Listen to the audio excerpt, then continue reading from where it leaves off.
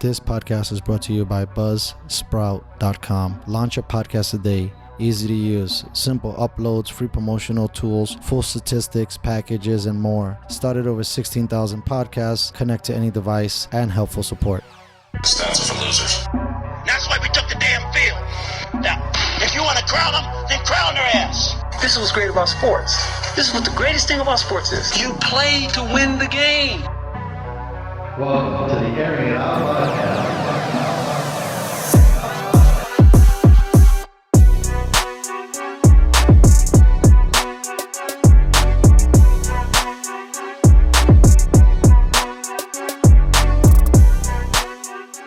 All right, guys, welcome back to the Airing It Out podcast. I have here my sixth guest of the show, Adam Mast, and he is a NBA enthusiast. Welcome in, Adam. Hey, nice to be here. What's been going on, bro? Man, just, the usual, watching a lot of basketball, loads of basketball, studying, trying to perfect my knowledge, trying to get there, man, trying to become hopefully an analyst one day. That'd be awesome. That'd be great. It's so funny with me pursuing this now. I have realized 39 years, because my birthday was just a couple of weeks ago, Happy birthday. thank you, that you have to pursue what you really want. And sometimes I think like our parents, they put these things in our mind where it's like, if you're not a doctor or lawyer, you're kind of a failure.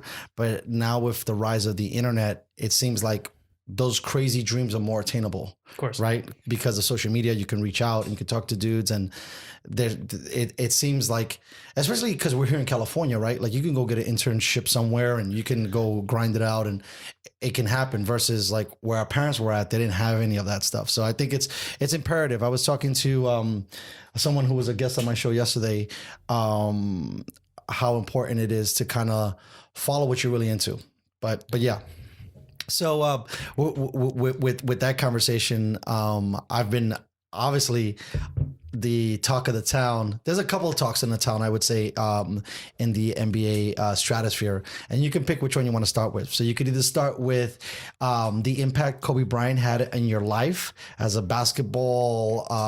I always use the word enthusiast because I think I'm just going to get this out of the way now. Right. I want to know because you're young. So genuinely, I was not a Kobe Bryant watcher. I actually started watching basketball around 2011. Kobe Bryant's, I'm not going to say era because he was still a great basketball player in 2010, 2011, but it was more of a LeBron James dominant, era. LeBron James, Dwayne Wade, like Chris Bosh trio. You also had Dirk. You had the rise of Kevin Durant and Westbrook was starting to come up. Even the chef, baby, right? Well, James Harden was on that team at the That's time. what I'm saying, right? So all those fools. Yeah. I really didn't watch him that much. Actually, I just bought my first pair of Kobe's recently. That's Really? actually before he died. Okay. And then, Are they fire? genuinely, they don't look the coolest, but I've always wanted a pair. I didn't have the money when I grew up to actually get a pair of Kobe Bryant's. Now I was like, you know what? I can buy a pair finally for the first time ever. And now I don't want to wear them because it's like, right, they might be worth a gazillion dollars. I don't want to be the guy to sell it. You got to preserve life. And I use them whenever I'm playing, not pickup, but when I'm playing with friends. This is more like you got to keep that with, and you,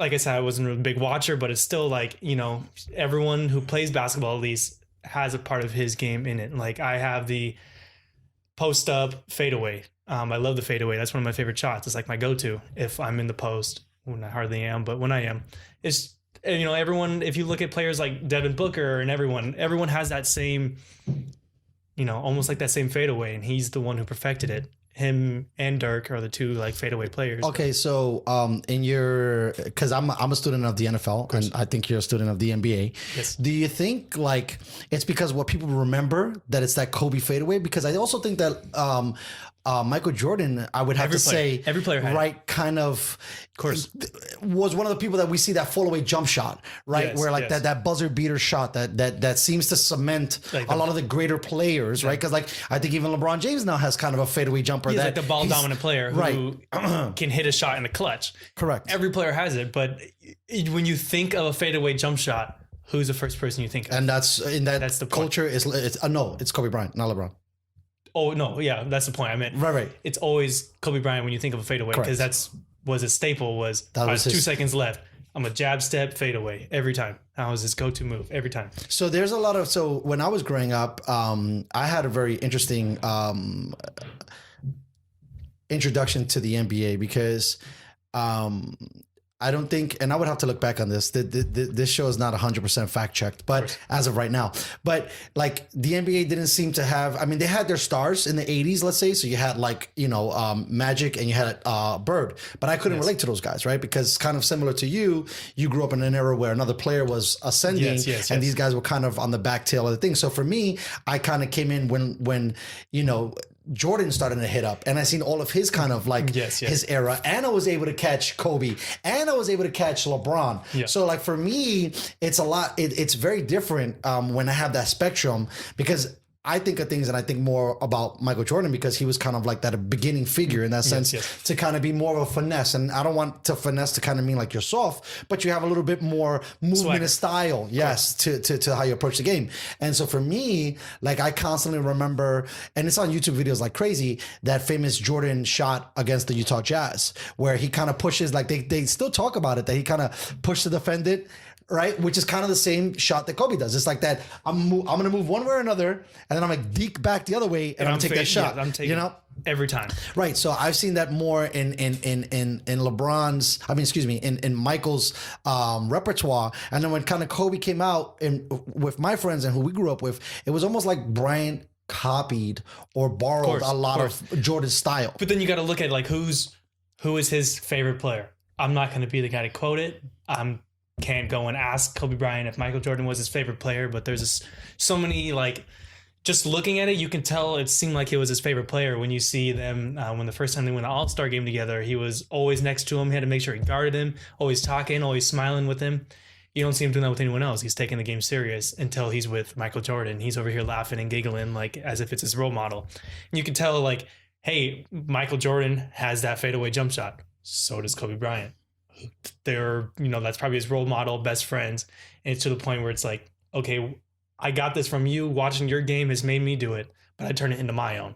Like I said, with the swagger, the finesse, it's mine. It's the same shot, but how I do it is different than how you do it. 100%. And I think there's also something that doesn't get discussed because I brought up, let's call them the big three, right? For argument's sake.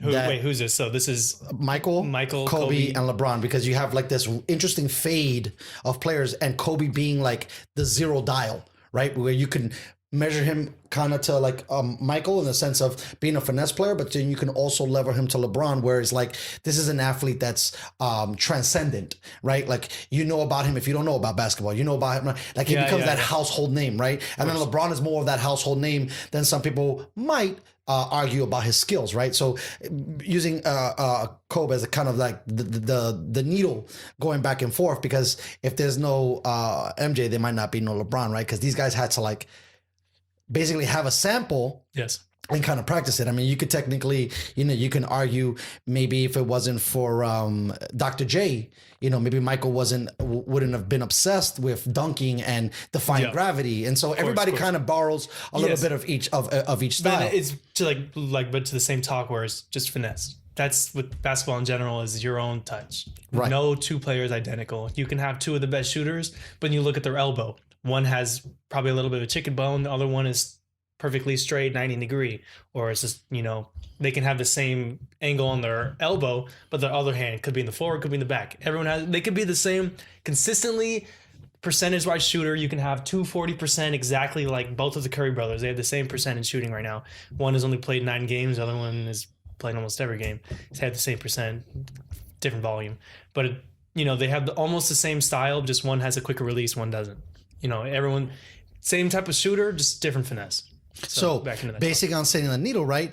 I would move the needle using Kobe as more of that assassin style of player versus moving the needle to maybe LeBron James, and I'm going to use a nicer word here, being more of a compassionate player in the sense that he didn't have, that killer drive. Because I think that's what sets Kobe apart and makes him more of a comparison to the Michael Jordans of the world, the Gretzkys, the Derek Jeters, that when it was game time it mattered, and we had 2 minutes or we had a couple seconds that I want the ball and I'm going to make the shot. Of course. Versus I think in LeBron's case, I don't know if it's a lack of practice, because to be that kind of dude and do what he's done, there's no way he doesn't have passion to be kind of a killer on the court, right? Like he's an animal, right? You're right. But the sentiment is that when it comes to like that final approach, James is more likely to pass the rock and get somebody else involved. By the type of player he is, though. Correct. I mean, Kobe Bryant is known for that sniper when it comes to shooting.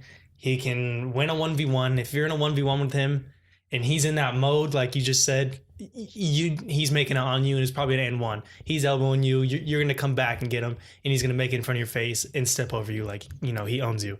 But then LeBron James is one of those players where he's, he's good on one-on-one in a fast break situation, right, or in a clutch situation. Like if you look at when he hit that one shot against Washington, I think it was, where Kevin Love threw it to him, lobbed it across like full court. He caught it at the fadeaway three, and made it for one game or something like that. It's so crazy when you look at like these guys' utility belts and the weapons that they've used. I think, and it's funny how the game has evolved, especially because of Golden State. So like for Michael, right, and I would even compare him a little bit to Dwayne Wade, being able to penetrate. But as your body takes hits and takes damage, like you got to kind of turn into a sniper from the back, because LeBron James, that's the cool thing about LeBron. LeBron's so goddamn big, but even now he's had to change his game a little bit, right? Because I can't keep forcing 250 in the lane against two other fools that are 250 and constantly taking the hits. Who are 26 compared to 35. I think he just turned 35 recently. 100%.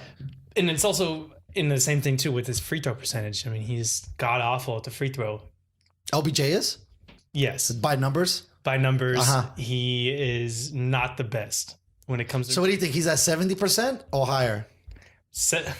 Speculating, I'm going to say 72. I mean, he's better than Shaq.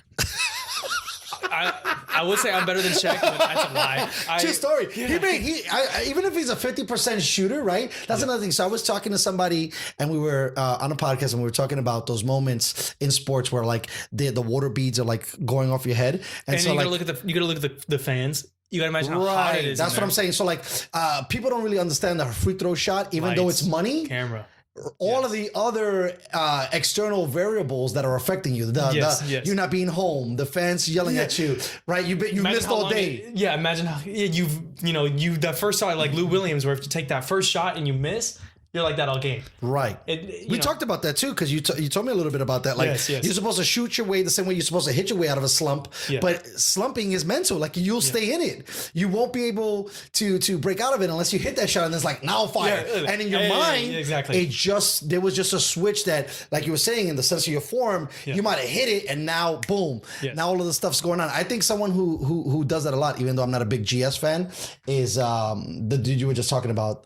Not the Curry brothers. Thompson Thompson is just, that guy doesn't miss, bro. He doesn't miss. No, he literally doesn't miss. Like he takes shots that he knows he's gonna hit, right? Even if it's a 2. Yeah. Some guys try to take these crazy 3 shots, and that's not, because it's like the difference between knowing your role. You're not Curry. You're not the guy who has to do all the dribbling to create a shot. He is, all right, you do all that. I'm gonna post. I'm gonna run. I'm gonna run around the 3, and then when you grab 2 defenders, because I ain't gonna guard Draymond Green. I'm gonna let him do whatever he's doing. Let him get the softest triple double of his life. I'm gonna double team Curry, or when they had Kevin Durant, I'd rather double team one of them than this particular right. So and that's just, it's the point where it's like, there's so many good ball handlers, Curry. And when they had Durant, right, like all your job right now is just to facilitate. Run around, and they do. I mean, they had so many great plays. Like they had to I'm a butcher the name. I think it's called like the Twin Towers. I know that can't touch on that, but it's like, so you have 2 big men like Draymond Green and whatever your big man is. Potentially, they would never share the field at the same time, right? They would. No, they would. During the playoffs. So how about use like the Grizzlies with Gasol and exactly. So it's like you have 2 big men sitting at Randolph and him. So you have, like, say on an inbound, you have your 3-point shooter at the corner. He runs into the key, darts back. You have your 2 big men. They are sitting there pretending like they're not doing anything. Then they snap in and do a little double screen. now it's an easy shot. You can Steve Kerr, if you want to pull up the clip, if you really are interested in looking at it, they've done that like 8 times and they've made it like every single shot. It's just one of those where if they're open, like how you said with Klay Thompson, if he's open, he's not missing. That's another thing too, for me, that I don't think a lot of, and I'm not going to say it like that, but that it doesn't seem to be discussed as much, because in the paint and in your half court scenario, you're running plays, but people just think that it's kind of like, it's either you're what was it called when you body somebody to take the shot? What's that called again? A pick, right? That's what it's referred to. When you set a screen, or there you go. So it's just in setting a screen, right? Just in that alone, how effective that is versus maybe playing zone in the paint if you're on defense or going man to man. I mean, my least favorite play is isolation, because being a Knicks fan, Carmelo Anthony just really didn't capitalize. Correct. 100%. So when you see like the GS teams and maybe some others, I think maybe Houston might run a version of that as well. They run more like almost like the ISO, where it just goes hard. Harden is like the bearded Carmelo Anthony. Yeah, honestly, but how he plays though is so genius. Like, you think he's money. Versus Melo is, all right, everyone fade. I'm gonna sit here and post up. Versus Harden is, I'm gonna do my little shimmy, my little shake and bake, and then if you make a mistake, I can either drive or shoot. If I shoot, I'm making it, or rebound. We don't care about rebounds anymore. We don't have Clint Capella. We're hoping we make it. So did they trade him? They got rid of him. Wow. For Robert Covington and a couple other pieces. That's what I love about you too, because you're cerebral on the bench.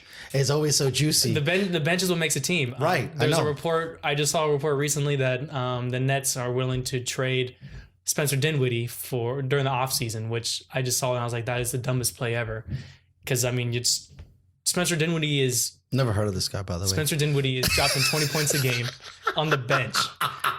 That's fire. That's six man. Well, that's 6 man worthy, right? Yeah, but Kyrie's injured, so he's starting now. But he was on the bench when, well, not really on the bench when D'Angelo Russell was there. He was the shooting guard.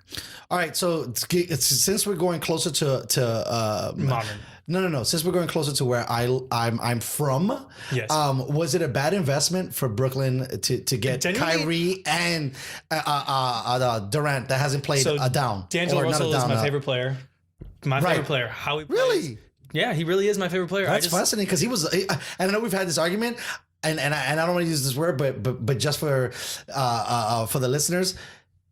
That guy was a bum on the Lakers, bro. And then all of a sudden he goes to Brooklyn and he's like kind of like a small monster. He was like 19. Yeah. And then he also had Boogie Cousins as, not Boogie Cousins, Swaggy P as his mentor, which says enough. I mean, yeah, pretty much. If he's your he was your second scorer on that team. If he's your second scorer, your team blows. True story. You had like one of the worst teams in the league. But that team was garbage anyways. When he was on the Lakers, you had what? Kobe Bryant. Right, they didn't have shit. They didn't have shit. I mean, right. he was in, Kobe Bryant dropped 60 It was points. a rebuild. It was a rebuild. And that trade was one of the worst trades in history. Yeah, I like Lonzo Ball also, but I would rather have D'Angelo Russell than Lonzo Ball. I would rather... But bringing that into the conversation, and now you'll get this because technically this is your first podcast and you kind of jump around on different thoughts. Sorry. But Lorenzo's Ball, or Mr. Ball, the Ball. Yeah. He's a beast in the sense that he created so much interest in his son. It had nothing to do with the fact that he could play basketball at a competent level. It was more about maybe he sells seats, maybe he sells jerseys, maybe he has a brand deal and he sells sneakers and he sells swag, right? Of course. And on that look, they hit, because I'm sure they saw a grip of ball stuff. Their team, right? That team sucked even with LeBron James. They could have made the playoffs before he got injured, but everyone had one of his jerseys. Everyone had a number 2 Lakers jersey. I think also too with that situation, because I always find that really interesting, because LeBron James could be technically, if you're gonna pick a comic book character, you would call him Iron Man. I mean, this dude never gets injured. He's played so long, right? Yes. That if he's turning it off, he felt that those fools on that team weren't good, right? Because if he knew that they were stacked, he'd be like, hey, I'll rehab this quickly and I'll be back at least by the playoffs. Like, make the push, keep us at 500. And then if I come back, all we need to do is make the 8th seed. We don't have to. Right. And I'm LeBron James. If we were in the 8th seed, I'd rather be in the 8th seed. I'm taking Warriors out. That's a meme they gotta make. I'm LeBron, bitch. You know what I mean? Like, I bring it back. I'll put you fools on my back, and we'll get there. Especially his level of play. But I mean, how is Mr. Ball doing as a Pelican? I mean, he's inconsistent. He's a highlight though. At the same time, every assist he makes, whenever he does shoot, he usually gets that step back highlight. He broke McCollum's ankles, but he didn't make the layup. You know, like I said, inconsistent.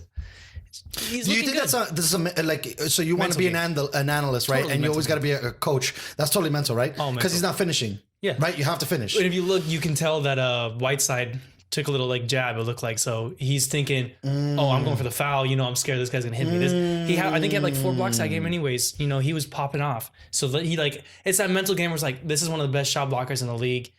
I'm going for a layup on my less dominant hand. It's a left hand layup. My favorite, by the way.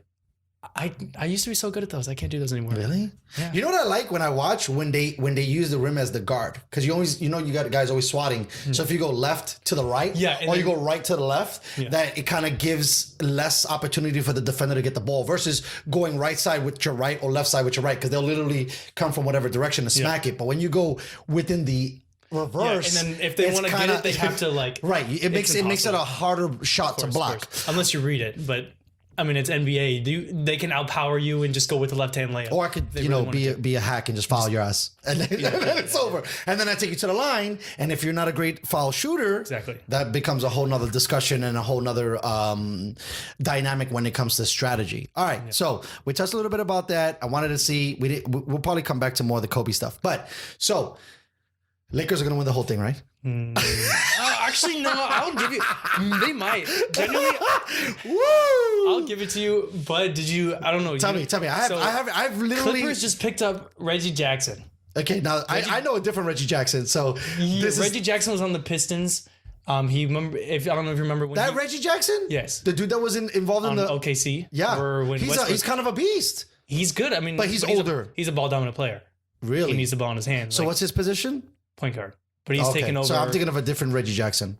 Yeah, he's taken over. Could take over Patrick Beverley's spot, or if I was smart, I'd have Patrick Beverley starting on defense, and then when my either Kawhi Leonard or Paul George is on the bench, I bring in Reggie Jackson, who can drop 18 points with ease.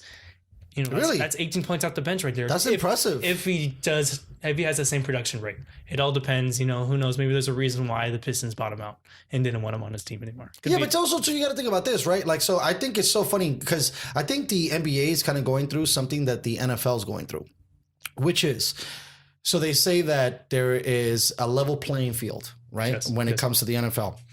I don't think that's true. And so I think also too, people are trying to make it seem like there's a level playing field for the NBA. I don't think that's true either.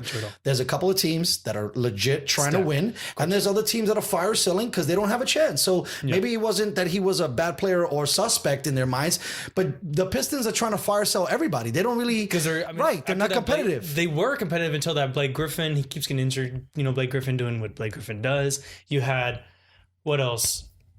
Poor Blake, man. He jumped over one IKEA car, blew up the car and business, and then kind of, he's just never reached that kind of level of expectation. He's not a number one player. He's a third man. Okay, so why can't he go to a team where he's the third man and kill? He tried to go to the Pistons and be the one man, and that showed what happens. Well, that's the thing. I think that's another thing that we've been discussing a lot on these podcasts is the general manager roles and understanding and evaluating players. And you can't put a 3 out of 1 and expect the same kind of results, right? Because no offense to Mr. Griffin, but he's no Harden, right? He's no LeBron James. He's no Steph Curry. So those are the ones, right? Like I picked up Blake Griffin on my fantasy though. That because is he a double guy? Is that he's not a double, but he at the time he can't even average 2 statistics and at least go 10. So no 10 blocks or not 10 blocks. That's not even 10 rebounds. Right, 10 rebounds. No, that's Drummond's job. Why would I? I don't need to jump. My jumping is when I'm dunking over someone. I don't need to jump for a rebound. That's all Andre Drummond. Man, if I ever were to ever get Mr. Griffin on the podcast, I'd be super humbled. But now that he's not here, That sucks because you got to show like you have passion to try to go. Because if you think about this, LeBron James is a 1, but he plays a 2, 3, 4, and 5. Like those are all his positions, right? Because he hustles. That's what I'm saying. So you can't, want the 1 money, want the 1 positioning, want the 1 team, and then you play like a 3. Yes, and you suck. And it was, of course, right? And he added a 3. If you can't do double, that's suspect, man. You're not worth the money. You're right. Right? No, genuinely, you're right. Because he's a big guy. So that means, to dumb it down, you're a big dude. That means that if there's a crashing the board situation, you should be able to outjump fools, right? Oh, of course. Right? And then after his injuries, he's had multiple injuries. I know, but to me, that's another thing too. It's like, are you taking care of your body? Do you have a nutritionist? Like, are you balling all the time in the sense of, are you in the club with the bottles and the models? Like, are you really bringing it back full circle to Kobe? Kobe was, that was a 24, everyday thing for homeboy. Well, 2 hours before practice and 2 hours after practice. Right, same thing with LBJ. Same thing, I'm sure. They got a MasterCard commercial. Who in the fuck would have ever thought dribbling handballs on both hands would give you even more coordination so that when it comes to, dribbling, you're just as good with your left as with your right if you're a righty to start out with. Yes. And then you got homeboy over here jumping over cars, and then boom, I cashed in, pow, relax. Yeah. I'm good. I don't really know, man. Because he has all the tools. He's a big fucking dude. He's charismatic. Obviously, he could carry a franchise in the sense of a brand. You're right. He's a brand. They were a playoff he should dominate. They were a playoff team. Right. I'm not saying they weren't. They had. And maybe it's a coaching thing too, right? Because Doc doesn't. I think Doc is starting to get the credit now, but. Doc sometimes doesn't get the credit all the time because when they had CP3, Blake, and that other guy that I really enjoy, DeAndre Jordan. That was the best bench in the league, right? And they had Jamal Crawford. They had a whole bunch of dudes. Yes. And so he was playing better in that system. Now he leaves, and now he wasn't the one in that system. But it's also going back to that too. That's not his fault all at the same time. Your point guard isn't a number 1 option too. CP3 as a number 1 is a bad team. In my opinion, look at OKC, they're balling, but he's not the number 1. Shai Gilgeous is the number 1. And then CP3 is handing the ball and, you're double team this kid because he just made 4 threes. Perfect, because I'm CP3. Well, it's funny. So I feel like Chris Paul, Kyrie Irving, and there's one more gentleman that used to play for Boston, not Isaiah Thomas, who was the point guard, Rondo. I feel like those 3 guys at times forgot what their position is. You're the point guard. So to me, as a point guard, to use a bigger word, you're a facilitator. Your job is to get other people involved. That's old basketball. No, really? So now talk to me. Explain that for the seniors that listen to our show. It depends the coach. Like if you look at Utah, you have God, what's his name? I'm totally blanking. That's okay. Oh, yes. What position? The point guard. See, that's when you get in deeper. I've only remembered they're not even on the team anymore. Gasol and my man Randolph. They probably trade that whole team. Okay, so on Utah, the point guard, Ricky Rubio. That's a completely different team. They're playing like Ricky Rubio's suspect too because he came in with a lot of aspirations and like a lot of expectations. They're playing hot, dude. Are they really? Remember I told you earlier that team's going to be a threat. They're a threat now. I tell you, they're always a threat. You're right. No, you're right. Whatever. When they took out OKC, they always get like whoever's again back to the management stuff. Their draft department, their scouting department, like they know that's a true team. They know players. That's a team. They understand. But then if you look at I like Memphis, but if you look at Memphis in general with John Moran, where it's, hey, Ja, go out and do something. You're a point guard, but go out and do something. Go and dunk on people. You're a point guard. So now with the new system, the point guards are more involved versus just being passers? The point guard used to be a small forward dominant. Now it's a point guard dominant. It's looking like it at the moment. With how he's playing, with how Luka's playing. And those are just, 2 in general that are balling. And then you have... It's still like small forward dominant, but the point, just how point guards are playing differently nowadays is they're not, looking for assists. They're looking to drop 30 points because if I drop 30, we won. Okay, so now let's look at kind of the history of the point guard, right?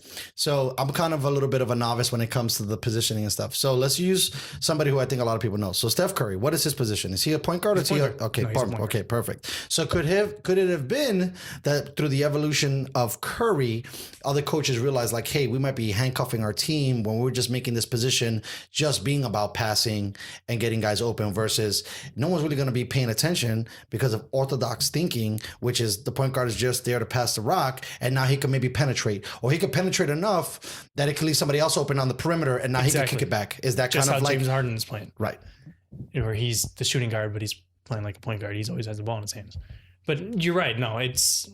I mean, I don't understand. I guess it just goes by the player you have. Right. If you have a monster and he plays point guard, you got to let him loose. A Westbrook, put the ball in his hands, let that guy do whatever he's doing and get out of the way. But if you have a Ricky Rubio, it's okay. Wait, so this guy can't really, he can shoot, but he's not. He's kind of a little bit more, and this is a little older for you, but he's kind of, from what I'm understanding, kind of more of a John Stockton. Yeah, John Stockton. Right? Like exactly. he's a true point guard. I can shoot, but I can also pass. Right. That's it. I'll only drive if I have an open lane. I'm not just gonna go do two dribble, drive, and I'm stronger than this person. No, I mean, I'm probably as strong as Ricky Rubio right now. Well, I've always found it interesting because Westbrook always gets a lot of hate, but what that guy could do when the ball is in his hand, it's a different player. Right. He's kind of like, he kind of broke a little bit and so did Curry too. They broke what normal point guards should be doing because they're such beasts. Yeah. I mean, dropping triple doubles, but that stat padding. But I mean, still, it doesn't matter. There's nobody. I think is it Oscar Roberts that he kind of like something like that. Yeah, that he's demolished a lot of his 30-point, 40-point triple doubles, and that's insane. That's against pros, bro. It's record breaking. Even if you're talking about padding and stacks and you're going against garbage teams, to do that, that's a lot. Yeah. That is a lot. And so now, how is it working in Houston? Are they able? Is him and the chef able to balance out the rock individually in the sense that they actually, yeah, no, they actually are. I mean, it seems like they almost trade off where it depends who's hot. If James Harden makes a shot, good, let him keep doing what he's doing, and guarantee you after I make two, if I do a little fake, you're gonna jump, so then I can drive, and that's when that other player comes in, you kick it.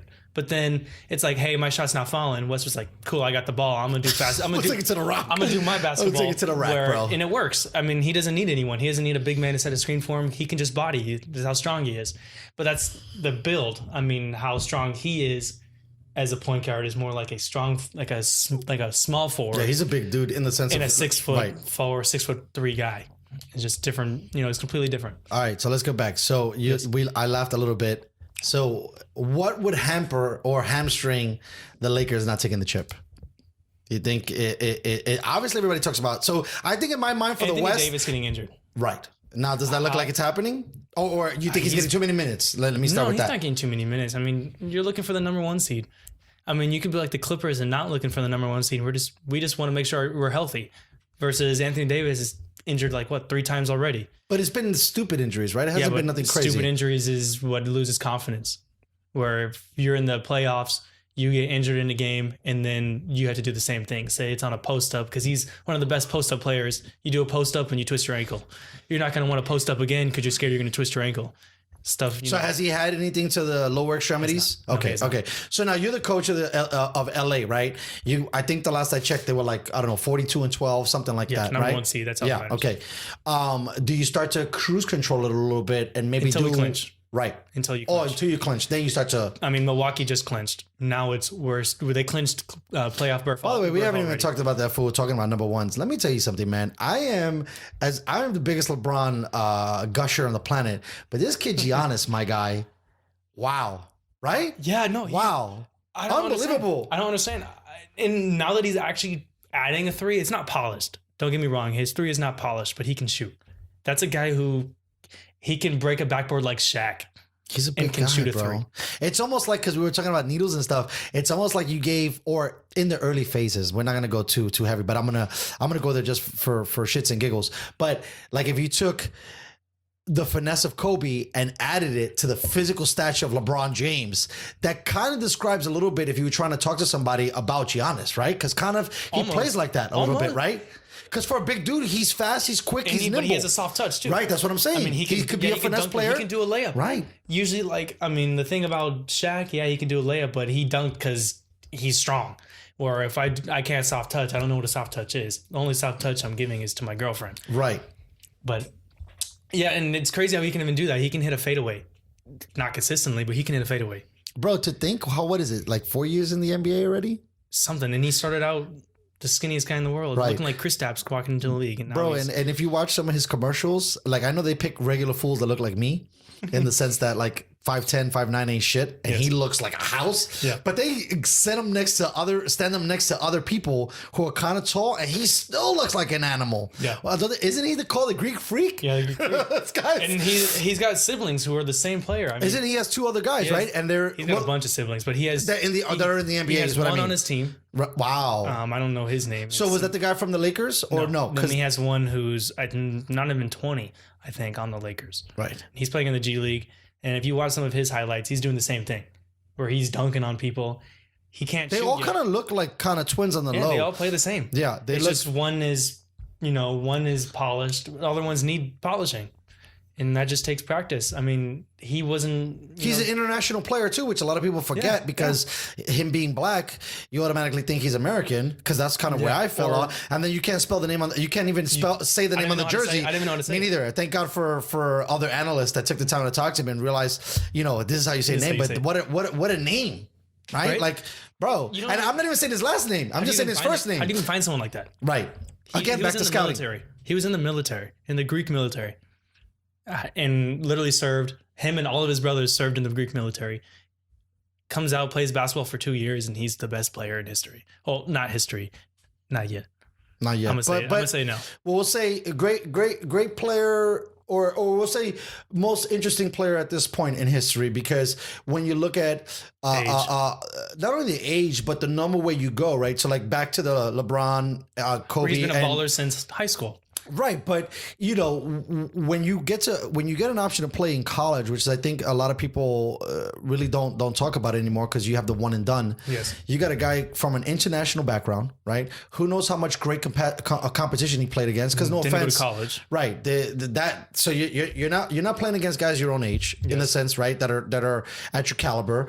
I don't know if did he play in the EuroLeague? He didn't play in the EuroLeague with like Luka, right? So he's not playing against grown men talent. Right, exactly. And then you come to America and all of a sudden you're a sensation. It's unbelievable, right? Because that's why I refer to him a lot like to LeBron James, because LeBron James was an animal in high school and then didn't go to college and then was a problem already in the NBA out the gate. Exactly. At 19 years old, you're giving 25, 30-year-old guys problems because you're that good. Exactly. Or because you have that much body control. Because I think that's probably the more interesting statement, right? Because you have to have that big. You could be big, right? Exactly. But when you have control mid-air, right? Like, so we bring in Shaq, not to like shit on him, but he's a bigger dude. I think Shaq was a little bit more flexible when he was younger, but as he started to put on weight, it became harder, right? So with Giannis's approach and LeBron's approach too, there've been times where they're thinner so that they can control the flight in air. And they're not, I mean, like with Giannis, he's not too big. Like they didn't just pack him on with weight, with size. Yeah, he can be the strongest guy, but he's not going to have that agility. He's not going to still be one of the fastest guys in the league. He could take 2 steps from three steps from half court, and he's already dunking. And what's his size again? Is he 6'8" or 6'10"? Has to be 6'10". Has to be 6'10". Right? Because you think about other guys. Yeah, he's huge. So big, bro. He's not like and then his position is what, power forward? Small power, depends where you want to. Depends the team I guess you're playing. But right now, he's because you play fantasy basketball. What's his? He's number one. He was no. I get that, but what is his position in there? They just have him forward. How we do it's just forward. Okay, so he can take either role potentially. Yes, he could be the small forward or he could be the power forward. Yeah, how we do it on CBS, it's so it's just forward, guard, center, right, and then reserve. Right. So you can, doesn't really matter. I was just curious, like how they viewed him, because you're saying that it depends on what team he is. But right now, in I don't want to mess it up. It's Milwaukee, right? Yes. In Milwaukee, he's the power forward, but it depends on where the situation is that he'd be able to. It just depends on the team. Where if you're playing the 76ers, they got Al Horford as a power forward. You're going to play power forward. You got a small little guy as small forward. You're going to put him a small forward so he can body on everyone. It's a massive man, bro. And imagine 6'10", right? And then you go like this. Yeah, you put your arms. One of the longest wingspans in the league. You put your arms in the air, bro. That's like a 7-foot, like let's say door that you're trying to like shoot over, dribble through, and out muscle. Right, and then take it to the rack against that fool. Like Good Dwight luck. Howard. You can't out muscle Dwight Howard. By the way, speaking of Dwight, It was a really good pickup. It was a good pickup for LA. I like Dwight Howard. Man. Yeah. Always a good pickup. No matter what team, it could have been Charlotte again. If Charlotte wanted to pay that guy again. Yeah, but now that he's on, because we were saying the same thing about Blake and about some of these other guys. Like when you get a good player on a good team with other good players, it has a tendency of rising your standards, rising your effort. He was looking great. I mean, how he's playing, it's almost looking like old Dwight back when he was on Orlando. Before he went to the Lakers. All right, so let's go. Let's get into this thing. So, like I was gonna say, I think the West obviously it makes a lot of sense, but just from like glancing over, Houston, Clippers, Lakers would probably be. And I'm not saying that these are the top threes, but these are the teams that I would be nervous in the playoffs if you have to face one of these teams. And if one of these teams, what about Denver? Yeah, I know you're so in love with Denver, but I don't believe, bro. I don't believe. But I guess just because the age compared. Right, that's what I'm saying. That's what I don't mean. I think that they're younger guys. I think that eventually they might come into their own. Also, it's a collective effort, right? Yes. LA is not a collective effort. LeBron James give him the rock, or Davis give him the rock, right? And same thing kind of with the Clip. And just play around him. You got... No, not with the Clippers. But the Clippers are doing something different because they're trying to keep their guys as healthy and fresh as possible for the playoffs. But let's pretend that they weren't using that. Yes. You would be concerned about Kawhi and you would be concerned about... George. That's it, right? So now with Houston, the same thing. Two guys, right? So they have that same kind of form, right? We're talking about, let's say, playoff basketball. We're not trying to sit our guys. We're trying to start our best players. Yes. Okay. So in those three let's take, out of those three, I'll take LA and LA. Who has the better matchup on paper in the sense of that they're have a better viewpoint of winning a 7-game series? Okay. In a 7-game, you might be right. But I do remember the first time the Rockets, right after they traded Capella, first time they played, the Rockets blew out the Lakers. They blew them out. They were just playing smart basketball.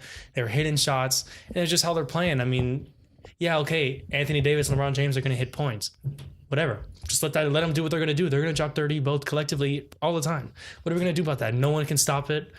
We can't stop it either. So what we're going to do is we're going to keep shooting. And I kind of like how they're playing. I actually think they could beat them in a 7-game series. They're considered kind of the dark horse right now. A lot of people are talking about Houston. That's why I brought them up into the fold. And I think you might be a lot of like people talk. The only thing that gets me concerned about Houston, but before I get in there, I'm going to gush a little bit about them. It's so crazy how in the shuffle to the average Joe Harden gets buried, because regular season, that guy might be the Peyton Manning of the NBA, because he's an animal. When you can drop 50 points, like, it's up to him to put it like, I'm going to slow down. Yeah. But he scores like nobody's business. Consistently. It's unreal. Like, it's very, very, very impressive to watch how he plays, and with all the scrutiny and everything else, and he doesn't look like a conventional guy. And if you kind of see him on the streets, you might not really think about anything because he's not super yoked. He's not. He's got a beer belly. Right. He's got a beer belly. The guy's just like a Joe. Yes. Just the look. But when it comes to shooting, my man is unbelievable. In his touch. Right. I mean, that little, like how he broke the rules with, like how he didn't break the rules, but he went around the rules with the gather step. I mean, that wasn't a thing. Everyone was just thinking, oh, after 2 steps, travel. But it's the gather step. He is what almost broke the league, in my opinion. Yeah, Steph Curry with the shooting could have broke the league, but no, this gather step broke. So tell me about this gather step, because when I was a kid, it used to be it used to be called the pro hop. Then they changed it to the Euro hop, right? They changed it from pro hop to the Euro hop. I've never heard of a Gallum step. So what is that? You take 3 steps instead? And that's what it looks like. So what you do for a gather step is when your hand is under the ball. So you can take that extra step if your hand's above the ball. So what you do is you dribble higher. You dribble higher, you can take that step, and then you can either go. If you want, you can go or not go. If you want to, like, that's why it's so broken with how he does a step back, where he takes the bigger step, he takes the bigger dribble, so his hand's still above the ball. And if you are either looking like you're going to jump, then he just goes for another dribble. But if you're looking like you're staying down, he's puts his hand under and shoots. Okay, so now based on your description, I've seen this all the time in the park. Right? Because when you see dudes... don't call travel. Right. I call travel right away because I don't like that. I don't like the gallop step. But no. I'm talking about before the gallop step. Because I'm from Bronx, New York, and I've seen a lot of basketball. I can't play nothing. But you see that when the dude's feeling good about himself, that he takes that step and then he holds the ball and then he's trying to figure out as he's not even holding. It's kind of like he's following the bounce. Like he bounces it and he follows it. Right. And then he's looking where he's going. I've seen that my whole life. And that's a street ball element. Gets me every time. Really? Because you don't know what they're ascending? But it just when you think someone is holding the ball, you think they're stopping. They're holding the ball. You're like, okay, they're stopping. I can, D up. I can play how I'm expecting them. If they're going to shoot or if they're going to pass, I'm ready for that. Versus on this, where the point it's almost impossible to guard because you're expecting it's a 50-50. If you guess the wrong thing, you either got dunked on or you got a 3 over. So because of my brain, and I have this great photographic memory, in hood games, right? Yes. They don't have 2 movements. Meaning, so I've watched this step. It's crazy they talk about it. When they catch you in your movement, they usually take it to the rack. Always. Right? This fool figured out a way to like bring it all together and say, wait a minute, if they're going to think that I'm going to drive...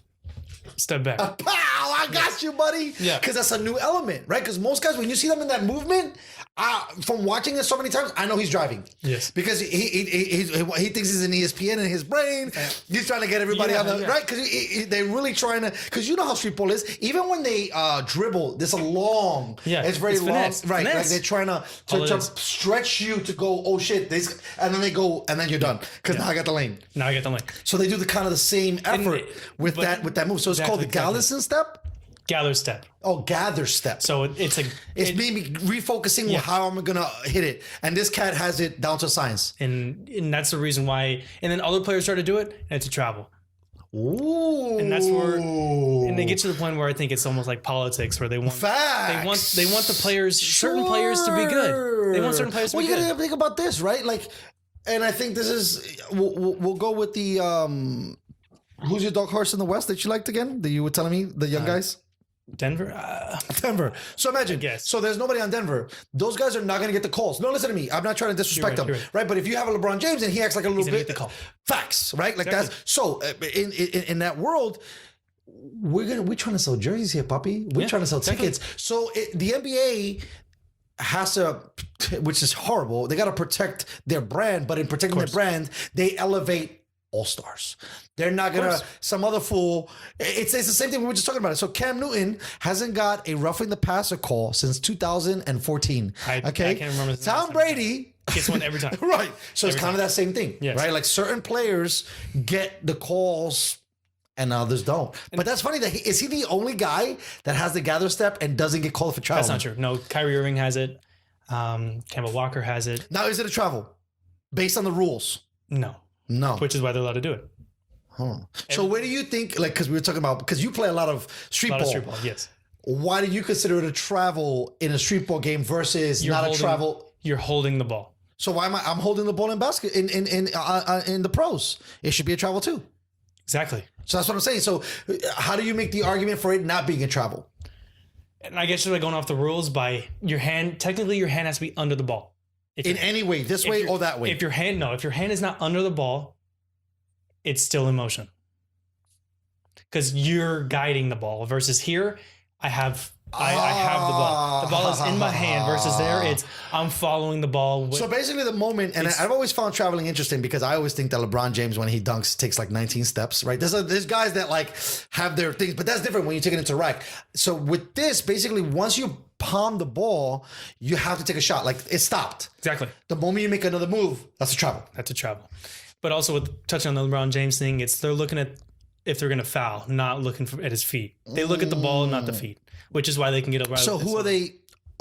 So you're basically saying they're missing the call because they're looking at the defender trying to foul James in the lane? Either the foul or they're looking at the ball, seeing all right, what's going to happen at the ball. They're not looking at his feet. Why would I look at his feet? If I look at his feet, I can miss a foul call. Which I think they should have another ref. Right. Because I was thinking about the same thing. Because the football had to change because you need more fools watching, right? Because if we're breaking it into sections, it's like, hey, you watch his hands, you watch his legs, I'll watch his feet, right? And then that's how when we coming together, we say, well, two things were good, but his feet he took, and then you trust the judgment of the ref. I really think they need to do that because it's to the point where it's happened so many times. You've seen how many times have you seen LeBron James just sitting there walking, taking 8 steps? I've seen that at least twice a year. Every time he's playing, at least twice a year. But it's not only him; it's everyone in general. But then on certain players, they call it right away. You don't know how. Well, I think that. So you just had, and we could get into it if you want to, but we just had the baseball scandal, right, with Houston. I mean, if you want to, I mean, no, I'm just throwing it out there. But it's what I'm trying to say is that if we had a ref come out publicly from the NBA saying that he was betting on games or managing the way the outcomes came out, there's no way, and we talked about this too, there's no way a human being doesn't have a bias.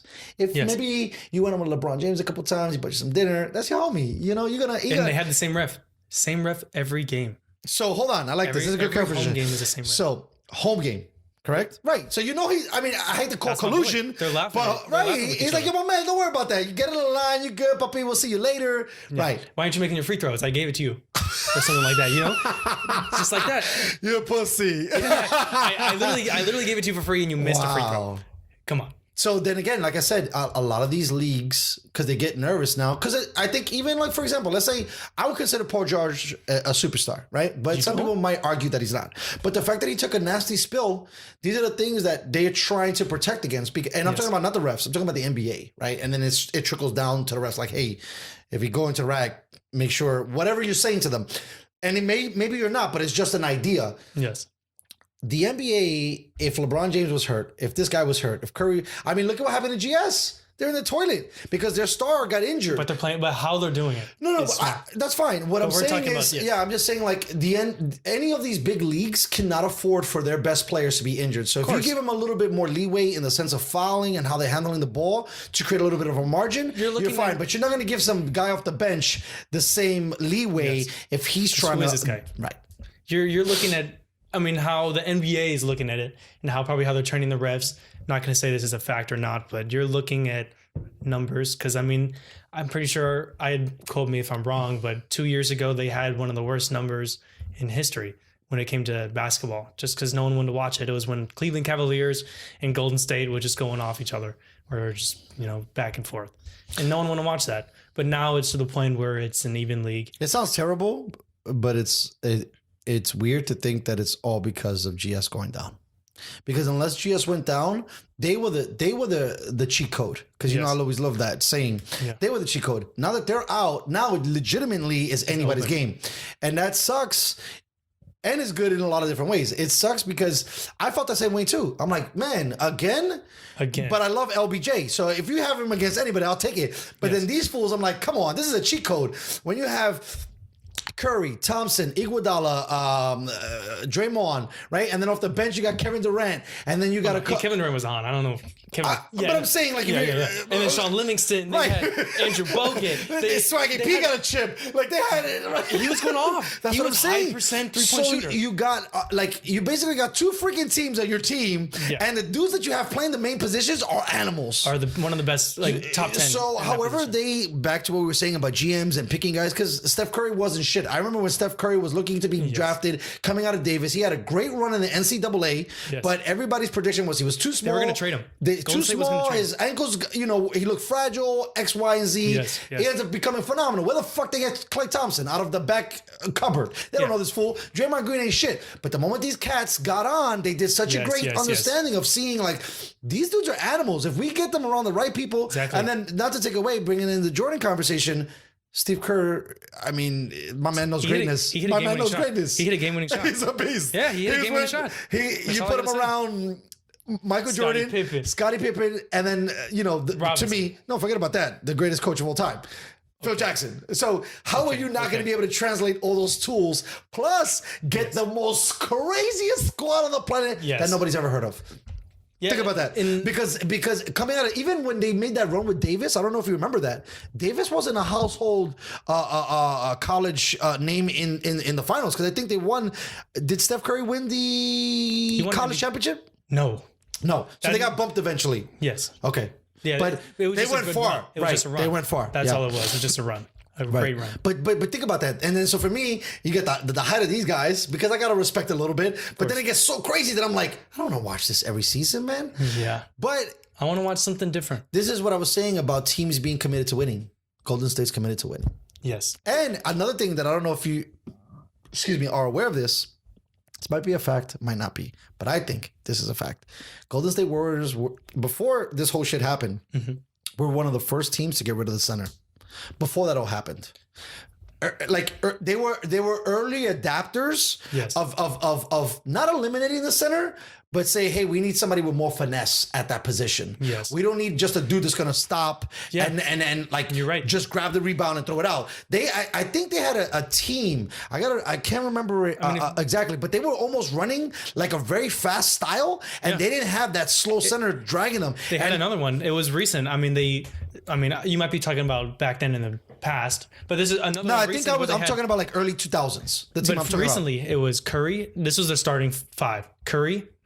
Well, if I'm going to count Boogie Cousins in there, I don't count Boogie as a center at all. He's a power forward. Imagine if the Lakers had Boogie, bro, and Dwight and AD. I'm sorry, I'll be gushing about my team. My team. I thought that was an automatic championship. Facts. Before he got injured, bro. I almost didn't want to watch. You know what's so funny? I would have been so pissed off at him if he was like fucking like he tripped at a strip club or he played some pickup basketball and hurt himself. Like John Wall. Bro, John Wall tripped down the stairs, bro. He tripped down the stairs. But by the way, you don't even know that's true. Because they be lying. He probably doesn't want to play. He's stacking up some money. Facts. By the way, I don't mean to anyway, because I want you to finish this, but I can't stand Joe Wall. Go ahead. But yeah, so it was Curry, Clay. They didn't even have Iggy. No, they had Iggy starting at one point in the playoffs. So it was actually Iggy, Curry, Clay, KD, Draymond. That was a starting five at one point.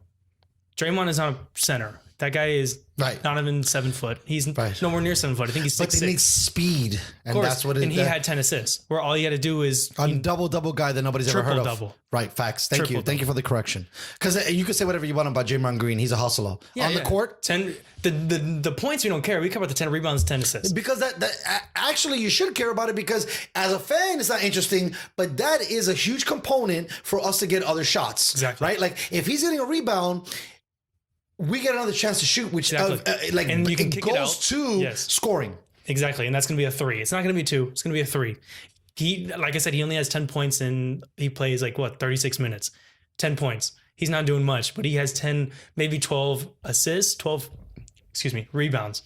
That's a lot of rebounds for a guy who's 6'6". My guy could be taller than that, but doesn't matter. Even if you give him 6'5". Yeah. When you're going against like Giannis, we were just talking about it. He's 6'10", let's say. He's not getting 10 rebounds a game. Not only that, he's not playing center, right? So if you're playing a center that's 6'10" and you're still out muscling him, you cannot. I just talked to a mentor of mine. You cannot. There's no real way to measure heart.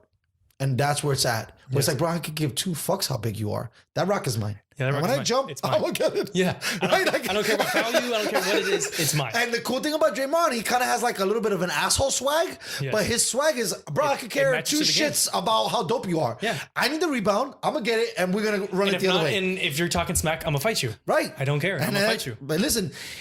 It's really, really interesting what Kerr did. And I can't really give it to Kerr. I have to give it to the general managers and the coach, the scouting department. He was a second round draft pick. Right. To find this guy and say, yo, this dude has so much tenacity that it's not going to matter if he's outsized by the other dude. He has heart. He wants the ball. And his heart is 7 feet. He can go against anybody. Yes. And that's what they built. They built a team of dudes that have heart. Because you could even put KD in that discussion, right? KD, he wanted to win. If he didn't want to win, he would have stayed with OKC. By the way, I also find it funny because now they're talking about changing the logo from West to Kobe. No. Listen, first of all, I agree with you. No, but talking about West, that man's a genius. Brother, you know that West was responsible for drafting Kobe Bryant. Not only was West responsible for joining Kobe Bryant, he was responsible for bringing KD to. Yeah. I'm sure if you look at this fool's resume, everywhere he goes, he's getting. Yes. So fuck that. Keep that fool as the logo. Yeah. Because that dude on the backside is making the NBA, period. He's not making teams. He's making the NBA. Because wherever that fool goes. And going back to Kobe. Because I've never seen, by the way, I've seen maybe one clip of Jerry West. I've never seen him play basketball. Facts. No, you're right. You're right. But I'm gonna say something. Take the mic real quick. Just a little controversial. I'm gonna say it though. As much as I love, I said this earlier. I didn't really watch Kobe Bryant, but as much as I like him as a player, I don't have him as a top 10 player. Lifetime? Wow. From my lifetime, at least. Sure. So if you're gonna argue with Stephen A. Smith, right? Stephen A. Smith. It's okay. First of all, your top 10. Don't worry about Stephen A. Smith. No, what is your top 10? Top 10. Yeah. Because you also, the problem is when you build top 10s, right? We didn't see all these guys. So you're basing some of the knowledge on history, right? Because if you want to go top 10. Okay, I take it back. I take it back top 5. I always pick Bill Russell. Bill Russell won 11 championships. It depends how you're evaluating. It depends what you're thinking about player. Exactly. I mean, yeah, but he was one of those like Kareem players where it's just right. It was a right player, bad time. He was for the NBA at least, where it was a super tall black guy who can dunk against a bunch of white guys who don't know what a dunk is. We don't even got to go that far. What we got to say is that the game wasn't that evolved. Exactly. And for him, he was the quintessential genius at basketball at the time. So he was kind of like oh my God, I don't know why I can see him in my mind, but Albert Einstein at that time. He was that outside super mind, and everybody else was down here. So your top 5 would not include. Okay, so I take it back. It's top 10. That's pushing it. Right, that's a lot. I was looking at my top 10. You know, as you said, name my top 10. I was thinking about it. Right. And I have him above Paul George. I have Paul George in my top 10, and I have Kobe above Paul George. So I take that back. So who's one? You're not gonna like this, but right. I'm gonna lose my shit right now. Let's see this. Right now, are we talking about right now or all time? No, you gotta do both. You gotta say all time plus right now, all time. Right now, I am saying Anthony Davis right now is the number 1 player. I know you're very cutting edge. That's why, I always entertain your discussions because you watch so much more than everybody else does. So I totally disagree with that. But okay, you're gonna say LeBron James. I already know it. Oh no! You're gonna say he's number 1. But we're talking currently. Current. I hate to say it, and this is against everything that I would say. Steph Curry is number 1. He's played 9 games. I'm talking about right now in the game right now. Oh, you're talking about who's impacting the game the most? I would say Giannis. I'll give you that. Number 1. I just feel like all day. I personally feel like he's going to crumble. I feel like he's going to crumble in the playoffs like he did last year. But I'm talking. So this is the thing. This is a very interesting discussion, right? Because when you start to name top 10, not only you got to think about a legacy, you got to think about career, you got to think about in game, and you got to think about playoff implications. Exactly. So if you're a guy and you're beasting and you're on a team, but you always get swept, I think that Harden kind of falls in a little bit in this, right? Because he's a top guy, but because of his playoff history, it doesn't show or equivocate that he's considered a top guy. Exactly. Because you got to have the postseason numbers. I think LeBron James has also been hampered by this too. Because you go to 9 champs and you only get 2, you're kind of like, damn, daddy, you went to 9. How did you not at least get 5? Because you measured... Michael did 6 and 6. Kobe did 7 and got 5, right? So for the most part, they're relevant. When you go to that many, and LeBron James to me is still an animal, but so the same thing now because Giannis is in a division where he might not make the playoffs early on. His shit, right? I genuinely think as much. Okay, so Giannis, whatever, everyone knows how good Giannis is. I just feel like he's gonna be that one guy where he's gonna try to do it all, and I don't. As much as I like that's why Giannis, I consider him more of LeBron James. He's going to be a LeBron James player. Of course. He's going to put the team on his back. He might break down eventually. That's not the number 1 player, in my opinion. The number 1 player is a number 1 player, like I said, who's on a team with another star, and he can still be efficient. So you said you said Towns? No, I said. Sorry. I said Davis. Davis is a number. So I gotta really look at it. I think a fair evaluation of Davis, I gotta go back, would be more so looking at him as a Pelican than a Laker, because I don't think it's a fair evaluation to look at him as a Laker in the sense of on the Pelicans, he was a beast. Right, he was an animal. He was a beast. His team sucked.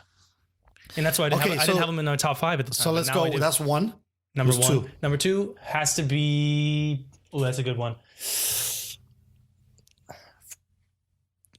I would say LeBron James, but it's just how his free throw is what is impacting his game so much right now. Where they would have a lot more games, have the same record, in my opinion, as the Bucks if they had that many free throws made. If he made more free throws, he would take number 1. But if I'm looking at like history wise, he's my number 1 because I grew up in the era where LeBron James. But I'm talking about right now. You're not gonna like this, but I actually got Kawhi Leonard as number 2. I can't stand them, but a large portion of the reason why I can't stand him and Curry is because they're fucking good. Yes. And parts of their game. Only player to win a championship, defensive player of the year, and all-star. Now, the only thing that I don't like about the MVP, Kawhi expanding it is that they're already claiming him because he's got these early stats as the greatest ever. I think you need to show me a little bit more. I don't care about that. Right. Okay. So I'm just giving you his resume. So we got Davis and we got Kawhi. And then 3. James. And then 4. Harden. And then 5? 5 is one of those where it trickles. Sure. So give me 5 and 5A and 5B. 5A, Embiid when he plays right. And then 5. Yeah, but that can't even count when he plays right. No, that's what I'm saying. That's why. So he would be. You should make him then 5B because it's. But just, it's also Lillard. It's the same thing. Lillard's hot. Nah, but that guy's an animal. Hot First right of all, now. listen, Hot right now. No. Hot right now. So nobody talks about this guy. First of all, I love Damian Lillard. Homeboy can rap his ass off. Let's start with that because I love. Okay, don't. No, for don't an do NBA player, much, you know. Listen, Shaq tried to rap that shit didn't Go to work. trash can. Come Kobe on, Bryant, trash can. Like let's go through the people that have tried it. Like my man's got skills. At least. Oh yeah, you're right. That if this is your second hobby. You're kind of good at it. You're doing better than people who do that as a main Facts, bro. job. Come on, bro. All right, let's go and start that. I just want to put that out there because I don't know that many people that listen to his swag. Homeboy's got flavor upon days. Yes. Number 2, because he's not talked about, I think he outlives what he's not talked about. He's an animal. When that kid is on, he's on. right. So who was your B? 5B? With Lillard. No. That you that put him was as B, Embiid. but you made him. I made you make him A. Who was the other full at 5? Joel Embiid. Okay. Get out of here, bro. That dude. Yeah, I know what you're saying. Like, I get you. Joel Embiid, I get it, right? But that boy, Lillard, is back to because we've had this like kind of baseline story. He's Kobe Bryant. He's, in my opinion, LeBron James. He's Harden. He's Stephen Curry. When he got the rock and it matters, and he knows playing that, his life out. bro. He smacked the Lakers like 3 weeks ago, and I was like, "What's happening?" And he went, "My man he's not even that big, and he could shoot, he could drive, he could pass. Like my man is." But it's just the thing about him is that if he goes off, it's not a for sure win. If Embiid goes off, which is why I don't understand why in the F. Well, first of all, there's 2 things to that discussion. He's in the West. This fool's in the that fool's in the East, and he's in the West. Listen, if I was Lillard. Get the fuck out of Portland. Get out of Portland. No, I wouldn't. Nobody's gonna go to Portland, bro. McCollum out. I'm sorry. I like McCollum. I got you. But that's not working. It hasn't worked ever. It still hasn't. I mean, they've been together for, 4 years? Hasn't worked. Excuse me, guys. We've been drinking a little bit too burpy. Might have to reconsider things. But anyways, so you were saying it hasn't worked. Okay. It hasn't worked. So who in the F are you going to get to go to Portland? That's a star. 0. So you got to come down, bro. Right. That's what I'm saying. Like, how long But he just signed a max contract. It took LeBron James forever to get $220 million. Right. He shouldn't have signed that. I would have. No. I don't care. No. Money over anything. Listen, MOBB all day. But yes. But are you trying to win? Or are you trying to make money? See, this is the argument that we don't discuss enough in the whole grand scheme of things. And we're talking about, let's say our argument right now is about greats currently. It can't be on the list, my man, if you're chasing the dough. Because let me tell you this. If you win a chip, you get whatever you want. Right? So why would you pay? You're right. So the reason why they can max out his contract is because he's another. First of all, no offense to Portland, They like soccer in Portland. They can give two fucks about basketball. Soccer and weed. That's all they care like, about. Like, so for me, wow, if you want to be the guy, because first of all, Damian Lillard checks all the boxes for me. No, I gotta make sure that fools know, because he's got swagger, he's got charisma, he's got personality. Okay, he has a box that I can sell. Right? He has a brand. He sells jerseys and he can play fucking basketball. Yes. Why in the fuck are you playing for Portland, bro? Why don't you come down to another city? Why don't you come? Maybe you look at Miami. Look at Miami. Like, I'm just saying, like, when you're thinking about the grand scheme of things, the reason why Damian Lillard is not 3-4, 2-3, 1-2 is because he plays for the fucking Portland Trailblazers, bro. Exactly. Because if he was on the Lakers, he'd be an animal. If he played for Houston, animal. If he played for any fucking top seed, I don't know about Houston. But let's say this guy wasn't there. If he was just the main draw, San Francisco, in big markets, in huge if he was on the Knicks, he would have been the number. Bro, two, let me tell you something. That's my dream. Since I've been watching this kid, and by the way, I've been watching him go off. I'll be like, it'd be random, right? Like I'll be at a bar, and this has happened multiple times. I'll be at a bar, or I'll be at dinner with my wife or friends, and I glance up to the TV, and there's always a fucking highlight of the Portland Trailblazers, and guess what's happening? My man is going ham. Hitting a three. And it's not even like ham, like a little bit. Like he's going off. I don't know. Did he score 50 points? No, that was Kyrie. He scored 50 points before. Yeah, no, but I'm saying, like, he's scoring 40. He's getting at least 9, 10-ish. He's doing a double-double for sure. The guy's carrying the whole goddamn squad. I just think, like, maybe you should have took 180 or 150 and went somewhere else. It's cool. I mean, but if you look at, they've made the playoffs consistently. Yeah, but that doesn't mean shit to me. That's what I'm saying. That's what I'm saying. Get rid of. Okay, I'm getting rid of McCollum. So you're general manager. You get rid of McCollum. You give McCollum a pick. Depends. You gotta. It's really. Let's say guys that because we always play GM. Who needs to help facilitate? Because I think a lot of the problem with Lillard's situation is that he plays power forward, right? I mean, sorry, point guard. Yes. Okay. So when we're talking about that traditional style, I don't think his body fits driving to the goddamn lane all the goddamn time. Oh, no. Plus being the scorer. So he needs to be moved around, but he needs someone else. He's like the whole deal. That's why I like that Melo pickup. But Carmelo? They had Carmelo Anthony. Yeah, whatever. But okay. I just want to be sure. He's going hot. He's hot right now. I know. Thank God. It took him fucking 10 years, 12 years later. Yeah. But okay, so if we're playing GM and we're doing a bunch of what ifs here. So who's the guy that you want that he needs? He doesn't need a big man? I want Jason Tatum. Tatum. I'll fuck with you. If Celtics did not pick up Kemba, I'm doing whatever it takes to trade Jason Tatum for McCollum. And you think that those two are enough to make up a They're thing? almost the same player, just one's younger. What about this? I'll switch it to you. What if he went to Boston? Right? Think about this. That's a championship. Thank you. That's what I want to say. But how are they going to do that? Because he just fucked it up. We're talking about what ifs. No, but the only. Right. Yeah, but everyone. He fucked it up. He took a $200,000 deal. They couldn't sign. Right. He took it. No, but the Celtics couldn't sign. Because he has max. They were only able to trade. That was the only way they were able to do it because they had a max. They had a really big contract. They have Gordon Hayward. They're paying almost a max. It's just a bunch of stuff that goes on. No. That's what I love about you because you know about how many maxes they could get and like the leverage of contract money. That's one of the things that I've always enjoyed about talking to you about the NBA because you get it. Like everybody thinks they could build a super team. You can't really build it unless you have the money to allocate it. Unless you're Golden State and you can have that money, where you're willing to overpay due into the luxury tax by having, you had 3 players who are almost max contract and you were still willing to pay $10 million over because you knew that paying $10 million will give you a ring. You're looking at the future here. I mean, $10 million just to get $10 million in 1 year just to get maxed out seats every night, jersey sales to the roof. Come on, how many kids have you seen with a Stephen Curry jersey, with the Kevin Durant jersey? Sadly, you don't see people with a Klay Thompson jersey, but still, I mean, how many people? Okay, so I was listening to you. My question is this, right? So, okay. How does the luxury tax work? Do you know about this? You have to go over. So if you have, say, right. So if they made a trade, or if they traded, so you said they would go. The only way they would be able to trade, right, for Lillard. But let's say he was a free agent, but they're at the situation that they're at now. Would they have been able to sign him and then fall into the luxury tax and then pay that? How does that whole dynamic work? I think it might depend on the contract. Genuinely, I really don't know if say they're already maxed out. Say it's $140 million now. Say they're already at that. I don't know if you can sign another max contract player for $30 million and pay him $30 million in the luxury tax.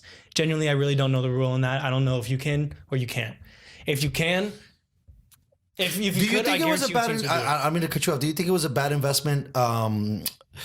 Not Tatum, the other gentleman who came back from injury. I was going to call him the white boy, but that might be offensive. Who is this on what team? On Celtics.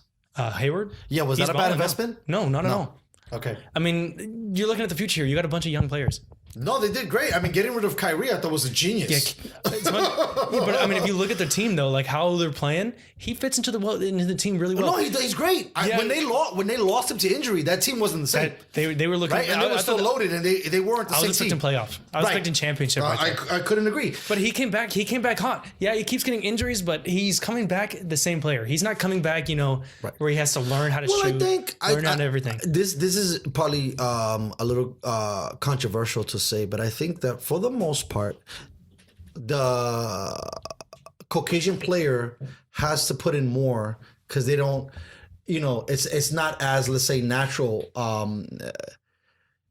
for their growth in the sense of being a straight out impact on the game. Now, this is just what I'm thinking. Like, I feel like it's almost very similar, in my opinion, to the discussion of being a slot receiver, no matter what your color is. For a slot receiver, you have to be a little bit more scrappy. And I think that the Caucasian player in the NBA kind of has to be a little bit more scrappy, has to work harder, has to go a little bit further to prove how essential that they might be versus an Afro-American player who has a little bit more of the God-given talent and tools in the sense of, jump radius, jump height.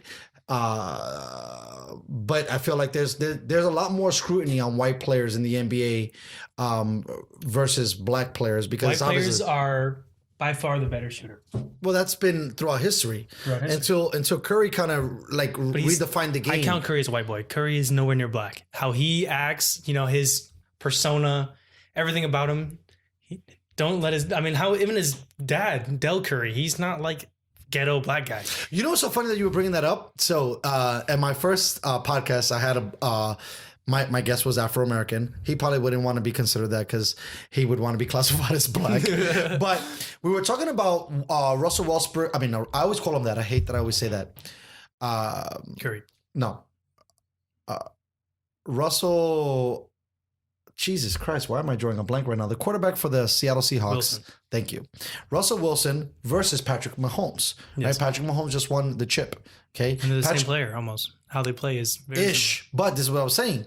Patrick Mahomes, because he's a lighter skinned guy, might not be considered 100% black within the black spectrum, right? Yeah. So when you see it, you're like, oh man, if he didn't have, if he had wavier hair or not wavier, but he might be considered a white boy. Versus look just like me, right? Versus shit. I always do it again. I got Wilson. Wilson is more darker and has a dark hair, right? But he kind of has more of a Curry style of being less black in his approach. So we were talking. What we were saying was the measurement of blackness is measured by hoodness. So, right, you can't be black if you're not from the hood or you're not from the ghetto or you don't come from ratchet, right? You could be the darkest dude in the building. But if you come from a good background, Hills, right, you're not you're a white guy. Right, and that's what. And so when you're saying about Curry, it kind of very similar to Russell Wilson in that regard because Russell Wilson's whole character, he's not like, yo, what's up, guys? And what's good? Like, I'm Stephen Curry. It's hey guys, I'm Stephen Curry. How you guys doing? Same thing with Russell Wilson. Kid. Right. Yes. They're eloquent. They're well spoken. They know what's going on. I mean, you could probably make the same argument for, let's say this could be controversial too, but Obama, right? Yeah. He's eloquent. He wasn't smoking trees in the staircases of the projects. Yeah. That's how you evaluate it. You could be the whitest black guy in the world, but if you're from the hood, you're hood. You're hood. If you're the blackest black guy in the building and you're from suburbia, you're white. Right. Yeah. And same with white people. If you're a white guy from the hood, hey, that's my N-word right there. He's not black, but I treat him like a black guy. Right. I treat him like one of the hood, like a family member, like one of the hood people that I grew up with. But if he's a white guy from Beverly Hills, Oh, he's just white. Right, and I think that's because I want to get a more Afro American guests on the show to kind of dive into this. I can give two shits less who I interview, but just really talking about that, because there seems to be a movement within the culture of who's black and who's not. Yeah. Right, because I think Stephen A. Smith got called out a while ago by Terrell Owens, which was crazy, and then there's a couple of NBA guys who talk shit about other dudes, and then it's been crazy, like within themselves, because then see, I'm Latin, and that happens to us too. You can be Latin, but if you're white Latin, you're white. If you're dark or brown, you're dark or brown. You're black. You're part of the guys. You're more the blue collar individual, versus a white collar individual. And it's fascinating to think that. But what I was trying to say when you were in the restroom was that even whether or not they're good shooters or not, I think a lot of the reason why they're good shooters is because as a white player in the NBA, you have to show more. Oh, of course. Right, you don't have all the stats. You can't jump out the fucking building. Your vertical is not through the roof. Right, you're not. Nobody shows up as Giannis as a white guy. That happens once in a while. I think that's why potentially maybe Kevin Love was so touted, because like, wow, you're tall, you got a wingspan, you could jump, you're white, but you look like you have range. And they were trying, to make him a household name. Yes. He just, due to what we've learned now, depression and anxiety and some other things have kind of and just really the team. hurt his game. He was on the wrong team for too long. I mean, he was on Minnesota. Well, you know what? If general manager LeBron James needs to take a chill pill a little bit, because why did you even think that he was going to work up there? I mean, he barely worked. He did. He barely worked. But I mean, if it wasn't for Tristan Thompson outplayed Kevin Love, in my opinion. And Tristan Thompson is nobody. And because of his outplay, he got a max contract, and he ain't that good. Because Kevin Love, if you measure them, Kevin Love, in my opinion, is a far better player in the sense of I could check all the boxes versus Tristan Thompson. Tristan Thompson, no offense, bro, you ain't all that. He's nowhere near it. He's nowhere near any bit of that. And because he was with the swag of LBJ. Tristan Thompson wasn't a max contract, though. I just want to. Oh, but he got paid. What I mean, though. He went from a $1 million to a $10 million. So he might have been max, but that's a huge jump because he's not worth $10 million in my opinion. He went from a minimum to a max to a what do they call $10. it? Right, I'm not $10 million. I'm not paying you that. I would never pay Tristan Thompson that much. Facts. You're not even a single double guy. I'd rather pay Andrew Bogut. I get Andrew Bogut out of the Euro League just to have a center. 100%. I agree with that 100%. Because at the end of the day, he's a basket case with anyone who's dating any Kardashian, you're off my team. Agreed. And it's so funny because we're just making that correlation, and Love had a Kardashian and Tristan had a Kardashian. If you had a Kardashian, you're off my team. Yeah. To be honest with you, there's a lot of things that would make me consider you off my team. I think if you have more of a social presence in the sense of the glitz and the glamour, and I care more about the fame than right. I don't really want you on my squad either. Yeah. Right. Yeah, I guess you could say that about baseball. I mean, look at Machado. I love Machado, but he's more. This is the thing, though. There's a lot of things from Machado, right? Glitz and glam. That's all he's caring about right now. That's not true. That's not true. I love Machado, bro, but come on. First of all, let me downgrade a little bit the love of Machado. He was nobody on. No one really cared about him on the Dodgers. There we go. Let's start with that discussion. Glitz and glam. Can we talk about that? No, but the thing is, listen, if it was LA, I would have gave it to him. There ain't no fucking glitz and glam in San Diego, ladies and gentlemen. This podcast is coming to you by San Diego. It's where? What glitz and glam? Did you not see the new pickup they just picked up? Who they pick up? Second baseman from Nationals. What's his name? I don't know his name. Okay, well, we got to look it up. But I'm not a baseball guy. That's okay. Don't worry about it. But, I mean, it don't mean shit to me. Because this is what I'm saying. It'll mean shit to you when they're in the playoffs. First of all, they're not going to go to the playoffs. Do you know what the Los Angeles Dodgers did? We can't even name. How about this? We can't even name the second baseman they just picked up from the Nationals. Do you know who the Dodgers just got? They got a guy called Mookie Betts. Yeah. Do you know who Mookie Betts is? You don't even know who the second baseman for the Nationals are. But you know who the fuck Mookie Betts is, okay? So let's stop playing the game. LA's going again, okay? You're right. San Diego, you need the Dodgers to win a championship so that what normally happens is a team puts it in cruise control. If I was a San Diego fan and a San Diego Padre fanatic, I would be rooting for the Dodgers to win so they could go back to whatever it is that they're doing and let other teams in the division come up because they're fighting. They're so hot. They're like LeBron James. They're a LeBron James team. They go to the chip every year, but they don't close. Right? And I was like, we got to do whatever it takes to close. Right. I still think that they might not have it. No. But Yankees, bro. They got right. Let's not even get there because then it makes me look like a homeless buyer. But no, I'm not. I'm from San Diego. Right. We'll get into that in a second if you want to go. No, but what I'm saying is right. But what I'm saying is this is the thing because do you know that San Diego and LA were trying to get Mookie. The problem is that Mookie Betts is on a 1-year contract. Yes. So whenever they get him, well, no, so they if he doesn't, listen, he's on a 1-year contract, so they traded him. So Dodgers win, lose, or championship, he's gone. They traded Verdugo. I get it. But the problem was, listen, that was a great win. I'm talking about San Diego was in the mix. Yes. San Diego didn't want to get a 1-year contract player just in case they didn't win. Now, if Mookie Betts was in a 10-year contract and they would have signed him, so they didn't want to give up. They had to give up like 5 or 6 players that they're still working on that they know that have an opportunity of being good. Yes. Right? Because Kimbrel, a closer for the San Diego Padres, won a championship 2.5 years ago with the Boston Red Sox. And then same what I'm saying is with all these players, man. Right, anywhere you go, right? So where you're at, if you shift, things could be different. But they don't want to be that team that's giving up pieces. Like they want to be. So what I'm saying is that the Padres didn't want to rent the player. Instead, they get a fucking guy that nobody's ever heard of from the Nationals, and not heard of, but you and me are not relative and enough to understand. What I'm saying is, LA, those fools are getting Mookie Betts, right? Like it's like they just that's a championship, right? Goodbye. So for me, the fact that the Padres want to even discuss it or baseball or that other shit, I'm just like, listen, you fools. So back to what I was saying about Machado.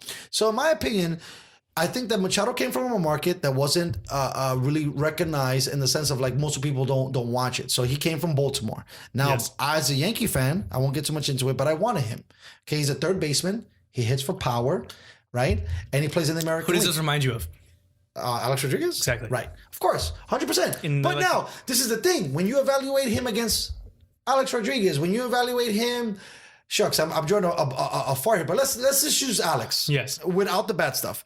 A player that's worth $250 million. 300. Actually, Bryce, too, you could talk about, right? Bryce. You could talk about the guy from the Angels, Trout.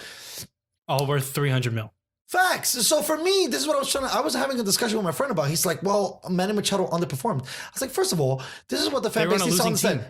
Facts. Who cares if you underperform? It's not even Why that. try so hard? You also got to think about this because this is what happens. You're a smart guy, right? So you're taking, hey, the team kind of was weak sauce. We had a superstar and he was trying, but at the end of the day... He's just trying to hit a home run. No. He was trying, but at the end of the day, the other fools couldn't elevate their game to match his. Yes. Okay? All right. Now, when you look at it from a different perspective, the fans need to understand this. You're going to always overpay for superstars. Always. Because that's the market. It's not Machado's fault that Bryce Harper and him and Trout were available. Yes.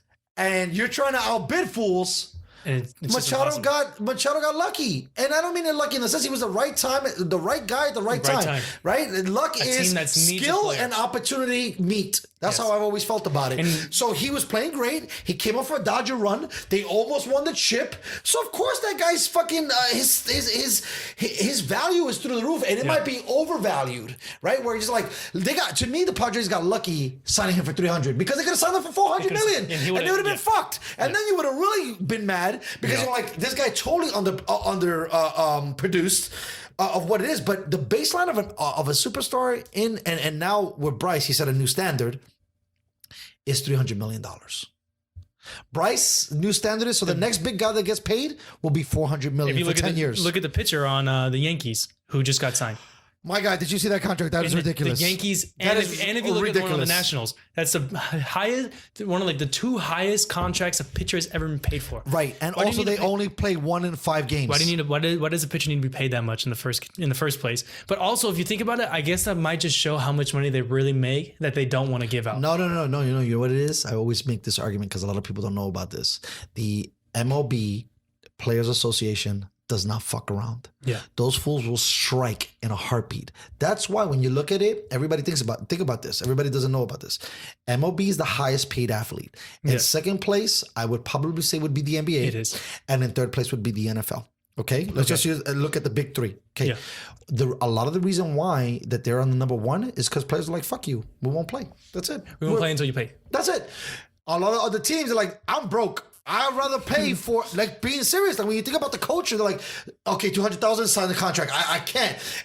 MLB guys are like, no. We have a standard. I am not playing for those peanuts because you fools are making so much money on this and that and that and this. Because they get mad at the NFL. How come the NFL, they get shitted on? Like the best player in the NFL only makes $20 million a year. 20 mil. Right? And they're hurting Some other themselves fool is every making like $50 million a year. Right? For doing this. Right.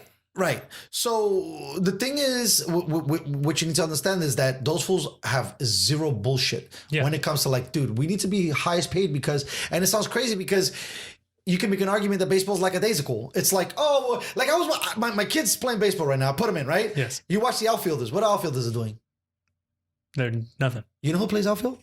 Bryce Harper. Bryce Harper just made $400 million to sit in the outfield and watch butterflies until the ball comes his way. And then he dives for it. Right.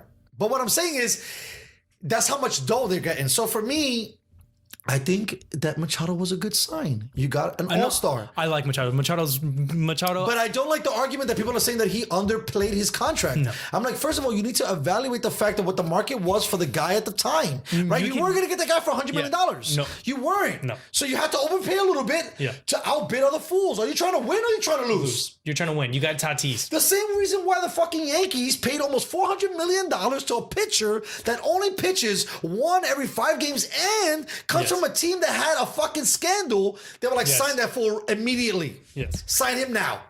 He's great. Right. Because in the playoffs. And we're also evaluating his potential. So there's many things when you sign a contract. But he had the Jimmy John surgery too. Right. So think about all these things. So you got it's Tommy. No, is it Tommy John? It is Tommy John. But Tommy John sounds like underwear. Let's just go with the surgery on your shoulder. How about that? No, it's not a surgery. Shoulder. The surgery you're talking about is on your elbow. Elbow. Yes. So the elbow surgery. So you got that. So basically, he's coming. To be honest with you, can I tell you something about this? I think he's gonna flop. Because this is what normally happens when you pay dudes astronomical money. Trout didn't show up in the sense that he got injured. Maybe listen, at the end of the day, it takes so much fucking work to show up to the building and work for peanuts and peanuts and peanuts and peanuts. That the day that they give you a fucking Snickers bar, you're like, I'm done for the day. I'm done. Yeah. I'm out. Peace out. So now this is what I was telling my friend who works at Sony. You met him. We talk about baseball all the time. Very smart guy. He's the engineer. He's one of the engineers that work on the show. This is the year we need to look at Trout. It's my boo. I really love Bryce Harper and Machado. Now, if they underperform now, then you took a loss. Yes. Because it's very hard if you have a payday. This is the year that matters. Fools are gonna think about even what happened with Kevin Durant. Maybe if Kevin Durant wasn't in a contract year, he would have had to speed up his recovery so that I could make that money. But the fact that he was in a contract year, played his ass off. He cashed in. He's like, you know what? I'm gonna take a year off. I'm gonna rehab properly next year, and then I'm gonna come into the animal space. So I think this is the thing. This is a problem with fans. They don't really understand that there's so many moving parts, right? It's like, fuck you, you suck, you bum. You suck. But it's like, dude, first of all, this guy's been working so hard. What if he wanted to take a year off for his family? Like, or maybe he was working super hard and his team sucked. Or maybe, something happened, but we don't know that, right? Because a lot of these guys are private. We just know based off stats. That's it. And the beginning of this show says stats are for losers. Okay? And that's a problem. Because you can't measure heart. And that's not a stat. Right? Because Mookie Betts, LeBron James, Harden, Curry, Kobe, Gretzky. All of them. Where's the stat for heart? Where's the stat for heart? Where's the statistic when you got 110 fever and your dad died and your mom is going to commit suicide and everything's wrong and you defy the odds? Where the fuck is that stat? But that stat doesn't exist. The stats are what the stats are. But that's how you have to understand that there's so much more going on, right? You have to be able to evaluate effort. Yes. Effort is huge, right? Because I'm sure when they seen Giannis, they were like, wow, for such a lanky guy, he's looking like this. Yeah. And it is. They were judging effort. He didn't look like the Greek freak he did now. He turned into the Greek freak. He took, whatever it took, and he made it happen with training and exercise, and then he became. So it's like, when you're really evaluating things, you got to have heart. And for me, Manny Machado has heart. The plays that he made from third base, the plays that he made from shortstop. Listen, to me, Padres don't have to worry about that corner. Fucking fill all the other positions because you got that one motherfucker right there for 10 years. You don't got to worry about third base. You don't got to worry about the third or fourth hitter. Maybe, and then another thing I think that people don't understand about Machado, he came from an American League, and the American League's stadiums are built for home runs. Of course. Like National leagues, the stadiums are built for pitchers, and they're bigger. So when you crush it, you got to Petco destroy. Park is one of the biggest stadiums. Facts, and it's like it's so pitcher friendly because it'll go far, but it'll stay in the building. Right? It'll hit the wall, bounce down. Now instead of you taking a home run, you just got a double. Now I could get another guy to walk to second. I mean, I could get another guy to walk to first. And I can get a pop up, that's one out, and I get a double play and we're out of the inning. Yeah. It's a different story, right? So when you're in the Yankee Stadium and when you're in Boston, and a dude could take a rock and hit it to the right porch and it's fucking gone, and right porch only sits barely 350 feet, and it's this, so small, and it's a line drive. Yes. A line drive in somewhere else. It ain't leaving the building. Yeah, it's being caught by. And so this is the thing. There's so many things that come into it. That's what I think I love about baseball the most is how much the stadiums affect the situation. Going back into basketball though. Go ahead. On this one, how we're talking about stadiums is like how the Celtics is the hardest team to play in. And it's hardest team to play in because they got so many fans, and they got one of the loudest fans. You're in Boston. Everyone's yelling in Boston. It's kind of like, by the way, my first guest was a Bostonian, and we got into it a little bit. Yes, but it's just one of those where everyone's loud. Everyone has heart. Going back to the heart. Everyone has heart. Everyone loves their team. You don't hear anyone from Boston saying, my team fucking sucks. My team blows. I hate here. I hate Boston. No, everyone has heart in Boston. It's not like here in San Diego, not hitting on San Diegans. I love San Diego, one of my favorite weather in general. But going back into it, how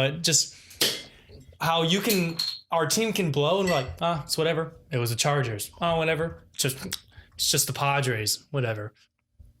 But also, you know why that happens? I'm going to tell you why. It has nothing to do with the fan base. It's just consistent. It has nothing to do with that. It has to do with the accountability by the media.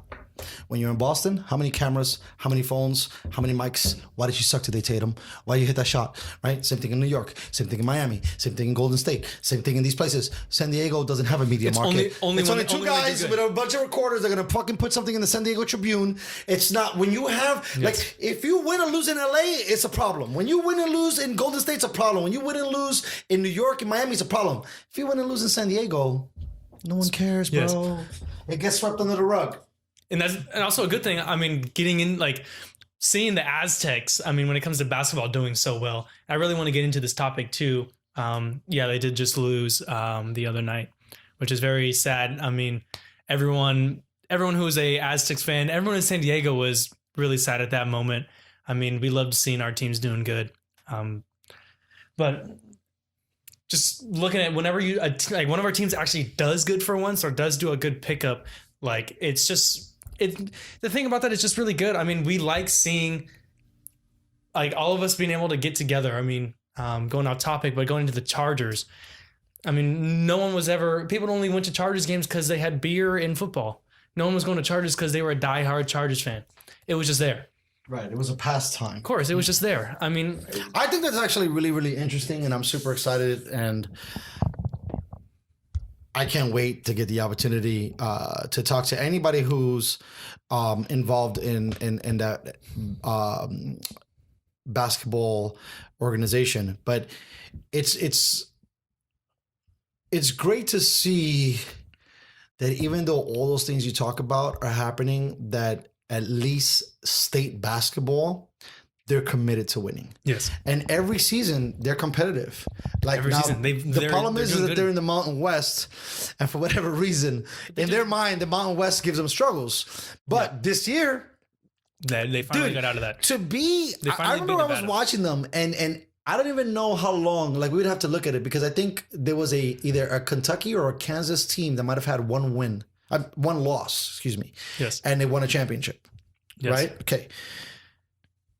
For a San Diego team to be 21-0, 20. No. I check in at this moment, and I'm like, "What's San Diego up to?" 21-0. I'm like, "Holy shit! You fools need to start paying attention." Because think about this too. We're talking about Damian Lillard, right? Mm-hmm. how many cats want to come and play basketball in San Diego? Barely any. I mean, the one thing that they have is Kawhi Leonard graduated here, Yes. right? So that's like, hey, you could be the next Kawhi, right? If I'm pitching fools and I'm in the living room and I'm trying to convince mom and dad, that's enough to bring people over here. 100%. That's why Kawhi, he was at the game. Thank God for him. The whole Clippers team was at the game. Right. Thank God he's still endorsing us in that regard. Yes. Because it does help out a lot, and it's his alma mater. By the way, I met him. Very nice guy, but very super quiet. But You met Kawhi Leonard? yeah, I did. He just Where I was bartending, and so I used to bartend for this Italian family, and they got plugs without the wazoo. But their kids went to state, and one of the kids was friendly with him. Because he had bread, the kid did. Yes. He was able to get into the more affluent circles, which I'm sure had Kawhi in that group. And Kawhi and him became friends. And I guess Kawhi likes Italian food and kind of came out. And he asked me, what was the score of the game? And I was just like, I said something. And he was like, all right, cool. And kind of dipped back. And it was just chill. But anyways, it's really, really, really interesting to see the fact that San Diego, and I can't even tell you any of these players, but when you think about the Kansases and the Kentuckys and these other big schools that dudes, like if I was a basketball player and I was a young player, I'm like, I want to go to Kentucky because fools that go to Kentucky go to the NBA. Go to the NBA right away. Right? One and done. Right? Kansas. How in the fuck did you go 21 at my time, 21-0 with the recruits that you got? So to me, it shows again. Yeah, scouting is important. Being a general manager in the sense of understanding, just marketing. No, it has nothing to do with marketing. But I mean, telling kids this is what you could be like. People look up. Sure, right. But that's called recruiting. Of course, there you go. That's better. Strong because word. Marketing. No, it's fine because marketing is like us putting. You could put 100 signs in the whole wide world. Come to San Diego State. Nobody gives a fuck because every time they run the games, both teams have an opportunity to show commercials for the colleges to give some kudos to that. Ain't nobody fucking lining up to San Diego State. But the recruiting was unbelievable, right? Because and that's another thing too. When you think about San Diego, do you even think about basketball? Right? Like for me. I'm from the Bronx, okay? Yeah. So I already know the Rutgers is in 125th, and I don't even need to go to the Rutgers in 125th where fools are just going ham. I go right down the block. The only thing we have is a basketball. We don't have we don't have a baseball field. We don't have a football field. So here, when you look at San Diego's primarily, golf. Especially Southern California has been known for football guys and baseball guys. Yeah, we get golf. We get golf guys, but we're talking about. Depends if we're talking about global sports or just no. We're just talking about national. Then you're right. Right, because I think it has to do due to the weather. Because Florida, Texas, Southern California are all kind of on the same baseline where it's hot. You know, you could train all season. Even if it's a little warmer, it might suck. But for the most part, it's never too cold that we can't train. There's no snow. There's no inclement weather. We could pretty much have a league. And the only thing it's doing is raining. We play in the rain. Right. That's what I'm saying. Yeah. So kudos to San Diego and the front office to figure out a way. And I haven't watched one game. I need to watch some games. How the hell are they doing it? So, I mean, according to that last game, when they just lost, actually. So now I would say 21-1. 21-0. They are now officially 26-1 for the recording of this show. As much as I like watching. I always want to be a ref/coach. My dad's been a coach my whole life, but I was watching this game, and people were saying, no, the refs sucked. The refs didn't. I mean, okay, yeah, the refs suck. Whatever, refs suck every game. You got to get past that. If you look at, I mean, they had a timeout at the end. Didn't call a timeout. They'd rather throw a half court shot than calling a timeout, getting an actual higher percentage shot than a half court. That's one flaw. Other one, it's a fast break. 2-on-1. 2 state players versus 1 UNLV, and they're shooting a 3. You should never shoot a 3 in a 2-on-1 unless you're Steph Curry. So, okay, go ahead, finish, and because I got to go ham. But go ahead. No, I'm just So this is why. Thank you, Steph Curry, for me being able to see you with my eyeballs and realize with hard work and dedication can give you. At the end of the day, this fool has ruined basketball, in my opinion, because a lot of fucking people think that they're fucking Steph Curry. First of all, my hugest problem with basketball, why are we shooting threes? Now I get it. But first of all, take the shit to the rack. Yes. Let's get it for sure. 2 points. Let's get that. Or if not, take a foul. You should in college. Go to the fucking lane. College is high percent free throws. Yes. It's in the NBA is when they lose that free throw touch. My next movement is, okay, if you're gonna pull up for the jumper, you crush you penetrate Not only the kickback, but maybe you do like we were talking about. Because speaking of players, and we didn't even get to talk about him, Dirk Nowitzki was one of the better guys that I seen that was able to penetrate, pro hop, and take that fadeaway in the key. Okay, so you don't have to. I don't understand if you for that simple situation, a 2-on-1. Come on, bro, we should have got 2 points, but they missed, right? They missed almost all of them. Right. But the thing was, I mean, the one I was looking at the most is when they were actually down. They were down, I think it was 5, and they were just trying to get back in. Yeah, I understand. So they were chucking threes. I understand you're trying to get back in the game. I understand, you're not listening to coach, whatever. Fuck you, coach. I'm trying to win this game here. I'm not going to listen to you. I understand when it comes to stuff like that, but smart basketball wins games. Smart basketball and defense, not getting lucky. So I have a theory about that. I call it don't chase the points. Exactly. Because if you chase points, if you chase points, you're never going to chase the points. I need you to make points. Don't chase points. So I have discussion with a bunch of people because I'm of a good size, but I'm not. I haven't played organized sports as much as I should have growing up because of the neighborhood I grew in. But you don't have to chase threes. 2s are good enough. And when it comes down to the end of it, if you made all your 2 shots, you won't be that far off of the person who's sinking or attempting threes because they're going to miss a few, which brings that percentage. 100%. Right. Which brings those numbers down. So instead of you chasing 5, which if we get 2 threes, we're at the lead. That's the mindset. Facts. That was the mindset. 100%. So I always talk about it because I am a video game athlete. And I'm always in these cerebral moments because I play a lot of video games. I play basketball video game, baseball video game, and football video game. And every time that I try to chase points, I fuck it up and I lose. Exactly. The moment I think about, hey, let's just get 1 score. Hey, let's just get a little momentum. Hey, let's at least sink that 2-point shot. That shit builds. And eventually when you look at the course of the game, you're a lot closer. If they would have took more 2s, they probably would have beat them. That was generally my thing. And that's what I think it needs to come back to the NBA. Take the 2, bro. It's just as valuable because if you take the 3 because it's a lower percentage shot and you miss, it's almost like missing 2 shots because the 3 is worth, let's say, double the points. When versus if you sink a 2-pointer, bro. I mean, I just feel like it's just more easier, and I don't really understand what these coaches are coming with in the sense of how they do stuff. Because at the end of the day, to me, bro, it's just a lot easier to just take the easy shot, or the less difficult shot. Yes. Okay. And honestly, I don't know if UNLV is a all senior team or not. Tried to look it up, I couldn't find it. But is SD a senior team? No. They're all sophomores and juniors? Sophomores. I'm guessing sophomore, juniors because they had a couple players from last year, right? Stuff like that. So I'm gonna say sophomore, junior. To be 26-0 before they lost. There's no way that they didn't have like bringing back dudes in the culture. Yes, because they all bought in.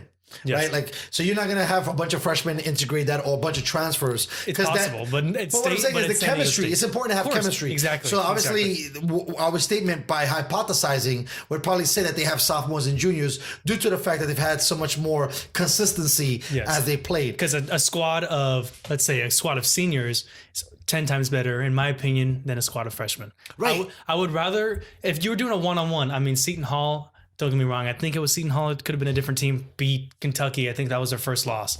It's always one of those teams where you got to look at, is it teams, like you said, chasing points versus teams that know they can make a point. They know that all we got to do is make 3 passes, pass it to the big man, he kicks it out, that's an easy 3. Versus instead it's, I'm the number 2 recruit. I'm gonna dribble down. I'm gonna do some ESPN shit. Yeah, and then I'm gonna dunk on someone. And if I get this dunk, I'm a number 1 pick. Right. That's just what people are looking for. Versus, I agree. It's hard. It goes by coaching. Right. I was just gonna say it's hard to manage. It's hard to manage personalities, right? And that's why you're trying to be a number 1 recruit. It happens, right? Like your ego takes over. And you're like, dude, I'm gonna dunk the shit out of this thing on this guy, or I'm gonna shoot this 3 because I've been practicing all week. But when you miss or you then you're stuck in, and you're like, I gotta make another one. I gotta shoot another one. I gotta shoot another one. I'll make one of them. Watch. And then next thing you know, you are 0 for 8. So now back to your argument with the UNLV. What was your discussion? You're trying to think that because you said that's the team that beat them. Yes, how they were playing like they were playing smart basketball. They weren't chasing shots. They were doing smart. They were making passes. Their big man almost fouled out early, but that's a good thing. You use your big man to your advantage. Your big man is there to block shots, grab rebounds. He was blocking shots, grabbing rebounds. He just happened to hit hand. Do you know if I mean, we probably could look it up, but I kind of like more the freestyle form. Of course. Is UNLV, are they even ranked? No, they're they're 15 and 14 as of that last game. I also think you start to get into your head, right? Where undefeated starts to fuck with you, right? Yeah, especially There's only so far undefeated goes. especially with the number one team just losing to Kansas. To the number, I don't know if Kansas is 2 or 3, but still, I mean, the number one team just lost, and they're probably thinking, "Hey, if we win this game, we're number one, baby. If we win this game, we're number one." And then UNLV is walking in like, "We know how these guys play. We play them every year. We're walking in. We're the better team. We're a bunch of seniors. We played together for 4 years straight." I was just gonna say that's why I found a bit of a struggle for San Diego State, because as you could say whatever you want, but the Mountain West Conference It's one of the worst conferences. but it gives confidence interconference booster. challenge. Play is always competitive. Yeah, because they could go smack. They have each other's number. They could go smack some team that is higher in the thing, but the moment it's because you play them all the time. Yes. So you understand the culture. You understand the coach. You know what this cat's gonna do. You know the dudes, right? Yes, It's yes, a lot. yes. It's like divisions in basketball, football, and baseball, right? Yeah. You could have one team smack some team that was really great, but they'll lose to like the bottom ranked team. But if they're in the division, And what I'm about to say too, I mean, if you look at, we're going to go back to the actual NBA in general, but if you look at, say when it goes Clippers, Lakers have won quite a bit. I think they've 2 out of 3 games. But then if you look at Kings versus Clippers, last time I checked, the Kings have won every game. right? It's just one of those where Also, too, you kind of look at it like these guys are scrubs. I'm not going to play them Exactly. as well, right? Because Exactly. I'm sure that's what San Diego looked at. They're like, we play these fools all the time. We don't care. ain't that good. we're just going to walk in. We're yeah, better than these guys. we're just going to crush. Yeah, and it's just also one of those where it's just coaching. That's you can tell which team was coached better that game, and UNLV was looking like a much better coach team. Don't get me wrong, the state coach he's doing amazing this year, but you got to keep your kids controlled. They're all kids. So, how much NCAA basketball have you watched this season? I've watched almost every state game. That's it. Okay. And a couple like Duck games. I like watching Oregon. How they play basketball is very fast paced. I love watching that. So, do you think that San Diego has a chance to win the whole thing? Is my question. I love state, but no. Okay. Baylor has the best defense in the league. They Really? do. They play zone defense, but they do a different zone defense that's never been seen before. How they play. So they have. Is it a 2-3 zone? Is it 2? It's 3? no. Talk to So me. what Explain, they do? 'cause What they do I is they play where the main that. players are. So they do have one up top. It's like a 1-2. It's like a 1-2-2. But how they do it is they give up. They force you into the left lane. They don't care if you're right or left-handed. They'll force you into the left. They have 2 because you're allowed to be in the key in college. You can be in the key as long as you want. That's the hard thing is making layups. They'll give you the layup lane. They want you to shoot the layup. So everyone's like, oh, a layup lane. I'm going for it. I don't ever get those. I know I can make those. They give it to you. They have 3 players collapsing on you right away. Now you're stuck. What are you doing now? You're scared. You're going to pass the ball out. Wow. That's what they're hoping So for. they basically tease you with the carrot that instead of taking that 3 that you might be not confident, but you think you could make, you're like, wow, that lane looks so good. I'm taking it to the rack. The guy's even giving you the lane. He's not playing, with his knees facing you. He has one knee facing the other one facing the bench or whatever. He's giving you the lane. Take it. You'll probably beat me because I'm over here crouched down. You can get a full sprint. I have to slide. You'll beat me. But I got, I'm giving that little bait. Even the center is nowhere near the lane. Like, all he has to do is just take 2 steps and he's there. Set a screen, he can get a charge foul or, you see the center coming, you're not going to keep going because you're getting your stuff blocked or you're getting elbowed in the face. All right, see, that's why I like having you. I like talking to you about this stuff. Okay, so now we got best defense. Let's say team in the top 4. We have a undefeated that was undefeated in the top 4. Yes. Is this Kansas or Kansas State?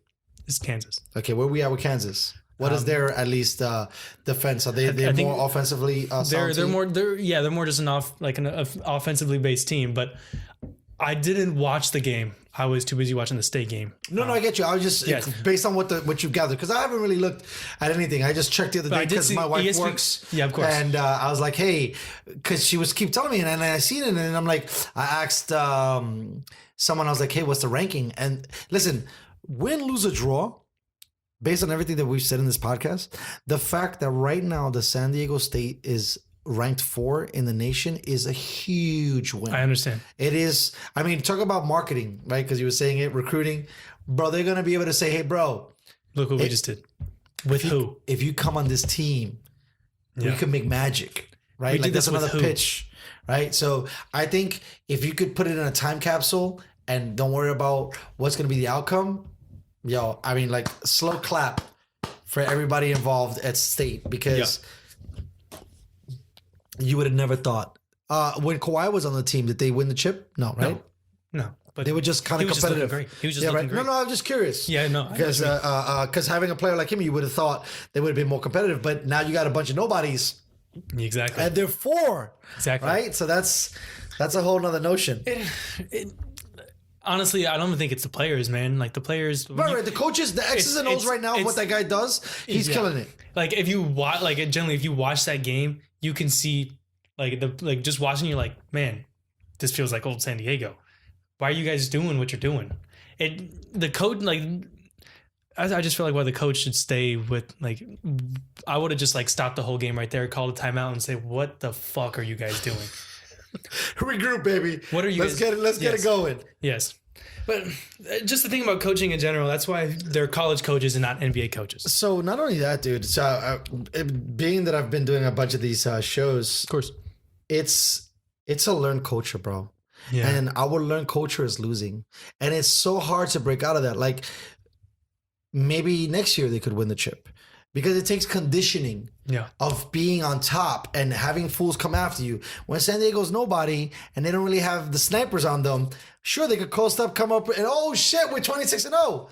Next year, win, lose, or draw, they're going to be ranked as They're going to be ranked as a top team. now, top team automatically. fools are going to go in there like, yo, you guys are soft.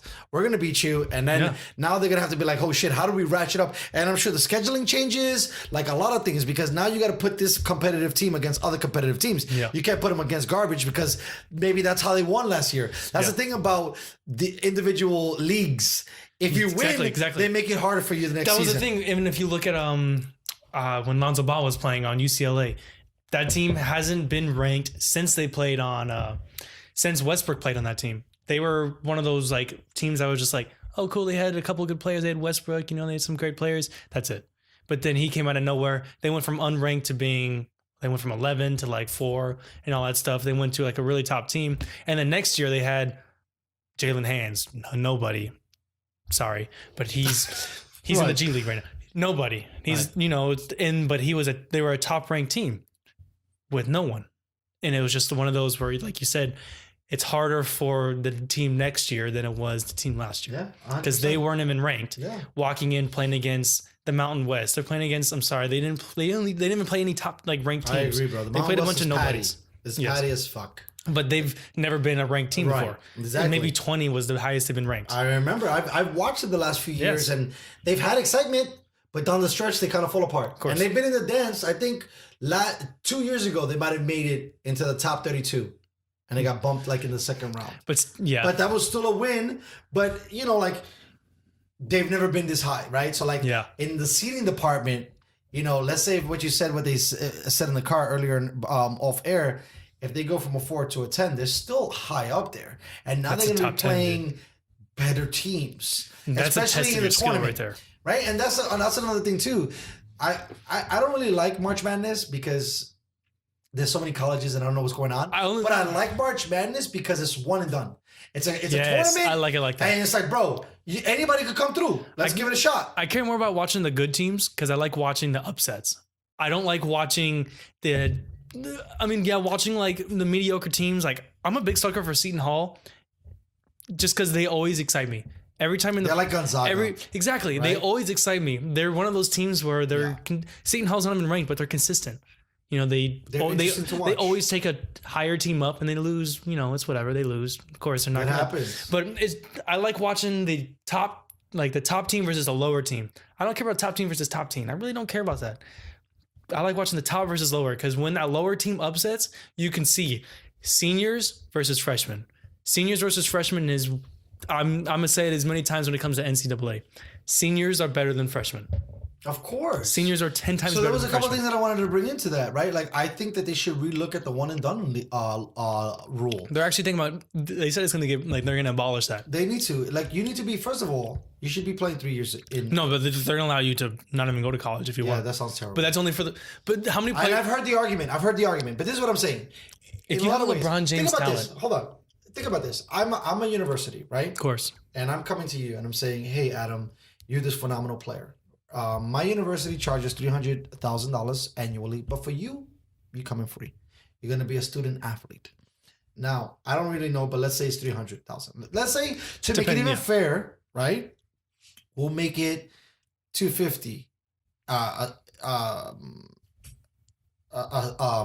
Excuse me, a semester. I mean, sorry, not a semester, a year. A year. A year times 4. Let's say you're supposed to play the whole 4 years, right? That's $1 million I just gave you, okay, to come and play for me.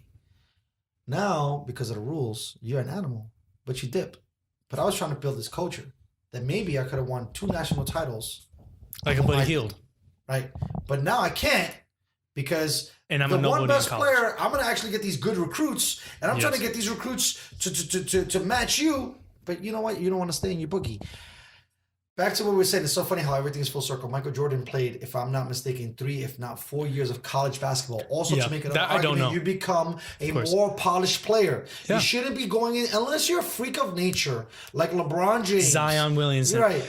That Lonzo Ball should have stayed at least 3. Facts. He looked good, So but not good in the now, NBA. The NBA is screwing themselves because not only do I need to gauge Yes. college basketball, I need to bring in the EuroLeague and the G League and the NBA to figure out where the fuck I'm going to put you. Yes. Versus if you stay 3 years in the NBA, 3 years in the college with a good coach, he would have gave you all the fundamentals that I would have needed for you to play for me right now in the NBA. But now I got to make all these other bullshit ass leagues to send you to coach you up. Exactly. I think that guys, especially people in the corner, the balls of the world, have people in the corner saying, yo, you got to go now. You can get the sneaker deal. You can get this. You can get that. When if you look at it, I don't even have to use my full hand.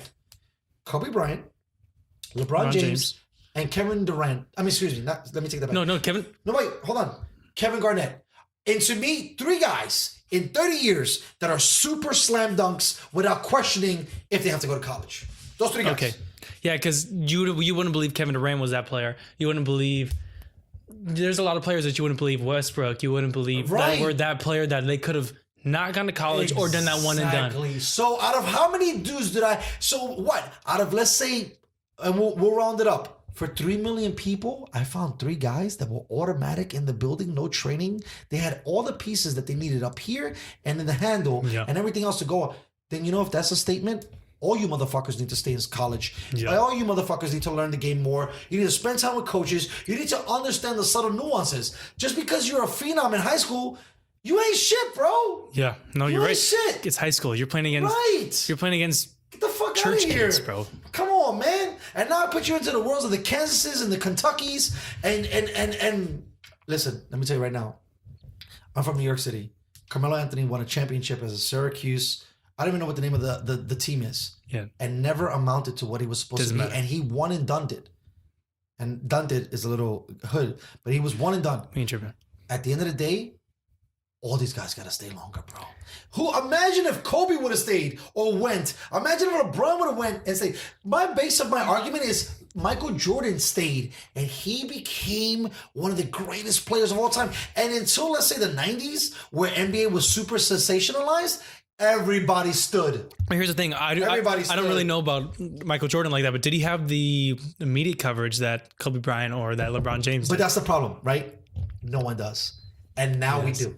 And so let's take out, we move 20 years forward and 40 years back. Which is why they got rid of that rule where you have to go to college because of the media, where you can just polish up a guy so much that But the thing is, you and I have seen it because we are sports junkies. Yes. How many guys came out of college with the high tout? Look at what happened to Zion. Bro, to me as a Knick, I'm glad I passed on Kyrie. I'm glad I passed on Durant. I'm glad I passed on Zion. Zion hasn't played the whole season. So what I'm saying is, he's an animal. But I'm just using him as an example where maybe these guys need to spend a little bit more time at school working on conditioning, working on zone concepts, working on coaching concepts, working on things that are going to make you better. Because a lot of people like to think that when you come to the NBA, it's just about a shoot and pass league. That's not what it is. There's so many other subtle nuances that you need to learn. Because there's a reason. If it was just a shoot and pass league, then they would show there's a reason why that every player, if any player in the league would have been good, if it was just a shoot and pass league, then you'd have Ricky Rubio would have been one of the best players in history.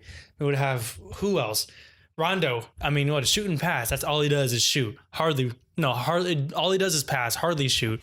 That'd make him one of the best players in the league. But no, it's athleticism. There's defense. There's actually teamwork, communication. Without communication, you can be one of the worst teams in the league. Because how is your team going to know that you're even going to play defense on them? Or like if there's a screen coming, if you can read the play. Hey, watch, there's going to pick coming. Hey, they're running whatever their play is. Just in general, how are you going to know that without communication? There's a lot more moving parts in my opinion, and I totally understand. That's why in a lot of ways, even though I'm frustrated with some of the things that the NFL does, the NFL will not let you come into the league unless you're a junior. Okay? If you're a junior in college, okay, now you could come. Yeah. Because there's things, listen, first of all, think about this. And I hate to say it, but let's just use it for men's sports. You're a fucking boy. You're a boy.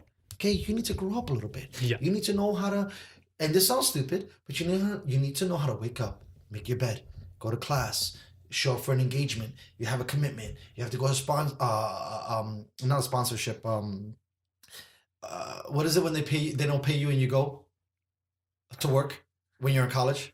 Oh, I know. An internship. Yeah. Okay, an internship. These are the things that I think that are the pieces that are going to help you become a more full person when it comes to representing my fucking brand. Because you know what, dude? I'm about to pay you a lot of money. A lot of money. Right? And I think that this is something that the NCAA needs to really look at. There's a lot of things when I could get into this argument because it pisses me off the way the NCAA manages things from a league perspective where, okay, so you're telling me that in the NFL, you need 3 years, but in the NBA, you only need one? Where's the consistency? But they're they're telling, by that statement, they're telling me that they think that we have geniuses in basketball, but no geniuses in football. Where it takes, think about You're right. No, right? You're right. You need 3 years to be a genius in football, but you only need 1 year in basketball because you're just an animal. Yeah. I mean, you're just so sick with the handle that you could just take it to the rack every time. The NFL is so complicated, you need 3 years. I think that's bullshit. I think that you can't do that. You can't, basically simplize, and that's not even a word, but you can't, dumb down how much stuff goes into playing basketball in the NBA level. There's there's only really 10 great players and everybody else is mediocre. I'm sorry to say it, but those are facts. No, you're right. Those are facts. But I mean, a lot of players were saying that the reason why they don't want to play in college is because you're not getting paid. Why am I mean, I know it makes sense, but there's some players. They need to pay them. And I've always said that. Because then that's the reason. That's the reason why they don't want to say it. They ain't getting them the money. Okay, you got old fogies who say that they got paid in college. But that doesn't matter shit. You know why I say that doesn't matter shit? Check this out, bro. So you're a whack-ass kid that got a scholarship, right? Yes. How many stadiums is he filling? Did anybody buy this guy's jersey? Did anybody buy the video game that they use my likeness? That I could dunk, hit, or whatever? Now we're dumbed down because when I was growing up, they had NCAA football, they had NCAA basketball, and they had a minor league baseball game that you could play with college players. And those fucking dudes, they're like, this is what you use. Sorry, guy, that you got this scholarship and you're a scientist. I'm the fool.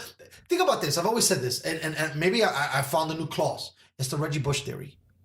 Reggie Bush sold jerseys with the number 25.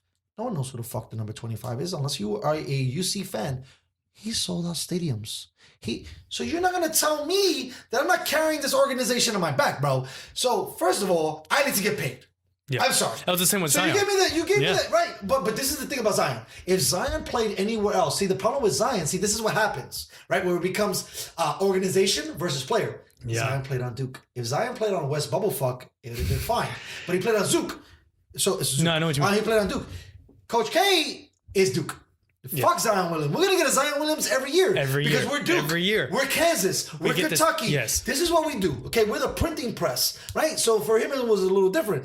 But when you're in a smaller market and you're the guy, I think that not only that you should be paid, I think you should be paid across all the boards. But if I'm in a smaller market, I'm definitely the draw to the building. And if we're selling out jerseys, Come a on, place that's man. never sold out a Come jersey in their on. life, Come it's selling out on. a jersey, he should get paid. Facts. I mean, even on Duke, you can have the worst player. I guarantee his jersey's probably gone. But I'm going to tell you why they don't get paid.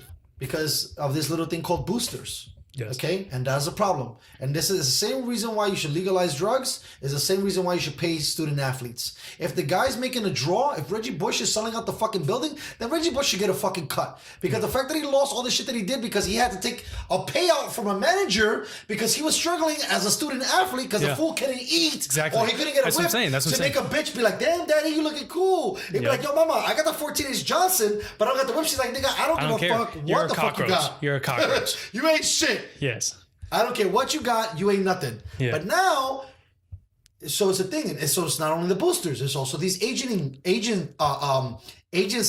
that are trying to get these guys. Because now, if I'm an agency, I want to sign a Zion Williams. Yeah. And I'm going to say, hey, Zion, we got you a Nike deal. We got you fucking Lululemon deal. We got all these deals, puppy. You're going to sign up. You're going to get it. Take that element out of it, right? Bring it back to actually the student athlete. So it's like, dude, you work for certain things, and maybe I give you points. If you're, I don't know, this guy, you get 2 points of the of the money coming down. If you're the lead or you're the star of the athlete, you get 10 points. But figure out how to pay these guys. They should pay them. It would get rid of a lot of shit. It would have got a.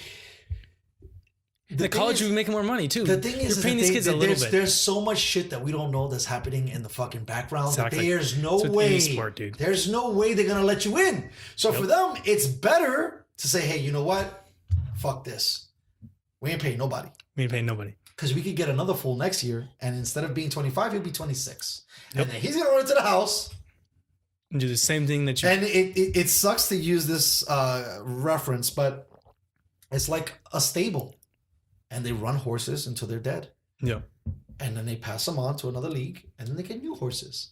And they run them. And that's pretty much, to me, the way college sports are kind of run. Baseball's a little different.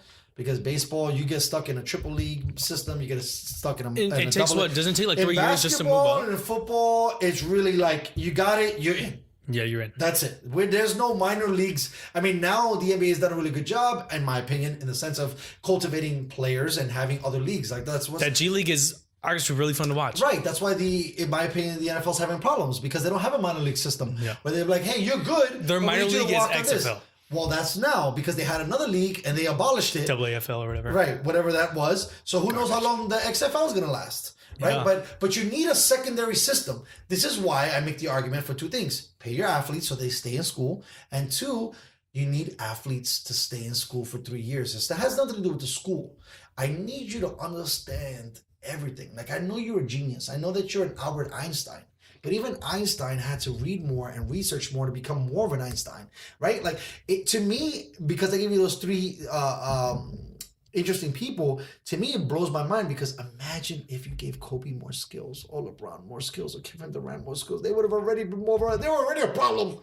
Yeah. And this is what I'm saying. So if you have a phenom that's, let's say, raw, we'll use that. 4 years. And you could send him down.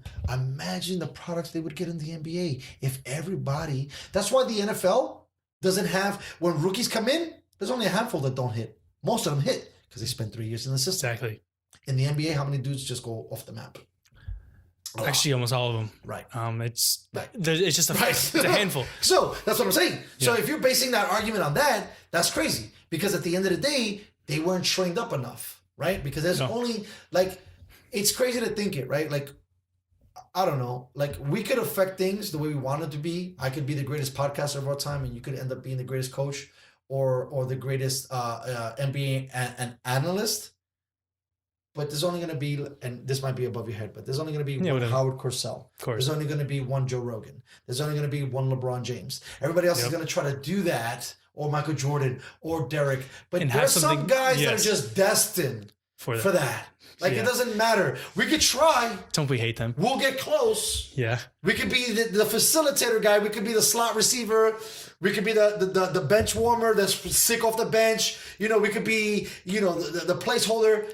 But at the end of the day, there's only a handful of people that, and it sounds crazy, but that are destined to greatness due to everything that happened in their life, right? For example, look at Tiger Woods. Tiger Woods was destined to be great. Why? Because his dad liked golf. Yeah. Like, it's so crazy to think. So if Tiger's dad didn't like golf, Tiger Do you think it would have been... could have been a Navy SEAL because he loves Navy SEALs. Exactly. He could have been that guy, right? So, but at the end of the day, that's what I'm saying. Like, there are certain things that, and destiny, I feel like it's a weird word to use because it almost feels like you're granted it. Yeah. But destiny means like everything that kind of happened by accident in your life puts you in this position. And there's never, like, you know what I think about now? And I thought it wasn't going to happen until I seen Giannis. And it's still like he needs to prove some more. When I seen LeBron James, I was like, whoa, we'll never see a dude like that again. I've never seen, yeah. That guy's an animal. That guy's an animal. Dude, he's right. He's a freshman in high school, and he just won. What didn't he win like a championship? Bro, you won everything, bro. Yeah. You're telling me out of college, you're like 6'7"? You weigh 250 pounds? How old are you? You 18? It's I'm not like 18, funny. I'm It's like 16. that. It's like that because we're a little hood a little bit. You and me. It's like that. When they're joking in Bad Boys 2, he's like, "Hey Reggie, how old are you, Reggie?" He's like, "I'm 19." So Reggie, you look like you're 35, and that's like LeBron James. Facts. LeBron James is Reggie at 19. Yeah. LeBron James looks like a full-blown man at, let's say, 16. Like you, whatever your system gave you, bro, come on. I'm barely 5'9" on a good day.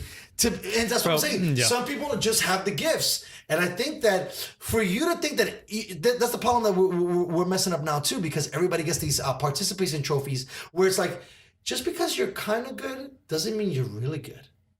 And there's a big separation to be good and be great. I got to tell you a story. I seen a kid, okay?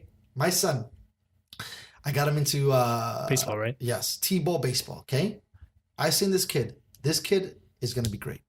I tell you right now, I looked at him with my eyes. He'll play for the NBA. But the only way he will be great is if you keep pushing him like that. No. My son is not good. Listen to me, what I'm telling you. No, we don't care if he's good or not. No. Listen to the story. Yeah. My son is not good, okay? First of all, at that age, they shouldn't even be playing baseball. These fools can't even run around the bases. I know what you mean. I played in that. I did that exact thing. I know what you mean. This one kid that I seen, not my kid, another kid, he's going to be an MLB player.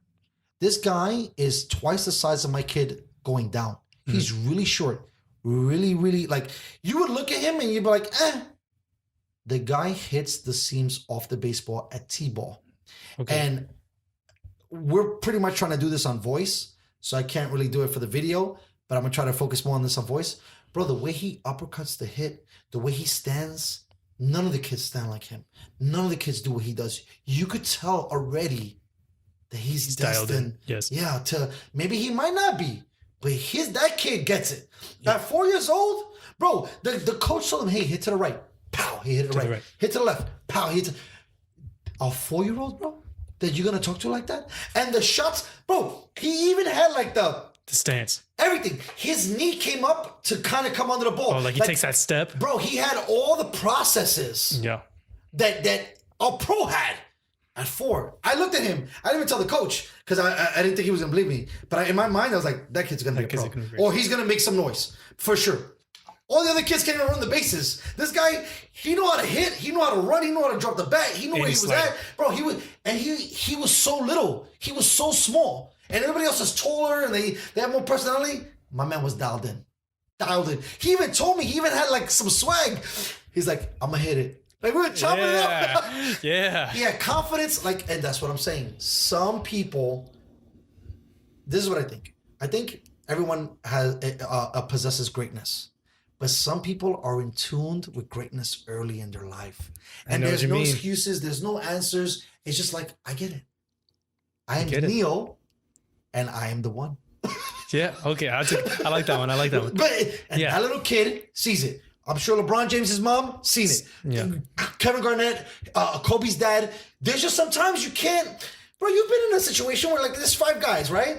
And you guys are all doing something. But one guy does it so effortlessly... Then you're like, damn, it makes you feel bad about even trying. You're like, I don't even know why the fuck I'm even. Yeah, that was actually my duo in basketball back when I played in high school. One of my friends, my dad, we actually weren't even friends. My dad just made me hang out with him because he was that one kid like you're talking about in basketball. He was stud, man. He's 4 inches shorter than me. Kid can dunk. He can do everything I wish I could do. He can shoot. By the way, I don't mean to be racist. Was he a white boy or black boy? No, he's black. Right, he plays on. I don't know why you evaluated yourself by that. No, but I grew up with the black kids. No, I don't mean it like that, but I mean like it sucks. But they athletically, they just have a natural gift. That he didn't work out. He didn't work out. Right. He was He's an very animal. strong. Like Jesus was like poo. Yeah. So my dad swore he made me like I had to be his duo, man. So every time he's like, all right, whenever you're doing anything, you got to be with this kid. Told the coach. My dad used to tip the kid, like the coach out. It seemed like every time he's in, I come in. So it was just weird. Every time he's like, whenever I get the ball, I don't know. He always had plays set for both of us. But I never got it. But then he's always, every time I pass him, I get like 10 assists a game for doing the bare minimum. I just pass him the ball and he's scoring the ball. It's like I didn't have to do anything. Well, for a defense of your dad, by the way, for the record, I think your dad's a genius. You're a legend for that. But also too to put you around greatness and understand commitment and see effort, right? Because we keep talking about that, right? There's no effort box in stats that maybe drove your game a little bit better. Right, by a small, even if you would argue it, but by the smallest margin, because you were with that kid, you were like, damn, I can't fuck up, I can't make this pass look bad. Even if the pass is all you did, that pass had to be perfect. But as a little baby, in your mind, you don't understand what you're thinking, but you understand the letdown, like the not fuck up. Yeah, and it's because that depression, that anxiety you get just from that greatness when it's in front of you. Of course. And I seen a kid this week, and I was like, wow, bro. You're going to be a problem. Did the league start already? With the same thing, what's up? Did the league start already? I think we're in the second phase of the league because there were other people talking about that they already started playing T-ball. So I think I'm like in the non-competitive version of the T-ball because the people that are trying to get their kids like caught up quickly, they play like 2 or 3 times a year. Oh, okay. So I'm in the second version because I think there's another thing, but I'm like, this fool, I already know. This is not the shit. Whatever. Right? And I'm not going to do what I've seen other parents do by forcing them. That was what happened to me. I played baseball until my freshman year in high school. Hated baseball with a passion, but I had to play it. But I think that it made you a better person in the sense that you learned some of the integrity principles, right? Show up, be there, be on time. If you're going to be in the game, you're going to give your best. And all these things that make you a better human overall. Now, maybe you shouldn't have went to high school with it because you could have been working on it. That's the reason why I didn't. But I think as a parent, you need to like see the field, see your kid, and evaluate it by that. Yeah. And if he's 50%, you leave him longer. Of course. If he's 30 or 20, maybe you need to pick a different sport or a different interest. And I think that parents sometimes get blinded by some of the things. Like a large part of this podcast, as I tease it, I want to educate parents about their athlete kids. Like, bro, the best line I heard was, your kid is not as good as you think he is. Man, I wish Isn't that crazy? I wish I got that. Isn't that crazy? Yeah. But that's not your message. That's the parent message. The parent's message. Because the parent message is like, dude, to stop pushing him. There's no breakthrough. There's no, what you think you're trying to get him to, he ain't going to get there. Yeah, I wish I got that, man. And that's not going to happen. So for me as a parent, now, I see that. He's just a kid. Just a kid. Out of, let me see, 20 boys and girls, because it's co-ed, one guy's going to be great. One. And maybe if I looked at the whole league, maybe 3 out of, let's say, 500 kids. Yeah, like 500. 3. So back to my thing. So what I'm saying is, it's amazing to watch greatness, but at the same time, we all possess greatness. It's how you're managed. And for me, I'm not going to put my son and be like, you see that kid right there? That's who I need you to be. So you're everywhere with him. But in a sense with your dad, I do want him to be close to him because he's the best player on the team. Yep. And that kid is going to show him something. It might not be everything, but effort is what that kid is going to show him. And that's what I want my son to understand and be able to take with him in the real world.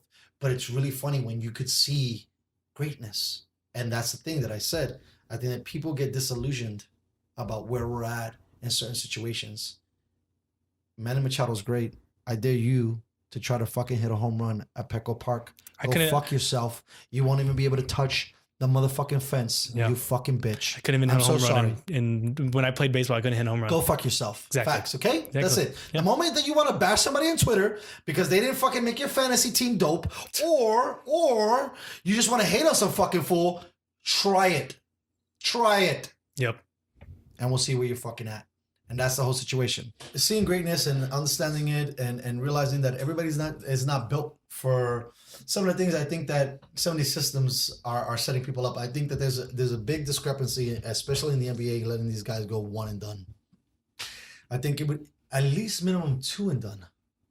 Because, like, for example, these guys that, let's say a freshman was on that San Diego State team. Okay. And then because of the cloud, he gets drafted in the NBA. Right? Let's just say, pretend. Okay, I'm pretending. I'm imagining here. Right. If he stood another year, he could be that much better. Or he can get injured. But you got to understand, you saying like, yeah, that's a what if. No, Players get injured. Listen, I get it. I totally get it, bro. I understand that. Like, for example, the thing is that the struggle is real.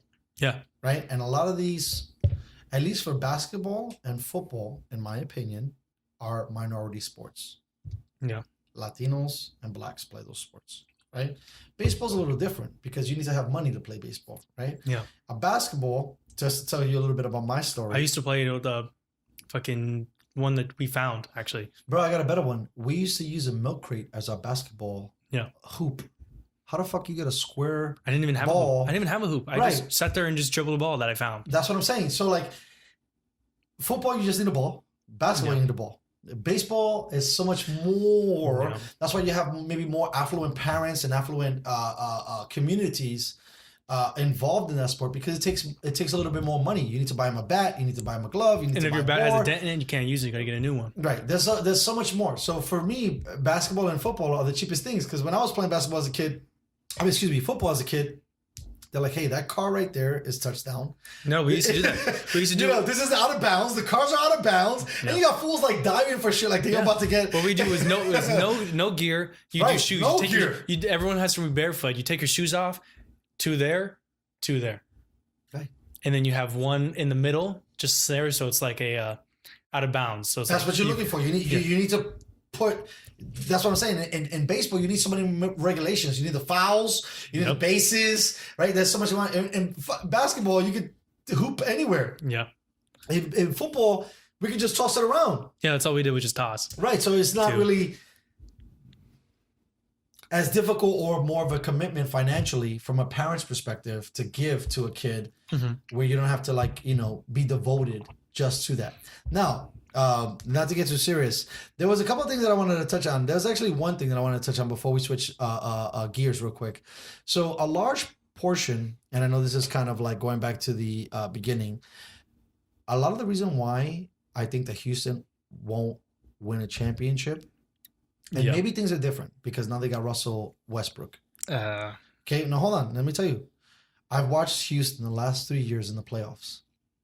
When it's game 5, game 6, game 7, doesn't matter what house they're at, they kind of don't have the same effort. But on game 1 through 3, they're trying their heart out. And then all of a sudden, they kind of cruise it and they kind of relax. LeBron James has been to 9 finals in a row. There's no way that fool thinks about reclining it. And Kawhi Leonard definitely wants to build his legacy. So I think out of the West, it's definitely going to be LA versus LA, which is obviously what everybody wants. Yeah. Right? And then God bless whoever comes out of the East, because you're not going to beat. I got Celtics Sixers on the East, man. How the Sixers doing? Because I still don't Sixers, think... I think, are third right now. I think... Yeah, no, I don't mean in the ranking sense, but in your personal opinion, how are they doing? They have one of the best coaches in the league, in my opinion. They're just a well-built team. They're built for the playoffs. They don't really care right now. They're just trying to get confidence up in Tatum and Brown. But you still got Kemba Walker. Yeah, he's never been to the playoffs really, but still. But Kemba Walker's an animal. He's an animal. He's a stud. I mean, he's won a chip before. No, I wasn't worried about the Celtics reason to win. Give me the reason to win while the Sixers... No, they're going to choke. Right. It's going to be Celtics. It's going to be Celtics. Yeah. But I mean, they got bailed out. They got bailed out last year by that game winner that Kawhi hit. It was game 7. Kawhi hit that game winner. If he didn't hit that, then it would have been a 76ers championship, because they're beating the fucking Golden State Warriors. That year when Kevin Durant, wasn't really playing, they were just coasting. They didn't really care. I think that's like a pretend championship. Listen, Kawhi, I love you, bro. Everything you do is dope, but there was a little bit of an easier path for you to reach your potential greatness. I think LeBron James had a harder road. Oh, yeah, but you can say that with anyone, man. You can say that with anyone. First of all, let's go back to you can say that to anyone. Kobe Bryant had Shaquille O'Neal, right? Without Shaquille O'Neal, though, what was he doing? He was mediocre. They Exactly. still have to get Exactly. That's why what he's I'm not on my top. saying. That's why he's not on my top. LeBron James did it with fools that you couldn't even mention again. Some of the teams, some of the Cavs teams, with the fact that he went, I think it might have been his second year that he took a scrub Cavs team to the fucking finals. But that was when the East was not at the point where it is now. But the East has never been. It is now. Okay, you just told me that the fucking Sixers are gonna choke. Who else is in the East? No, it was Toronto. Yeah, they're So, one. come They're one player short. They're one player short, and it showed. Let's go Kawhi. I know, but it showed. It showed. They were one player short. That's what it's been like their whole career, their whole like lifetime. Every time they get swept by LeBron, it's because they're one player short. They don't have that one player who can guard LeBron. But then you added Kawhi. That's that one player they needed. Boom, they're the best team. Right. And then you got. What is it? Miami Heat, bro. Don't sleep on Miami Heat. But they're not gonna do shit. But I gotta tell you, Okay, what I'm not even gonna argue with you on hold that one because they are honestly. no, I got no. them. They're playing a 2-3 zone First and of all, it's working. Good for them. Pat Riley, bro. Come on, the guy knows basketball. Yeah. Okay, he got LeBron James to go to Miami. He bought chips there. He bought chips with Shaq. He bought chips like whatever you say. The Miami Heat are committed to winning. Do you know Committed to winning. you know who they just picked up, right? No, who did they get? Because I didn't Jay watch. Crowder, That's okay. Again, I'm not. Iggy not aware. Dalla. So they okay. With So now- Jimmy Butler, Tyler Hero, who just hit 13 threes as a rookie. 13 threes in one game as a rookie. Who are they playing, by the way? Scrubs. I'll look it up. Scrubs. No, that's really important. It's really important. It's really important. Right, because you can't be like, it's like, hey, I shot like 19 threes against the Charlotte Hornets. Meanwhile, back at the ranch, I can't shoot no threes against 14, my bad. 14 threes. Look at that. Against.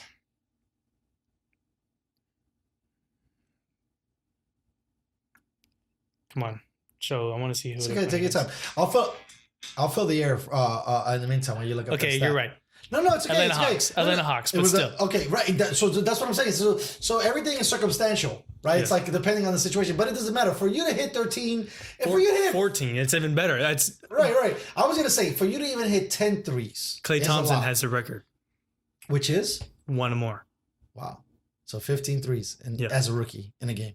Wait, no, but Oh, no, in 30 general. Okay, yeah, But as a rookie, he hit 14. Right. So As a- imagine in 2 years. right. Imagine in 2 years, say if you went to college. Imagine in 2 years. Sure. I get all of those things, but so that's what I'm saying. You still haven't made an argument for me to legitimately understand why the East is good. Because the moment that LeBron James left the East, it was wide open. At the time, It's not wide open in the West. it is. No, It's. I mean, right now you can't say it's not. I can say it's not because you have the Lakers, you have the Clippers, and you have Houston. That's it. Game over. And I mean, you have Who Utah. you- Utah's playing good. They Actually, it what's could so be funny an out of the upset. West? It has to be Milwaukee. I'll take Milwaukee out of the West. If it was Milwaukee Celtics, I think the X factor is Giannis. I just feel like with Bledsoe getting injured, breaking his leg, I feel like they're gonna choke. We forgot about Pacers. They just Oladipo's back with Sabonis, who's an all-star. You got Miles Turner. By the way, before we even dive into the Pacers have always been committed to winning. Yeah. But Now really, he's bro, back. You selling this to me? No. Hey, bro. I know, but I know what you're saying, but it's just like. But as an organization, you can't they say always it's do not. good. They yeah. get good players. I But mean, you they can't have say Paul it's George at one not. point. You can't say it's not wide open altogether. You have so many teams but teams are so balanced right now. Yeah, LeBron James. I think it's an illusion. And Anthony Davis. I think it's an illusion, bro. I hear what you mean. I think they want you to think that, right? So that everybody gets the eyeballs glued to the telly, and then when it comes back to earth, it's not that way. And when it comes back to earth, the West is going to take the chip because the West has the best players. No, and you're even right. if Golden State was 100%, imagine how stacked the West would be with Houston, LA, and Golden State. Like, are you kidding me, bro? And as much as I like the Clippers, like I said, I had a Lakers Celtic final with Lakers winning. So no matter what, Right. I got the West winning. So I'm with you on that one. The only problem is that Kawhi now is kind of like this assassin for hire, right? And it might be He's the only person who can guard LeBron James. Right. That was the thing. That might be a problem if they have to face them at the conference championship. But the thing is, they have no one who can guard Paul George. So Anthony Davis and Paul George are those wide open players, where both of them are going to be scoring all day. Really? Because so you wouldn't, from a coach perspective, why wouldn't you put Anthony Davis on him? On who? Paul George? Yes. Because he's going to be cooking all day. He's too quick for him. Really? Paul George is a shooting guard. Whereas Anthony Davis is technically a center. He's just young, so he's quick. But if you 3 years, he's going to be a center technically. Do centers even exist anymore in the? Joel Embiid is a center. I mean, he's too. By the way, I heard you making that argument earlier for Joel Embiid as your B5. Even Shaquille. Joel Embiid cannot stay healthy, man. Yeah, no, you're right. Healthy. You're right. And he's an animal. That's why he's not. When he's 100%. That's why he's not lower on. That's why he's not. So for me, higher ranking on that list. That fool's got to be not even 5B. He's got to be 6 because Damian Lillard is an animal. Yeah, but I have Damian Lillard on there. So then who's taking his spot? No. So instead of it being 5A and 5B, but there's you so many Lillard to 5, and you make Joel Embiid. But then you can move Jokic in front of Embiid then. Facts. So that's what I'm saying. Right. I think Embiid shouldn't even be in the discussion. Because it's you're just talking about now, right? Because your stat was now. You put Joel Embiid based on potential. Joel Embiid is not, to me, reaching his potential in the sense Shaquille O'Neal said he's the best center in the league. I could be wrong about that, but that's okay. But based on a league that doesn't even fucking use centers, how valuable is that? But they're both the same. They play the same. Just Jokic is more. Listen, Joel Embiid, I've watched him play. He's unbelievable. I like Joel Embiid. I do too. He's just a basket case. He's a little kid. No, I don't even care about the basket case. He's a little kid. I care about the fact that your meat suit is not up to the beating that we have to go through what is it, 86 games or 82? 80, I think it is 86. Okay, we'll go with over 80 that way and just check our brain. But yeah, it's 81 games. Okay, so I just wanted to touch on Houston because I think that Houston is missing the killer assassin approach, because I think that there's sometimes that Harden quits in games based on the fact that he's doing everything. Yes. And he's just like, why you guys suck? And I think that's a large part of why they got rid of some of the players that they did. But maybe now Westbrook in there, even if the chef decides that they suck, there's no way West gives up. Well, why are you calling James Harden chef? Because he's always cooking. Yeah, but that's Chef Curry. Is it Chef Curry? Chef Curry. Jesus. Well, I was referring to the chef because they had that whole NBA commercial where he was always, every time he. Yeah, but you know why he got the curse, right? Oh, because you told me. By Little B, which is No. Tell for the audience, because now that maybe people know. It's a little. Because you told me this story. Tell us the story. Little B has his little thing. By the way, who's Little B? Little B is a guy who is a terrible rapper, but he actually gave Kevin Durant the curse when he was on OKC, and then when he moved to. So hold on, wait, stop. So hold on, wait. Yeah. So did Kevin Durant do the same thing too? No. So why did he give the curse to? Because he challenged Kevin Durant to a 1-on-1. Kevin Durant said, "No, you're a bum," and then Little B came up with a song called "Fuck Kevin Durant." Why motherfuckers be hating on Kevin Durant so much? He's just like, "Hey, challenge me 1v1. I want a 1v1. I bet I can beat you." He's like, "Nah, shut the fuck up." And he's like, "Fuck Kevin Durant," and I'm kind of fucking with the Kevin Durant camp on that. But he made a song called "Fuck Kevin Durant" and he said, "You know what? You're getting the curse." Guess what happened when they got that curse? Tell me. 3-1 to the Golden State. Lost a 3-1 lead to Golden State that same year. Okay. Boom. And that's what he's saying. He's like, got you. So now we got that. But then he did the same. All right. Okay. So then he switches gears. And then James Harden did the cooking. So that's what is it? Is it Little B? Is that the guy's name? Little B. Little B does the cooking thing? Yeah. So he did. That's his little thing, is the cooking. And then what's his name? James Harden did the cooking, and he said, "You stole that from me. I'm giving you the curse too." But guess what happened to hit James Harden? James Harden hasn't won nothing yet. Yeah, actually, James Harden, I feel a little bad for, because he's a phenomenal player. Like, if I was thinking about right now, I wouldn't even need to go to 5. I would just go to 4. I would go right now, like full impact. Actually, I couldn't go right now, but everybody all healthy. Steph, LBJ, Giannis, and then what was and Harden. Like, those dudes change games. You're right. Like, if I have this guy on my team, I'm going to, without the playoffs, because the playoffs, for whatever reason, we were talking about this on the first cast. Players play different. Not only that, the coaches play different too, because the coaches get so nervous, and like, I don't know what the fuck they go through their process. It's like, what did you do to win? Well, like if you did all this great stuff to get here, then stay with that. Yeah. But they get in their brain and they're like, well, they know how we play. We're going to switch it up. Yeah. Terrible. Anyways, those four guys in my mind are the dudes that, if you have one of those guys on your team, you're going to fuck the team. But going into detail about James Harden, though, like, trust me, I love James Harden. James Harden is one of the best players, and could be in history how he changed that gallery step, like we went into that. But is just one of those players where he cares about his own craft than the team's craft. That's what it. And that's why I don't You know, think. it's so funny that you bring that up. I thought Lillard fall under that a little bit because you're out there rapping. No, he you're did out too. doing No, your own he thing. cares about his own craft. Right. How he shoots from the logo Lillard is his Kyrie nickname. Irving. A lot of these dudes care about the off the his own court craft. presence. His own craft. Right? Maybe we could even argue Blake Griffin, right? No, Blake Griffin's not in there. No. In the sense of you caring about your craft off the field, like you're worried about the dollars, you're worried about the the interest. We're Yeah. talking about dudes that are. That's why, to me, at the end of the day, I take LeBron James 1 overall because LeBron James is 19, LeBron James 30, LeBron James 40. He's not 40, but let's say When he let's will be. He will be there. Let's actually go backwards. He will be the 19, Vince Carter. 25, and 30. You know what you're gonna get. You're gonna get nothing but effort. That guy's gonna kill. He's gonna run for every scramble, loose ball. He's gonna go east, west. Like if he laid it up and it was fucked up, he will chase the opposing guy. Block him. I don't know if Harden would do some shit like that. No, Harden is looking at the ref with his hands like up. you didn't get the call, bro. Where you at? Yeah. I think Lillard is the same thing. I think there's a lot of guys that are the same thing. Right? I think Steph Curry also fits into that thing too. More LeBron, that he doesn't care. It's like, okay, ref, you didn't give it to me. I'm gonna shoot again. I'm making gonna three shoot again. threes. I'm gonna keep shooting until I blow this game out the fucking building. Yeah. That's what I'm saying. So for me, I don't even have a 5 or a 10. I have 2. LeBron, Curry. You really got Curry as number 2. because he changes. First of No, all, he you're right. No, changed you the are. game. But I even said this while you're in the bathroom. How many kids do you see with a Stephen Curry jersey? Tons.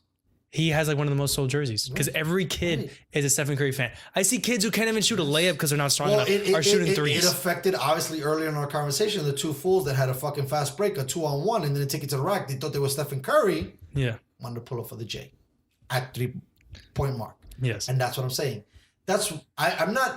My 2 picking him has nothing to do with the fact that he's revolutionized the game, but that fool, I've never seen. Talk about assassins. Mm-hmm. That guy's money. Yeah, he's money. First of all, you can shoot threes all you want.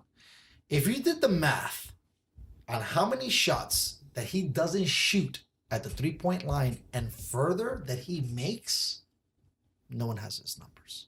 He he takes shots that you're like, there's no way that's falling. And it falls. That's the same with Lillard, though. Lillard's in that same category. But the thing is, there's a difference between Lillard and Stephen Curry. Stephen Curry's fucking in tune to where he needs to Stephen be Curry is at. volume right. versus... Damian Lillard is like, I got to drop another rap video game. I mean, he's actually not into rap as much as you think he's into rap. No, but what I'm saying is that when you have all these outside things going on, right? Like I think it was. Even, I got to build my character. I think even happened a little bit to LeBron James when he came to LA. He cared maybe a little bit more about being Hollywood. Yeah, that movie, because about that movie that's about to come out. Right, like that's not whatever it is. Like for me, I always think about like the boxing principles. Yeah. And in boxing, you have to be like broke and kicked over and left for dead, and that's when you kill. When you have nothing to lose, you're an animal. The moment you start to build your shit up like you got something to lose, it's not good because it affects your character. So what I'm saying is, Damian Lillard is a character, right? Like he's a full blown facade in his world, and these other guys are, but there's just a couple of dudes that just really care about their evaluation on the court, or on the football field, or on the baseball field, and I think that that's a huge thing. I think that a lot of people need to like recognize and understand that. But yeah, for me, it's simple. If you're talking about the last 5 years. The only people, like if I had a draft, if we did fantasy drafting, which we didn't even get a chance to talk about for you basketball, why wouldn't you take LeBron James or Kyrie? Because I don't get the number 1 pick. I mean, Kyrie. No. I mean Curry. I didn't want to say Kyrie. Yeah, if I would have got the number. I think Kawhi would be my 3. I picked Kawhi that's my first pick that I had. But I'm not even talking about fantasy sports. Of course. I'm talking about in the sense like, because I can't disprove what he's done. If you're going based off consistent, the holy trinity is Kawhi, LeBron, and Curry. Because those are the 3 most consistent players in the league right now. Every year they do the same thing. Right. Yeah, okay, yeah. Kawhi was on the Spurs with no one other than him, but still, LaMarcus Aldridge is washed, bro. He's washed. Really? I've been a fan of LaMarcus. He's not really. He's washed. Really? Washed. Okay. I mean, he's just old. And when he gets the ball, he's like a Carmelo. When he gets the ball in his zone, it's like, oh, perfect. This is normal. But it's like, when it comes to a game standpoint, it just slows the whole team down. Say they're in a good flow, then it slows it down because he's in his little, I'm going to do my little shimmy, then I'm going to shoot. And if he misses, oh, come on, ref. And it's like, but then it just tears the whole team down. It's like, yo, we had a good flow going. You know, everything was going good. That's one thing when you talk about like, so being a big football fan, right? Like it happens a little bit in baseball and a little bit more in basketball, but a lot in football where they always have the camera to the sideline, right? Because there's a lot of downtime in football. And for me, you could almost switch gears, right? Based on what I was giving you. You've never seen, I don't know, you tell me if I'm saying stuff wrong. You've never seen Kawhi throw his arms up for some bullshit call. He just goes to the next play. Like twice. Right? Like twice. But this is like, Stephen Curry doesn't throw his arms up, just goes to the next play. He does. But not to the right. Not Look, like, so look how I'm layering it. And then the next person is LeBron James. Every time. Who's half. I would say half. Every time. In the last 2 minutes, every time you see his little fingers go up, no, replay. In the last when he's playing for the dub. Right. If he didn't care, he would be like, whatever, let's keep going. But what I'm saying is those three people and the way I built it, right? Because it goes from relaxed to the least relaxed. But those three dudes are greatness, and at the end of the day, they're the least guys throwing their arms up throughout the game, throughout the expansion of a season. Yes. Versus fools like who Damian are Lillard. Right. Oh, come on, right? Or like you said, Harden earlier. Oh, come on. Where they don't even care about the outcome of the game; they care about what the ref is considering. Do I have 30 points? Yes. Did I do good from the 3? Yes. It's a great game. Then I'm doing great. Did we lose? Who cares? I'm in the West. That's all that matters. I don't know. There's a lot of things though. As you touched on earlier about stats, man. Yeah, you're right. There's no stats on. There's no checkbox for heart, and that's just a thing towards like Kawhi Leonard. I mean, he has that almost like that. I know I shouldn't be saying this, but like that Kobe mentality where it's the game. We're in the game now. Don't worry about what's going on. Anything else about the game? How he's the silent man. And, get dialed in. Why are we crying? Why are we upset? Well, yeah, the refs make shitty calls. We all know they make shitty calls. Let's keep going. If we let this get into our head, that's when the game's down. There's just a lot of things. I mean, no, it's so funny that you say that. Like, that's my biggest thing too. I feel like a lot of players care more about the refs' implication in the game versus like, dude, you're gonna get a bad call a lot. You might get a couple of games. Like, you have to play through those bad calls because you might be on the road. There might be some favoritism one way or another. And a ref's call outside of, let's say, 2 minutes or, a minute or 30 seconds shouldn't really affect the way you view or see things. Because I think at the end of the day, it's like playing through the whistle. I mean, I always bring things, back to my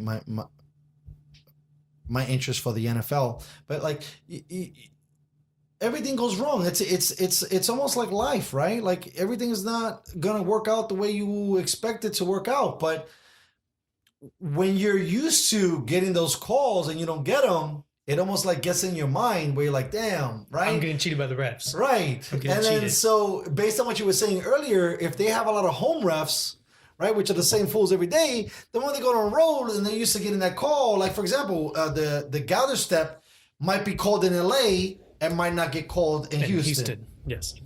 So now he's going to be like, I do this every game, and how come now you're calling it? And then in your brain, like you said, now you start pouting. And you're like, damn, I didn't get that call. And then it affects your game. Yeah. Because now it's like, well, now I can't do it because they're calling it. What do I do now? That's my whole game is based off that gather step. What's now? But, and again, that's why for me, the Trinity that I just put down, those three fools seem the least impacted by whatever's happening when they just care about winning. Curry cares about winning, Kawhi cares about winning, and LeBron James cares about winning. In a sense that it's obsession, where we don't give a fuck what the fuck is going on. Yeah. We need to win the game. I could be the 4th seed, but did I win last game? Yes, I'm happy. I understand we're the 4th seed, but we're trying out here. It's not like we're just lollygagging. Hey, we won a game. Whoa. No, we're trying to win a game. Yeah, like when he was on Cleveland. Yeah, our team sucked. I understand our team sucked. But I'm trying to win out here. I can't believe what he did because, in my opinion, Golden State has the backup of Silicon Valley and Northern California, so that was a win for Curry. I think what Kawhi did in Toronto, God bless Drake, is ridiculous because there's no fucking market for the NBA in the sense of like. But there is now. Now Right. there is. My man, he brought a chip back to the building. Siakam's balling, and that's just you have Kyle Lowry, who's a good third piece. It's just all these players that make you like, hey, I kind of want to go to Toronto. I mean, look what It makes it more interesting. What Kawhi got just for winning and then leaving. They didn't go, oh fuck you, why'd you won and then you're gonna leave? We just won a chip. But no, they're like, thank you, because now this is a. Big I think part. it has a lot to do with the fact that it's a Canadian fan base. Because if Yes. it was an American fan base, they would have been pissed as fuck. They might Depends have the burnt place. his jersey. Depends the play. If it was like Listen, Cleveland burnt his jersey, so I don't even think it matters on what where you're at. It just matters is if your fan base is a starving sports fan base, and if they are, they're gonna be fucking pissed off like a motherfucker. Because if Kawhi did that in Cleveland, they would have burnt his fucking jersey too. Yep. If he would have did that in LA to go to Toronto, they might have been some uproaring, right? Yeah. Like if you're in a major city, you might have gotten more flack for just bouncing, right? But I think that.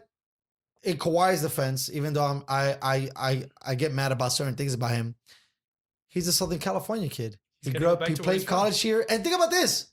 We got to look it up. But Kawhi probably played more than 2 years of college basketball, which is probably why his fucking basketball IQ is through the goddamn roof versus him being a one and done guy and going to the NBA and maybe having not to struggle, but train harder to catch up with what's going on. Because imagine a league that you come into as a regular Joe and you got to deal with Steph Curry, LeBron James, James Harden, and Kawhi Leonard, right? And Damian Lillard. So that means your game's got to be fucking tight. Because if Has you're to a be. weak sauce, you're going to get dribbled out the fucking building. And just so we know, Kawhi played 2 seasons at State. Done. So that's what I'm saying. So one more might be one more. Like I was saying, maybe you need 2.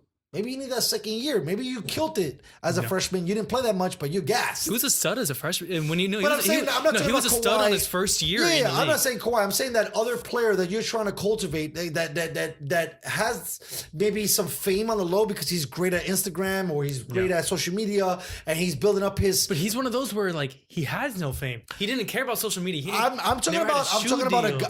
an average Joe because Course, Kawhi had a course. different thing. But what I'm saying is using the Kawhi example versus an Instagram basketball player star, right? The star might want to go out 1 year, right? Yeah. Kawhi stood in 2. He might have not been effective, or he might have been effective in year 1, but he was that much more effective year 2. Two, yeah. And then you take year 2 into year 1 of the NBA. Now it's like, holy shit, I got this whole deal. Versus a freshman who kind of was with a crew that kind of killed, and then you just because you're good at social media, your draft status rose, Yeah. and now an NBA league is like trying to an NBA team is trying to sell your jersey and they want to buy you. But meanwhile, back at the ranch, your your basketball IQ is low. Yes. Right? And that's what I think that real good athletes worry about. How good is your sports IQ? What good players were even a draft that went longer? I mean, I'm trying to think on when you think about players in the NBA, you only think about like the one and dones. Like you think about like Devin Booker, like all the one and done players. Yeah, you but just- I feel like they struggle because think about this. Okay, so look, let me say some names. I think that your boy Davis took a little bit to adjust to the NBA game. I also think Carl Anthony Towns took a little bit to adjust to the game. Kind of. Lorenzo Ball took a little bit of time to adjust to the game. That's one of Damian those Lillard. where- yeah. I'm telling you, guys after guys after guys that took that they didn't feel their full potential year 2, year 3. LeBron James. Yes. Animal. Steph Curry, animal. Kobe, Kevin Durant, and these were guys. Steph is weird because I bulked him into dudes. But what I'm saying is, if He did they're- 4 years, right? Who? Steph? Curry. I'm not 100% sure. It was I would have four or said three. 3. It was 3 or 4, either one. Right. I know he did the maximum, but did look the- at how that affected him, right? There's only some dudes. I think that when you're coming to play basketball from more of a physical standpoint, for example, Giannis didn't play. So if you're down low in the paint, you don't need to worry about so much. You can muscle your way to get a score. Exactly. When you have to be more of a perimeter player, when you have to worry about screens and picks and zones and man-to-man, and the game is a little bit different. For example, Lorenzo Ball, it might have been better if you stood a couple more years to understand those satires. But when you're an animal, LeBron James, you could dunk it on any fucking body, bro. You're 6'7", You're like 260. Yeah. And you could jump out of the building. I remember when the first time I seen LeBron James dunk, I was like, wow, who's Kobe Bryant? Who's MJ? Yeah, Because I don't those know who dudes that were is. small in the sense Exactly. of like their weight. Who the fuck could expect almost a half of closer to less than half to a 300-pound guy that could dunk in midair and have finesse that in midair he was dunking, but he decided to change and now he's gonna lay it up because he's gonna get with you the soft foul. touch. Yeah. With the soft touch. Because you're gonna brace me. If I did this, it could be the charge, but because I back up and I'm able to finger roll it, Yes. now I get the foul on me, and I go for And that's just one thing I or don't two. understand, man. How can people do that? The How- body control. It's called body control, bro. That's what I'm saying. Like when you're saying that, that's what mystifies people. Yep. The fact that a LeBron James could do that, that's Or crazy. Giannis can do that, or just in general. How do these people do that? That just proves that you are an NBA caliber player, where you can be one of the strongest people in. You can be a super strong basketball player, where stronger than an average Joe, and you still can ball or still So have this that is what I soft think. touch. I think because baseball's a little different, but in basketball and football, if you can impose your will, you'll win. In Yes. basketball, bro, if I could, like we were saying about, and no, I would love to get Draymond eventually one day, but Just talk when smack with him. Draymond is a valued player height wise under the par, but have the heart to hustle, Yes. that shit pays itself in spades. Okay. When you have LeBron James and he's not polished, but when it comes to taking it to the rack or finger rolling it or using the rim to defend himself against blocks, you can't teach that. Or you can have Giannis, a small dude, but because of his, challenges in life, he puts a little weight on. And the word to me when it comes to basketball, unstoppable. Exactly. When you're unstoppable, it don't fucking matter. And to me, the word unstoppable comes from taking it to the rack. And that's why I think that Curry made a new dimension where it's like, I don't have to take it to the rack. How about this? You can still How win about I MVP. score 10 shots from outside of the rim? I mean, outside of the 3-point range. And that's 3 times 10, and that's 30 points. And I didn't even take it to the rack. I'm still imposing my will. The problem is that unstoppable to me is that guy that's just fucking coming down like a freight train. Oh, And makes a highlight. yeah, you're like, bro, I defend that. I dare you. Yeah. I dare you to stop that dude. He's full. Imagine full speed LeBron James. Have you seen this stupid commercial that is like Giannis and the shirt guy and they're trying to play basketball? Yeah, he's like, I got all your numbers. Right. I got you like a book. Imagine if LeBron James, right? You're the center of a team, and LeBron James has full speed from half court and is gonna dunk. Stop him. I dare you. I'm tripping that fool. yeah. I'm tripping him. That's the only A thing. foul all day. I'm kicking his feet. We're going gel ball. We're going like But after I kick his feet, I have to fight him because Right. he's gonna be like, "Whoa, you just kicked my feet. What's up?" So it's like, damn, I really gotta fight LeBron James, and I'm gonna lose. But at least I'll be known as the guy who tripped LeBron. So James. that's the thing. We look at the unstoppable player and realize Yes. that all the players should be evaluated by unstoppable, and that's not true, right? Because it takes practice and training. There's a couple To of be guys unstoppable. that are the outsiders that they're just great out the gate, but everybody else at the baseline is practicing, is training. I Exactly. think that was one of the biggest things that killed AI's career. Not only that he said it, but his never went to value. practice. No. Right? What are you talking about? Practice. Bro, why would you even say that? That's so imperative. Yeah, honestly, if I was a coach, going back to if I I'd was a coach fire you, and bro. my player never went to practice, I'm throwing a trade up right away. I'll take a second round pick for that because I'm surprised the But at least Sixers stood with him so long. at least Because they were second worried round about pick. jerseys. Yep, And that's why to put a nice that's little what Ben button on Simmons it. says. That's what they care about, bro. A lot of these leagues care about the merchandising and building or elevating their own brand with Exactly. you as a component to build it further. And at the end of the day, it doesn't work for everyone because they might sell jerseys, but they don't have the commitment that it takes To win. And I don't even like the word win, to dominate, There you go. right? Because LeBron James dominates. Dominate. Steph Curry dominates, right? Like we're talking about fools that are like, I don't give a fuck what you bought. I'm gonna win the fucking game. Yes. Fuck you. I don't care if this is game 6. I don't care if this is preseason. I don't care if this is week Summer 1. league. I'm gonna win. And Exactly. that's what I'm saying. And that's why, to go back a little bit, at times I feel like Harden gets bored. And he's like, whatever, bro. Yeah, fuck it. Here you go, Westbrook. Go make that shit happen. Yeah. Anyways, before we dip out, I wanted to get a little bit put it on wax. Where you been at the Call of Duty, man? Where's the love at? Okay, I guess I gotta get back. He's been dogging me all day about it. I might just have to. I'm Man. telling you, bro. Back to basics and bringing it back. We'll leave the NBA to go to this. one of the greatest things I love about coaches, right? And you're trying to be in this space, especially when it comes to the NBA. And I got to think about my guy, Pop. Pop just enforces fundamentals. And that's what it's about, bro, in everything you do. And like I said, you might have got too big. You're trying to get in a competition. And then not saying that it wasn't good. It taught you a lot of things. Yeah. But coming back to the fundamentals, what got you there to win, right? Because think about this. A lot of guys, right, they go back to their college coach or they go back to their high school coach to find what made Because they know what they're doing. The NBA coach. Yeah, he's like, bro, you don't got it together right now? Not even that. It's like, you don't got it together? How long you been doing this? Yeah. Like, I'm getting paid $20 million to coach. Get your shit together, right? And that's what I'm saying. That's why you can't go to and you got to go. And so what I'm telling you is, from call perspective, maybe, you came out as a first round draft pick and you pulled a little Lorenzo Ball where you're flashy and shit, but it ain't working. You got to come back to your high school and your college coaches and call and maybe, get back to because that's where it's fun. I think that's what you do. Once it becomes competitive, it's not fun anymore. No, it gets the heart. Then it gets the heart, and then you get upset. You're like, and you get depressed because you're not doing this, and you're like, so I think that's actually cool that we had this epiphany on the show. This is gold to me because I'm getting the knowledge, and that's why you go back. It's because show me the love of the game. It's not about winning.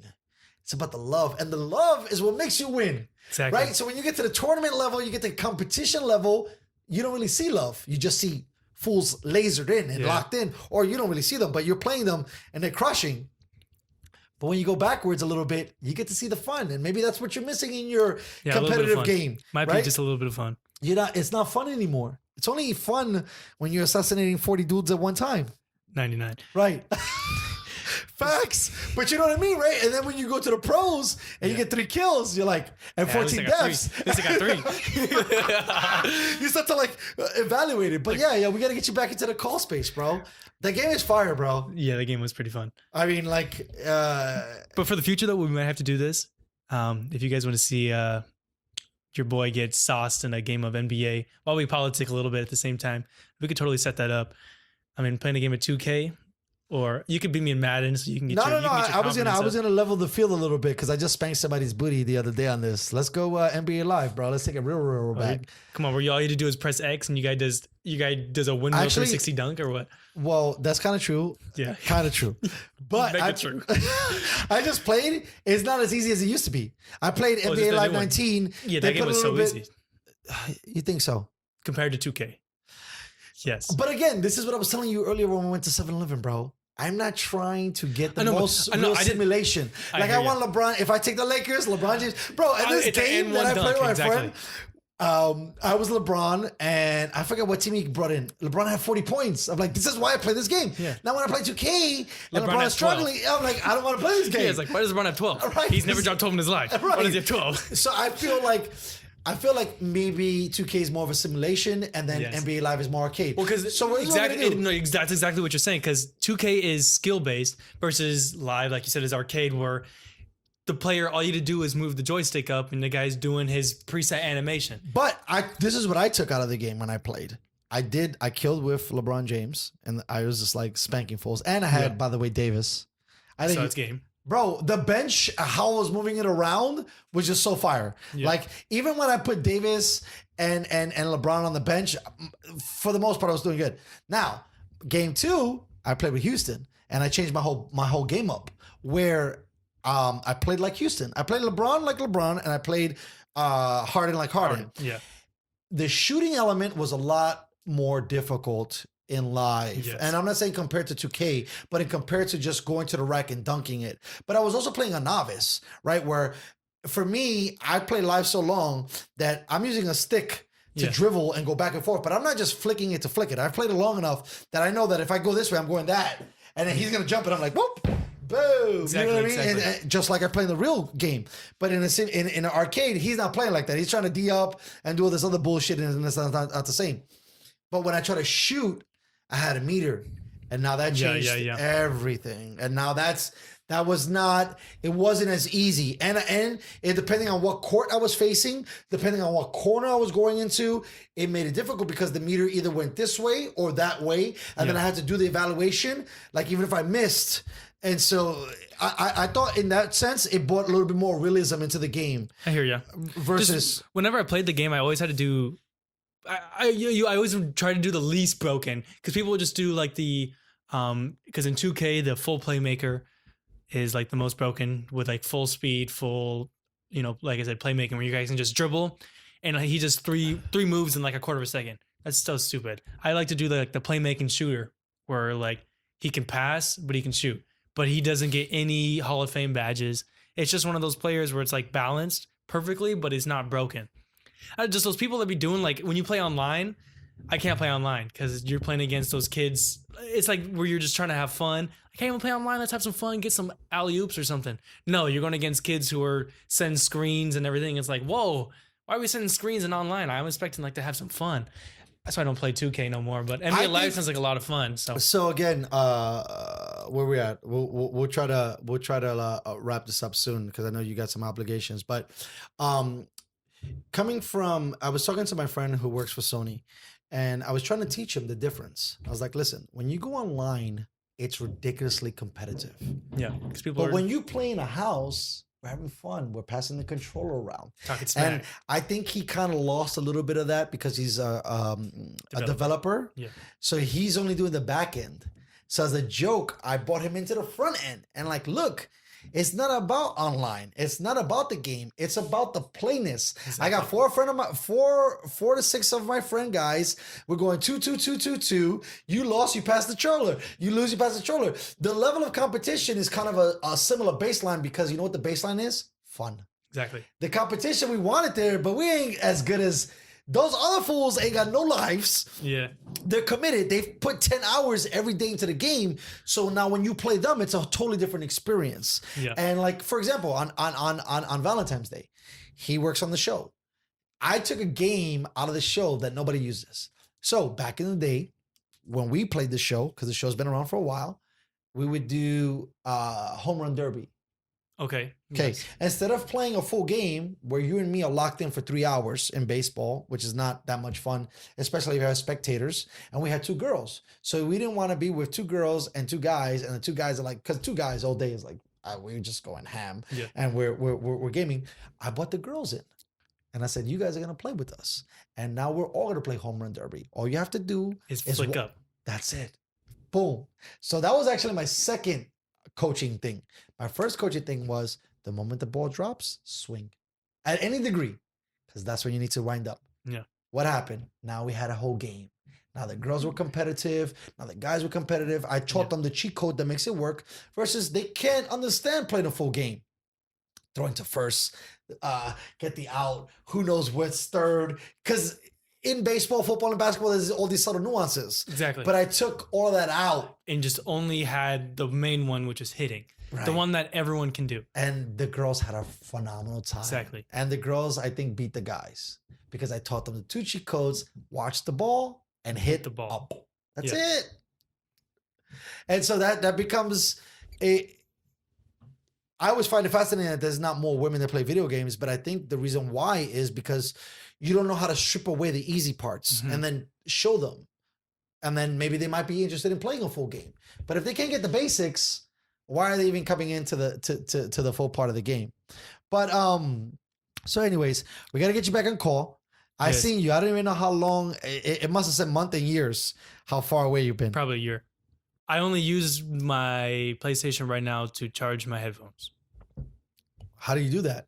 Whenever I'm playing on my PC, because that's what I've been doing now lately, and I have it right next to it, and I don't have enough little USB ports on my PC, so I would turn on my PlayStation and I plug it into my headphones, and that's how I charge my headphones because I have wireless ones.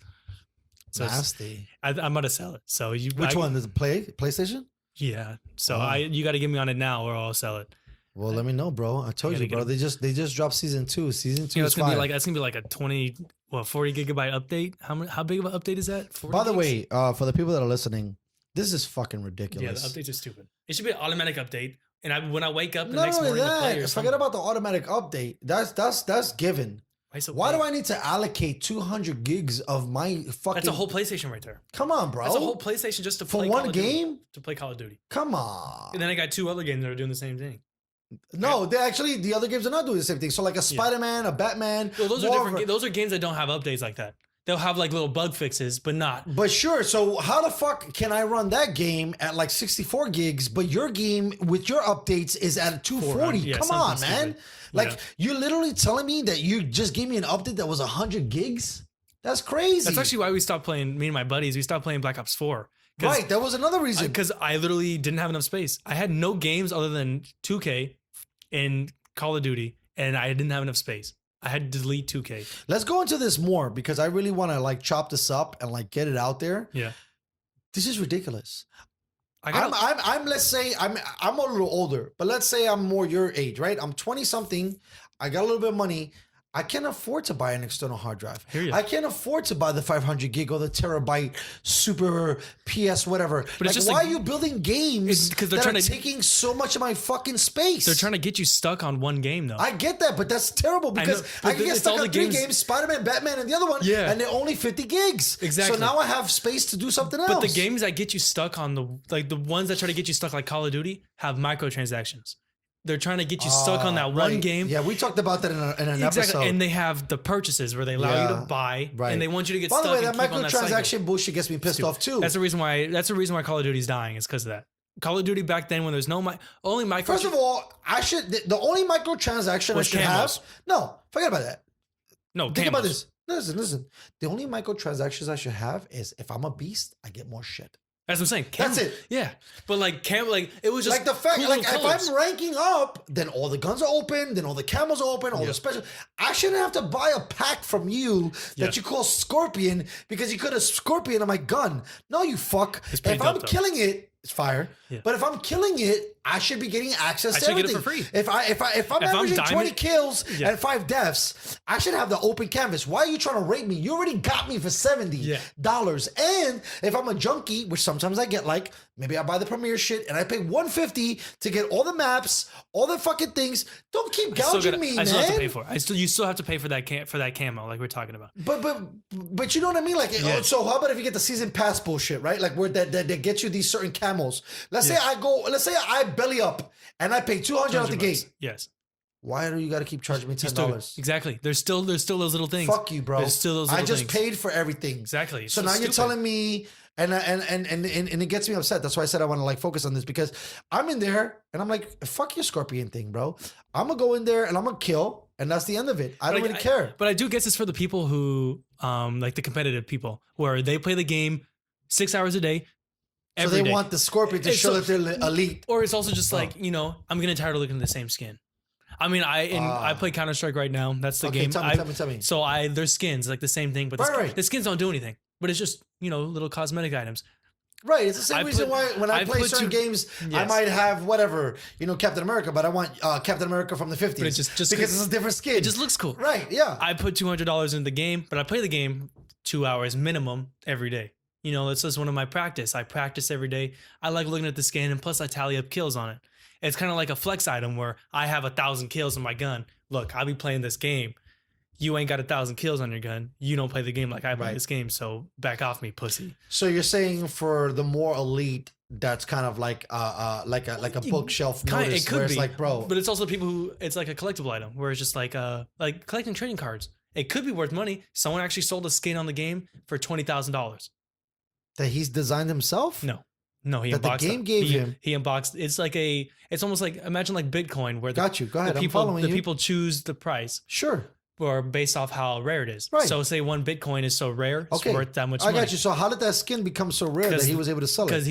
he is the only person who had that. Oh, he went that high up? who had that skin because it was the way to get that skin. So say it's called a cobblestone package souvenir, which you get from watching the competitive people play. They only drop a certain amount, and the chance of getting a certain skin is like 1 in 1 million or something like that. He got the skin By watching other people play, not by him playing himself. by watching other people play. Wow. Got that? So he got the drop, and the chance of you unboxing that drop and getting that was so high. And plus the stickers, souvenir come with stickers on it. He got the rare stickers. To put on the gun or It sticker? comes with on the gun already. No, because yeah. stickers is Call of Duty's been stealing a lot of that shit too. So he got so Kenny S is a opper in the game, one of the best oppers. Got that on the op. So like that's a sniper. Got the best sniper on the sniper. So it's like he got the best. It's Basically, he got the best package. so And it's then like he getting a leveraged LeBron it. James card. Right. It's like he got the best player for the best, thing. It's like, and he sold it for that much money, and people were buying it. People were charging him like, "Fuck yeah, I'll buy it right now. I'll get it." But it's those people who play the game like crazy, who are willing to, put money or just a collectible item, like having a trading card for no reason. Why would you have a trading card worth $20,000? Because it looks cool. It's a flex item. It's the same thing. And it's just those people who like to spend money. It's a I had somebody on the show and they were talking about they dropped $3,000 on the same kind of deal because it looks cool. No, right. And it's like a pay for reward kind of deal, right? Where you kind of like jump up a couple things. And he was telling me in this one game that he was playing that because like when he was playing it, he was like, it was kind of new. So he got a lot of the free stuff and the easy stuff because they were trying to build up an audience. But once they got the audience, That's me on some another of the game free too. stuff, they charge you. And he said that there was this like horse in whatever fucking game he was playing that was worth $1,000. Yep. And new people at level 1 had the horse. So dudes right out the gate were dropping $1,000 so that they could feel like they And had now the everyone has prestige. But they to did it on be- purpose because they're like, hey, people are spending $1,000 for that, but it's so rare. But so if you give it to everyone, then everyone wants to play it because that horse is fucking sick. It's just one of those where, we got the money, now we don't need the money anymore. I just feel like, look, Stupid. I am a huge advocate for capitalism. Okay, I know everybody's got to make their money. Of course. I think when America. it comes to apps, you should have microtransactions, Exactly. at least heavy, because who knows if you Especially if it's a free app. How That's what I was how- gonna say. how are they going to pay for right. it? If you and your buddy made this shit in the garage for 20 years, you got to cash out. Yeah. When I drop $200 right at the gate, sure, the microtransaction should be there, but it shouldn't hamper me. Like, I hate when, if let's say, like for me, I went in the cheap end, right? Like, so I believe in buying games used. I never buy games new because to me, a game new is like a car. The moment it's off the lot, Once you open it, it lost like 20% of the value, at least that, right? of course. So why don't I just buy it at that? I'll baseline it at Buy it the at the 20% decreasing value. So I bought Core from Redbox. I go and I play.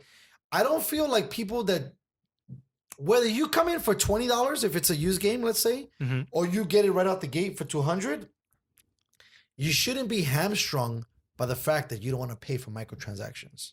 Yeah. And I hate it sometimes where when you're searching for maps, it hasn't happened this much in this game because I think they're starting to get it. But where people I don't can't wanna play a game because I don't have a fucking map. Like, don't even do that to me. Just recircle me in dudes that have the game, that have that map. Like, don't make me feel like shit because I didn't pony up and bought your DLC Or like for in, fucking $50. yeah. Like, fuck you, dude. Like, I don't know. I don't understand. Like, I just want to play the game. Or like in Black Ops 3, it's one of the older CODs where the only way, so you had microtransactions for cases to get guns, but the guns were the most broken guns in the game. So if you put money in the game, you get the broken guns. And those guns are 2 bullets. Take 2 bullets to kill someone versus the average gun that everyone gets is a 4 bullet. So it's rewarding you. All you have to do is shoot 2. You can shoot him twice in the foot and he's dead. Versus I got to shoot you 4 times in the head just to kill you. And it's just one of those where they reward the people who support the game, I guess. So you're supporting us. You're allowing us to pay people to add new maps and update the game. Cool. We're going to give you something broken, which people got upset about and stopped playing the game. Yeah, Black Ops 3 had the best views when it came to competitive, but that's because it was a fair match. Versus in pubs, no one played pubs because it was so stupid. All right. So for the studio audience that doesn't understand that, break us down a little bit So about pubs are public matches. So when you say if you had Black Ops 3 right now and you join to a game and play, Boom. that's a public match. that. Okay. Competitive is league play or Gotcha. GBs, which is game battles, which cost money. They have free ones, but no one plays the free ones. You only play. So how much it costs to enter? And Depends. They have What's the baseline? $1. Okay, that's cool. Highest is 1,000. So this funny how they bought like sports gambling or gambling into it, where it's like, hey, so okay, so if I put $1, does that dollar go to the winner or that dollar just A goes? dollar goes to the winner. Wow. But you get a portion. You don't get the whole thing because they got to make money too. Right. No, I get that, but I'm basically so it's like we're gambling. It's like, hey, I'm better than you, you're better than me. Here's a buck, like we used to do back, remember back in the day. I've lost so much money. That's another reason why Call of Duty sucks. Is I've lost so much money doing. I'm a confident player. I think I'm the best player in history. Facts. I mean, I don't want to go that far, but you're fucking legit. But I know, Right. I know damn well I'm not. But you got to have that confidence. It's like in 100%. basketball, Right. If you think you're the best player in history, you could be the best. No, player in but history. I've played with you, and I haven't played against I you. talk But smack. I do everything. no, but I don't know that. Yeah. You are an animal. You're allowed that leverage Yes. because you play good. So, anyways, continue. So, it's just like the thing about GBs is like you want to put money in the game. You're like, man, I'm good. I can gamble because I know my skills. So what happens when you do let's say you put a couple bucks and then you go into the game. You're going against I guess dudes are just more animals. You're going against a guy who's the same person as you, or even better, because they're That's the what same I thing. thought. They're the same. Right. You don't have some. Right. You You're know, not you dealing don't with jobbers. You don't have some Yes. little kid who just first time playing the game goes, you know what, I want to play GBs and grabs his mom's credit card and puts money in the game. No, you're going against guys who play the game the same as you, but probably a little older, so they can have that, they can think more than you. When I was younger and I was playing it, I was just rushing down mid. I'm better than you. I'm gonna outgun you. Versus you have someone who's like, I'm watching for you to rush down mid, so I'm in a place where you can't see and I'm gonna outgun you. I be battling with that concept a whole bunch of times because like I'm all about the mid, right? Like so I want it to be close quarter, because there's less margin of error. Right? Like if you get it real good, you fucking crush everybody. But as you start to play, you realize that you want to be the guy on the top of the hill. Exactly. Because you see all the fucking novices. Just running down mid. And next thing you know, the guy who's on top of the hill is 30, Right, is 30 he's and crushed. 0. He killed everybody. Versus the kid who's running down mid has 1 kill and 24 death. Facts. So it's just learning. And obviously there's a reason why I stopped. But then now I got to the knowledge where I can be in a 1v4 situation, me versus 4 people on the enemy team, and I can win. It's just one of those where, it obviously it's luck sometimes where if you kind of sometimes you'll lose. It's luck, but I don't think it is luck. I It's think luck if the other team. So listen, I tell you what luck is, right? Did you hear what luck is when I was saying earlier? Yes. What was it? Okay, I Remember? repeat. Okay. With chance, right? And skill. Yes. meet. Okay. So you're prepared. A lot of people like to throw luck around like it's an easy thing. Of course. Right? So it's like, it was lucky, yeah, but I'm a beast because I know I ran out of bullets. But they I misplayed. hit triangle. I shot the other one. But the thing is, if you do that over time, they're not missing you that many times. Yeah. Or they are missing you. Like, the reason why you're winning is because in My a one movement person or something like that. Right, you're already conditioned. Exactly. Versus 3 people. But You I mean, know like, what you got to do. I will do like, and Luck is I'll if do you do it I'll do once. my default. So Like how about this? Just to expand a little bit, because I really want to get a gamer audience following this. How many triple kills have you had? I can't even count. Right. I How can many get it- how many quadra kills have you I had? can't even count. Exactly. So you're already conditioned. I get one probably at least. I get a quadra kill at least once every minimum, at least once every game. You know how many quadra kills I've had? You haven't. 0. You haven't had one. You know how many triple kills I've had? Probably 5. So what I'm at least you saying got 5. is, you can't say it's chance or luck. It has to be more skill. Skill has to do with the fact that you've been practicing so much. It got lucky that 3 fools showed up Or and that they missed misplayed. you. I'm saying, but they misplay. Like, it's like you're playing Search and Destroy though, where it's like what you do is trades. In Search and Destroy, it's not. It's not. I'm talking about team deathmatch a course. little bit more. Yeah, in competitive, it's different where there's no right, team because deathmatch. you guys have agendas where you're trying to Yes. pull back the fact. Like, that's what I don't like about Search and Destroy. It's stupid. Listen to me on this one, just using that example. If I average 99 kills and 2 deaths, let's just say that, right? Because you said we did it once, put it on the wax. Yeah. That now you're giving me an actual thing to do. I might not be good on that. But when it comes to killing fools, that's where I'm at. And I think that maybe it gets boring. Like, did you I read an article now that one of the reasons that Fortnite blew up was because they had, I don't know, but like a King of the Hill, but a different King of the Hill. It wasn't like King of the Hill that I stay there. It was like King of the Hill plus once you die, you're dead. Something like that. Something like that. I've never played Fortnite. I'm not saying. Yeah, I know what you mean. Okay. I'm thinking, like I was saying, that people are getting bored of just the assassination. Yeah. Right. So now, not only do you have to be good at the 99 kills or to put it into a world that's more reasonable, not only you got to do 20 and 5, you got to do 20 and 5 and capture the flag. You got to do 20 and 5 and hold the zone. You got to do 20 and 5 and resuscitate your guy. You got, because they have like the different campaigns that they do. Because I've been doing co-op and I love co-op, you know. But you got to have the guy revitalize you. It doesn't matter. No, I know what you mean. Right? Like there's a lot more to the nuances that you have to understand. Especially because in what is the game in Control and Black Ops 4, which is a new game mode where it's similar to Domination. One team, but instead it's like one team defends. So there's 2 spots on the map. Say there's a let's go. I'm not gonna name any maps. I can't go any off the top of my head. I haven't played that game in a little bit, but if say there's two of the main spots on the map where both teams can get there at the same time. Maybe the defense can get there a little sooner so they have time to post up and defend. You have 25 lives. It's the cool thing about that is it's similar to domination where your objective is to hold the spot and win. But it also gives you a chance where the players who can't hold, the non-objective players, surprisingly the non-objective players are, just the slayers, are actually more prevalent than objective players. Objective players are the ones who die a lot, but hold, they can hold they hold the B flag or whatever. They can hold that longer than the Slayer. The Slayer says, all right, cool, we got B flag. Fuck it, I'm out. I'm gonna go spawn trap these kids.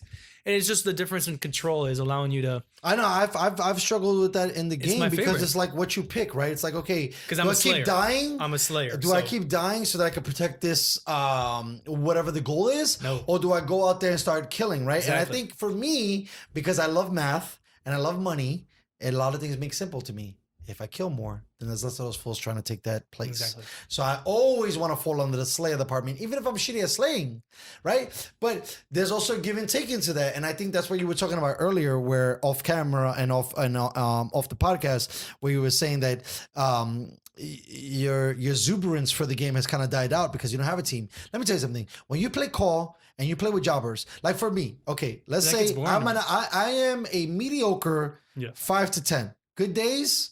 +10. We're not even going to talk about how many times I died. Okay. When I'm leading my team in kills, I'm like, we're fucked because I know where I'm at. And especially in Call of Duty, which is funny because it's a military game, which makes sense. It's strategy. And then that brings some realism into the world. It's all about the squad because you got to say, hey, you suck, but just guard the flag. I'm dope. You take the hill. Hey, you're good at going down the hill, so you're a Slayer, and you got to divide the task. Yeah. Right. Where as opposed to you going into a community room, everybody might suck, everybody might be dope. Mm-hmm. You have no fucking idea. Yeah. And you're getting tossed into a room with a bunch of dudes, and your level's going up or one way. Which I'm glad that it doesn't affect things as much as it used to, but. I only cared about my KD. I didn't give a fuck about my level. And when I used to play MW, I think that's why you evaluate shit. And I take it a step further. I can give a fuck about how many people I kill. I care about my ratio. If my ratio, if I have 20 kills and 1 death, shit, I got a 20 KD. I don't care about my rank. I can never prestige if I wanted to. But the rank is based on how many times you play. Yeah, I don't really care. So what I'm saying is they juice it. Even if you suck, eventually you reach 100. You hit master speed. Right. I don't care about that. I want to be the lowest rank with the highest KD. That would be so cool. Dude, it's so funny when I see 14, I'm like 0. Right? Yeah. Because I'm at even. I didn't kill nobody and I died too much. Yeah. Because I'm at 0. But like if you're 21 and 1. That's 21 right there. No, I'm not. No, let's say 20 and 1. I'm 19. 19, I went undefeated. You fools, they only got me 1 time. But sometimes it's like off the rip. Like one time, but like in the beginning, like when they throw a nade, it's like, all right, you got me. Right. See, that's where I think what you were saying is more valid because that's luck. That's and the luck that they're saying, the bullshit luck, where he threw a grenade and you stepped the wrong way to hit you. Yo, my man, that grenade's over. You ain't doing that again. You don't got a grenade anymore. So now I'm going to go find you. I know where you are because you threw that. And I watched the kill cam. Always watch the kill cam because I was like, oh, you kill me? I know where you're sitting. So I'm going to go fucking hunt you because you killed me. You ruined my streak, baby. I'm going to hunt you. And I'm going to kill you. I'm going to teabag you. And I'm going to kill you 3 more times. You know what's really funny about the kill cam? That they set it up to be like... Just enough time. No. A kill cam is set up so that the person that killed you, right, in the game of the world, in the world of the game, so that you could like stroke yourself and be like, that was a kill. Yep. But the reverse is a smart player looks at it like you just give away your position. You're going that way, baby. You're going that way. You give away your position. And if you know the map, I'm going that way. I'm going that way. Where you're at. I'm gonna do it 3 more times. So like, oh, you just died, and I know you're in spawn. I'm going towards spawn. I'm gonna kill you again and again and again. So now that's a funny thing too, because I've been trying to like bring it up that I don't know if I'm like that even to discuss good, but I think another imperative part of being good as a gamer is knowing the spawn points. Now, that's tell me, YouTube go. Actually, YouTube, really, YouTube. They will tell you where exactly within the stage. It's just people. It's people doing the tests that you don't have to do, where you do like bots and stuff like that. The more you play the map, obviously, the more you know the spawns. Right. But we're talking about like getting that data before you even enter the game. That YouTube, man. YouTube. I learned peak points obviously, What's a peak point? so just where you can pre-fire, where to What's like pre-fire? pre-fire. So okay, sorry, I forgot. Yeah, So yeah. pre-fire is when you are expecting someone to be there and you shoot before it's there. Every time when I play, whenever I'm going to check a corner, Yeah, help me out. I always either Tell me. I always either aim or I shoot one bullet. Because if I shoot one bullet, I'm one bullet ahead of you.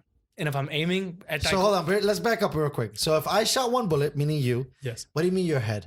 I'm one bullet ahead when it comes to killing you.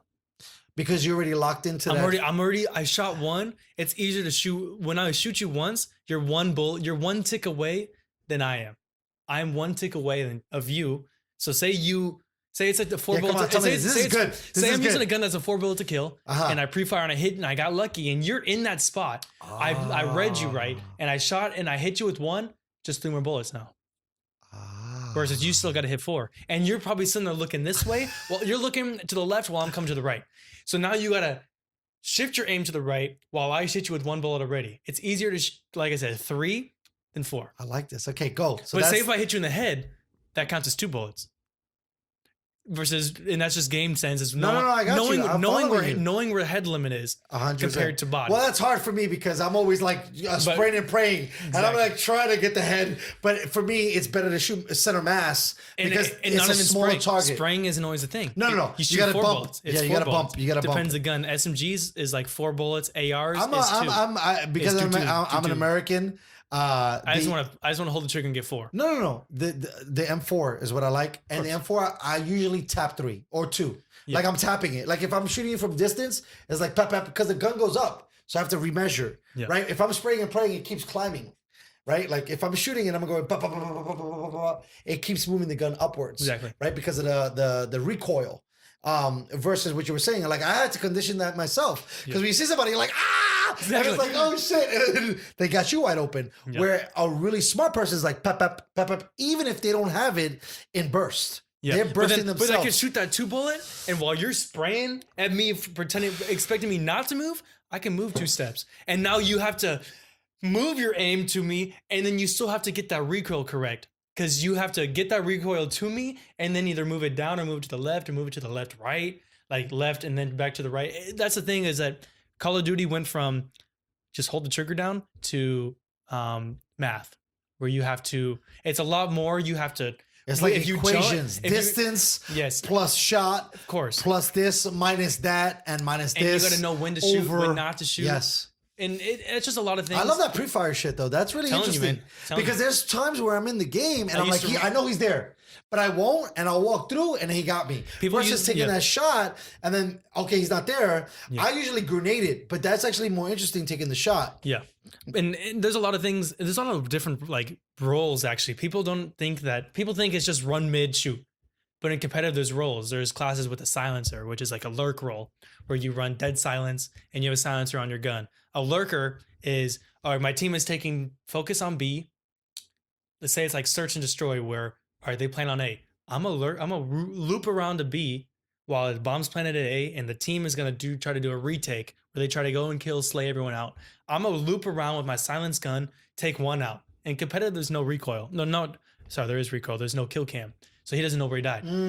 So I'm in a good spot where I kill him. He's like, whoa, where'd I die? And now the rest of the team is focused on, hey, there's a guy behind, be ready. So now that's extra time because there's a 30-second tick. So it's 30 seconds you have to defuse the bomb, but now there's a guy behind. So you're focusing on killing the 3 who are in front and then 1 in behind. It's kind of just like time where you can't just, it's not just run in, shoot everyone, boom, I win. But the lurker has to be the person who can clutch. Right, you got to be a beast. Say everyone in the front died. Now it's a 1v4. But if you're, like I said, I usually play that lurk role because it's just like I got the bomb planted for me. I usually keep a grenade on me so I can chuck it on if it's like, hey, I think someone's defusing. You only got like 10 seconds left. It's like 5-second, 6-second defuse. They have to be defusing because if they don't get it now, they probably won't get it. Or I'm gonna chuck a grenade on there. If I get a kill, I'm just gonna run. Or if not, then I'm gonna. You know, it's so funny. I thought that I loved you talking about the NBA. I'm even gushing more about this because it's so funny that like, even though you show videos on YouTube, and maybe I'm wrong, but there's the way you're walking through it, you don't really hear that, right? Like you don't really hear people discussing the positions of the team and how you got to do and all this other stuff. And I think that's why Call still dominates. It's the only game. But this isn't only Call of Duty though. This is like in Counter Strike. What I was just saying. So I That's thought the Counter Strike was RPG. Is Counter Strike a Hell no? That's like League of Legends. That's RPG and stuff Okay, like so that. Counter Strike It's like Call of Duty. Okay, But a lot more math involved. Where you can't shoot while running. You can't shoot while jumping, just like how you do in Call of Duty. It's the only way you can shoot, but it's just not accurate. You're not going to hit any bullet. Only way you do it is by either tapping or a spray pattern, which is a lot harder. But you have a mouse. You can move easier with a mouse than you can with a joystick. I've always found that fascinating too, because I've seen PC gamers versus regular gamers, and I like the joystick or the controller because I feel comfortable. I liked it too, but then once I learned how to play it, it feels like you could be more competitive doing this, because I feel like with the mouse it might be more accurate, because I'm starting to move a joystick to get the center frame. Versus here, I have to get my hand on it. It's a hand-eye coordination because you can't look at your hand. Because if you look at your hand while you're moving, how are you gonna know you're on? So it's just trusting your aim, learning a sensitivity, practicing with the sensitivity, and there's just so much stuff that involved. I'm not even good at the game. I'm good, but I'm not pro. I'm nowhere near the level I am in Call of Duty. That's why I like the game, because I still kind of suck at it. Have new challenges. And I'm learning things. I'm playing with good players, but it's learning like what they do so I can put that into my game. And it's just different versus Call of Duty. I feel like I got the game, like with the wrench. I can just sit there and twist it and I'm getting better every time. I know you're crazy, because like even just us discussing like the simple nuances that you're talking about, like I don't even see the game like that. I'm the fool that's just running down trying to kill fools. Exactly. I mean, in team deathmatch, I'm the guy who's doing that too. Right, but because I know I'm once better you than start them. to see, and then Yes. they get bored with just team deathmatch, and they put other objectives into the game so that it becomes more interesting. I think that it's a fun discussion, because like I said, there's not, from me looking up, there's not a lot of people that like kind of talk about that and like your approaches and I stuff wish like that. I wish I could, like, and for the people watching this too, I wish I can show you like a map. Like I can draw a little map for you and show you everything, but I wish I could show the people also, because when I'm talking about peak points and everything, it's hard to explain in voice. Yeah, so go back to that so we can finish off with that. So you got the what was it? Early fire? Pre-firing, boom, and then you got peak points. That was another one that I liked. Where it's like a line of sight. So if it's usually spots where you know that they have to peek you. So say you're defending. So it's not a peak, it's a peak. It's not like a peak in a mountain. It's like they have to look to see you. Yeah, gotcha, because peak means two things. And just it's like peekaboo or peak in the sense of height. Exactly. Or excuse me, not height, but range of sight. Yes. Okay, and so just because like say I'm holding B, and the only way for a guy who's attacking to get onto B, only way for him to see if a guy's on B is by checking. But the misconception is people like, oh, I'm checking. I'm going to jump in there. I'm going to start shooting everyone. You could do that. But if you do that by yourself, you're going to die. You're going to die. Because he's holding it already. Right. He's holding it. If a guy who's holding it loses a gunfight, kick him off your team. Okay, so real quick, pause. Let's say you're holding a peak point. So what you do... And then, hold on. Yes. You're holding a peak point. Because I've done it. Because I know what fools are going to run through. Yes. How do you handle the boredom that you're holding a peak point, but no one's going to come through because maybe a new peak point has arisen? It's up to you to be patient. You don't have to be patient. You could push up. I push up. I'm the type of guy but I'm an SMG player. I can't play the AR if you need me to. The AR are slower players who hold back and play spawn points.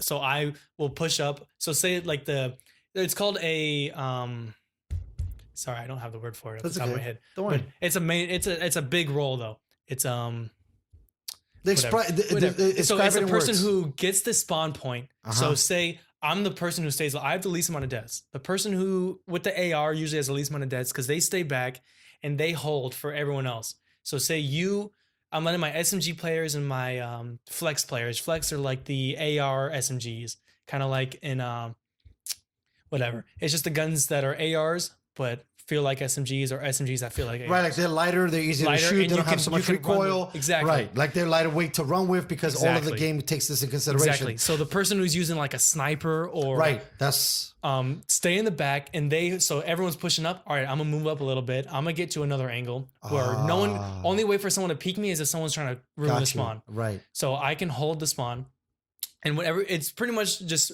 pushing up as a team. You guys push up. I hold.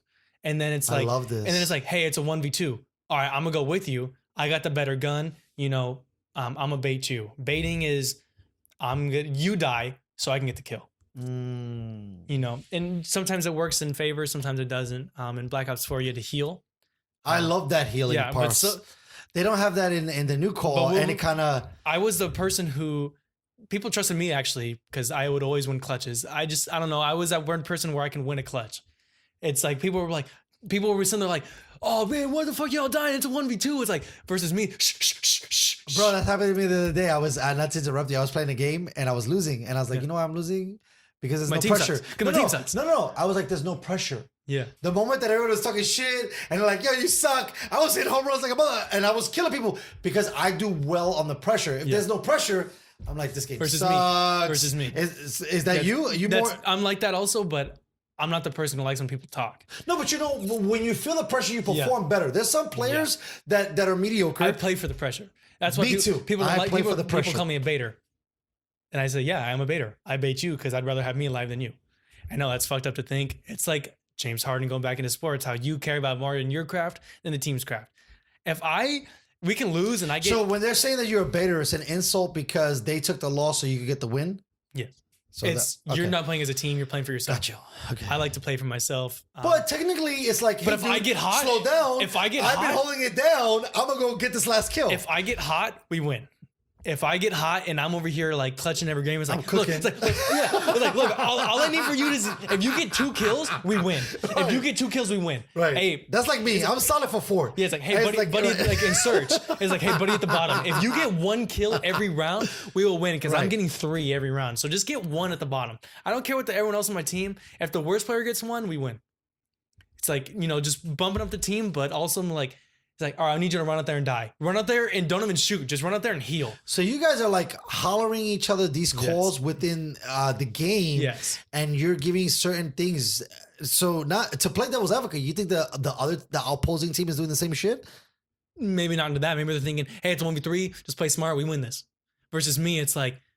So as you get closer to whatever the total is, you start to either get more aggressive or you start to fall back a little bit. It's usually when you say it's like say the score is 1 to 4. No, because it happens to me all the time. When we got the lead, and even in deathmatch, I'm gonna start pushing. I'm like 75 to 60. I'm gonna start pushing. I'm like, let's fall back. Versus if I'm the 60 to 75, I gotta push. I'm pushing because so it's like it's a 1v. Say it's 1v2 situation. Score is 5-2, and it's a best out of so whoever gets 6 wins. So it's 5-2.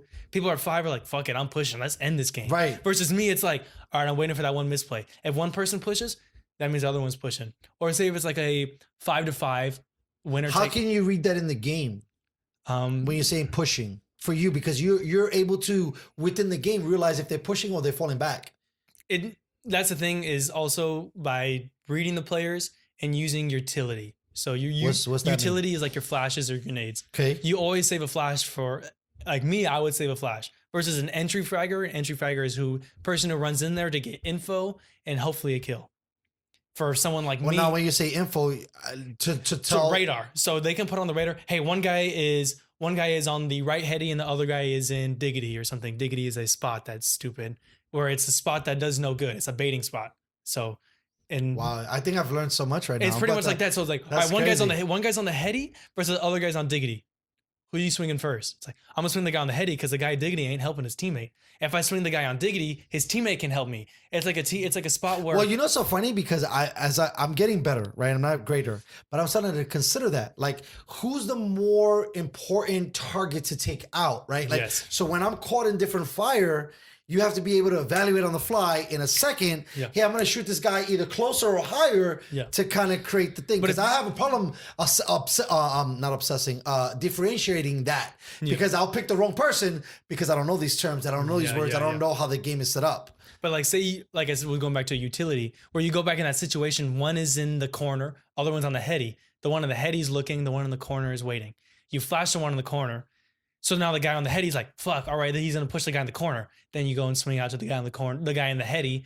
And then the other guy is recovering, is wondering what's going on. So basically it's almost like a draw tactic. Mind games. Right. It's pretty much. So I'm going to throw this over here. So you think that. And then I'm going to go over here. Wow. And you even do that like, it's in the same thing. Like you can do fakes where you have 3 people go A, 2 people go B. But the 2 people go B are like crawling. They lay on the floor and they're waiting. Like, That's one of my favorite strats is like just waiting on the floor, waiting. You have two people right next to each other. One's in the corner, other one's laying. So if the guy peeks, like he jiggles. So jiggling is where you just show enough of your body to see, but not enough to die. And so you jiggle, and if you see one person, you're like, hey, one guy's here. He's going to jump out and try to kill him, but the guy in the corner is already ready for it. So that's just like in a situation like that if they're playing aggressive. But so the 3 players who are going A, rush out, make as much noise, throw all the utility they have, try to kill as many. But then so the guys who are playing B, the enemy team, are going to rotate to go help the guys on A. But then the people who are like, say the 2 people laying down will edge their way in, plant the bomb. And the people who are A, after they're done making the noise, will go the long way back and go back to B. It's a lot of strats, and there's like different how it's going back to the roles. It's funny because you play with people that are within your circle who understand the play. Right. Like it sucks. Like when I go in, I can't even mic up with fools because talking to them about strategy, motherfuckers are just going wherever they wanted. Yeah, I just started playing more. I don't even the co-op, and you need a little bit more of that because you're facing a computer that's throwing everything at you. But you still got to play smart. You couldn't just run out there, but you got 4 people already looking at you. So it's like, I had to kill this one. Then I learned a lot from playing that co-op because literally you're playing hundreds of computers. Yeah. I even like co-op a little bit more than bots because bots you're stuck in this preliminary stage that's kind of small, and then bots kind of like tip their hand a little bit. They're still good. But in this, it seems like the CPU is a lot smarter than the bot. Yeah. Where sure they'll take an L, but they keep coming at you. And it sucks to do like,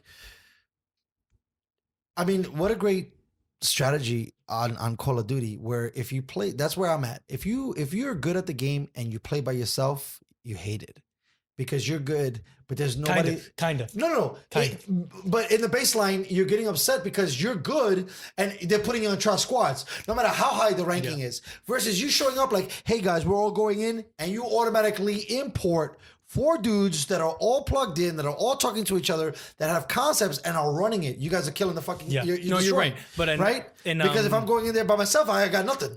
Kind of. But there's certain things. I used to play on a semi-pro team when I was on COD Ghost. Ghost, people thought it was one of the shittiest CODs in the game, but the competitive was one of the best. It was so balanced. Everything was good. The guns were perfectly like well situated. The maps is what the big thing was. So I used to play. I had like so on my account I had a little tiny one, so it was just like a account that had no ranking. It was like a small little account, but I'd play against higher people.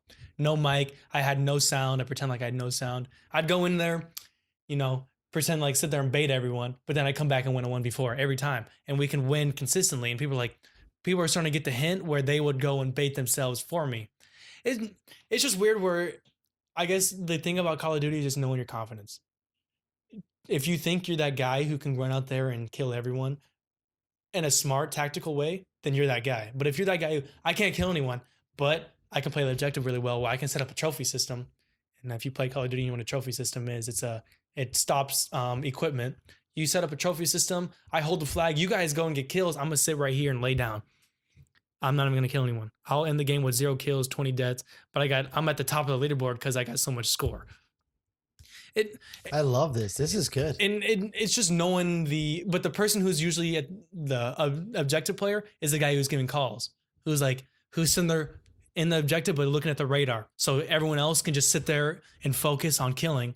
But the guy's like, oh, I got one here. I got one, B main. Other one is mid truck and stuff like that. Just calling little spots in the map. So the person who's like in the mid on your team is like, all right, one mid truck. I'm going to go and swing that guy mid truck. Swinging is where you pick the guy pretty much, versus not in like a pussy way where you like jiggle and start doing a couple shots. It's I'm rushing that guy and I'm killing the fuck out of him. I don't care if I die. I don't care. I'm swinging that guy.